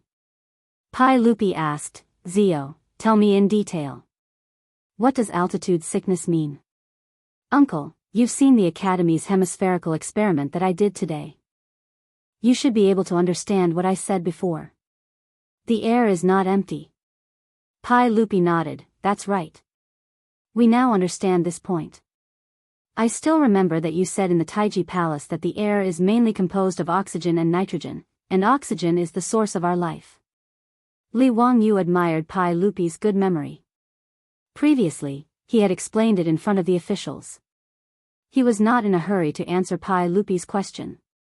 Instead, he ordered the old butler, Li Heng, to bring a crystal cup. In the Hangzhou Museum of the later generations, there was an exhibit that many tourists thought that the museum had made a mistake and had used a modern glass cup as an exhibit. In fact, the cup that looked exactly like a modern glass cup was a crystal cup from the Warring States period. Since the Warring States period could artificially make crystal cups, the Tang dynasty could naturally do the same. The crystal cup in Li Wangyu's residence was made according to the shape of the glass cup in the later generations. He took out a match, lit a candle, and placed it on the table. Then, he turned the transparent crystal cup upside down. Uncle, everyone, the oxygen in the air is the source of our life. This candle also needs oxygen to burn. If the oxygen in the cup is used up, the candle will go out by itself. Following Li Wangyou's words, the candle flame in the crystal cup flickered a few times and then went out by itself. This was a very simple combustion experiment, but Pai Lupi and the others couldn't help but widen their eyes in disbelief. Qing Yaojin couldn't wait to pick up the crystal cup, relight the candle, and turn the crystal cup upside down again. Dozens of seconds later, the candle quietly went out again. Damn it, there's actually such a thing. Qing Yaojin subconsciously opened his mouth and took a few deep breaths, afraid that he would die from lack of oxygen. He turned his head and looked at Li Wangyu. Zio, this oxygen is really magical. But what does this have to do with the altitude sickness you mentioned just now? Li Wangyu said with a smile, Uncle Qing, I'm afraid you don't know that the distribution of oxygen in the air is also different. The higher the altitude, the thinner the oxygen. When we reach an extremely high altitude, we can't even breathe with our mortal bodies, and we can lose our lives in a moment. The biggest problem of the Qinghai Tibet Plateau, other than its high altitude, is that the oxygen is very thin. If ordinary people enter the plateau, they will suffer from headaches, fatigue, palpitations, shortness of breath, and other symptoms due to the thin oxygen. In serious cases, they might even lose their lives. He smiled and looked at Qing Yaojin. If Uncle Qing goes to the plateau, I'm afraid you will be short of breath and weak. You won't be able to use even 20% of your strength. How can you fight against the Tubo people in such a situation? Pai Lupi and the others couldn't help but look at each other when they heard such a strange story. Fang Xianling couldn't help but frown and ask, Zio, aren't those Tubo people afraid of altitude sickness? Li Wangyu nodded, Master Fang, the Tubo people have lived on the plateau since childhood and are already used to it. Although they will also be affected by altitude sickness, the effect is much smaller. Therefore, if Tubo and the Tang dynasty go to war, even if they lose, they can just retreat to the plateau. We can't do anything to them at all. In this way, Tubo is already in an invincible position. Pai Lupi's face was also very gloomy. Zio, if it's really as you said, then Tubo is really a big problem for me. Fang Xianling, Gao Shilian, Zhang Sun Wuji, and the other big shots also nodded. Just thinking about such a potential enemy made them feel very uncomfortable. Relying on their geographical advantage, only Tubo could attack the Tang dynasty, but the Tang dynasty couldn't attack Tubo's hinterland. In this way, wouldn't the Tubo army come and go as they please? Even if they couldn't win, they could retreat to the plateau to recuperate and lick their wounds. The Tang dynasty was passively attacked, so they could only invest a lot of manpower and resources to defend the border. Looking at the map, Pai Lupi and the others felt their hearts tighten. Next to Tubo was Izhou, where the Tang dynasty was rich. Once Tubo attacked the Tang dynasty, the first to suffer would be Izhou. After all, Gao Shilian had been the governor of Izhou for many years, so he was naturally anxious when he saw such a situation. Your Majesty, if it's really as Zio said, we must guard against Tubo.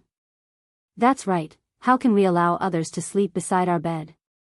If we don't get rid of Tubo, wouldn't our Tang dynasty be like a fishbone stuck in our throat? Your Majesty, this is no small matter. The few big shots couldn't help but feel a little anxious, so they all advised Pai Lupi. However, Qing Yaojin suddenly raised his head and laughed loudly, which attracted everyone's attention. They didn't understand why this old hoodlum went crazy again.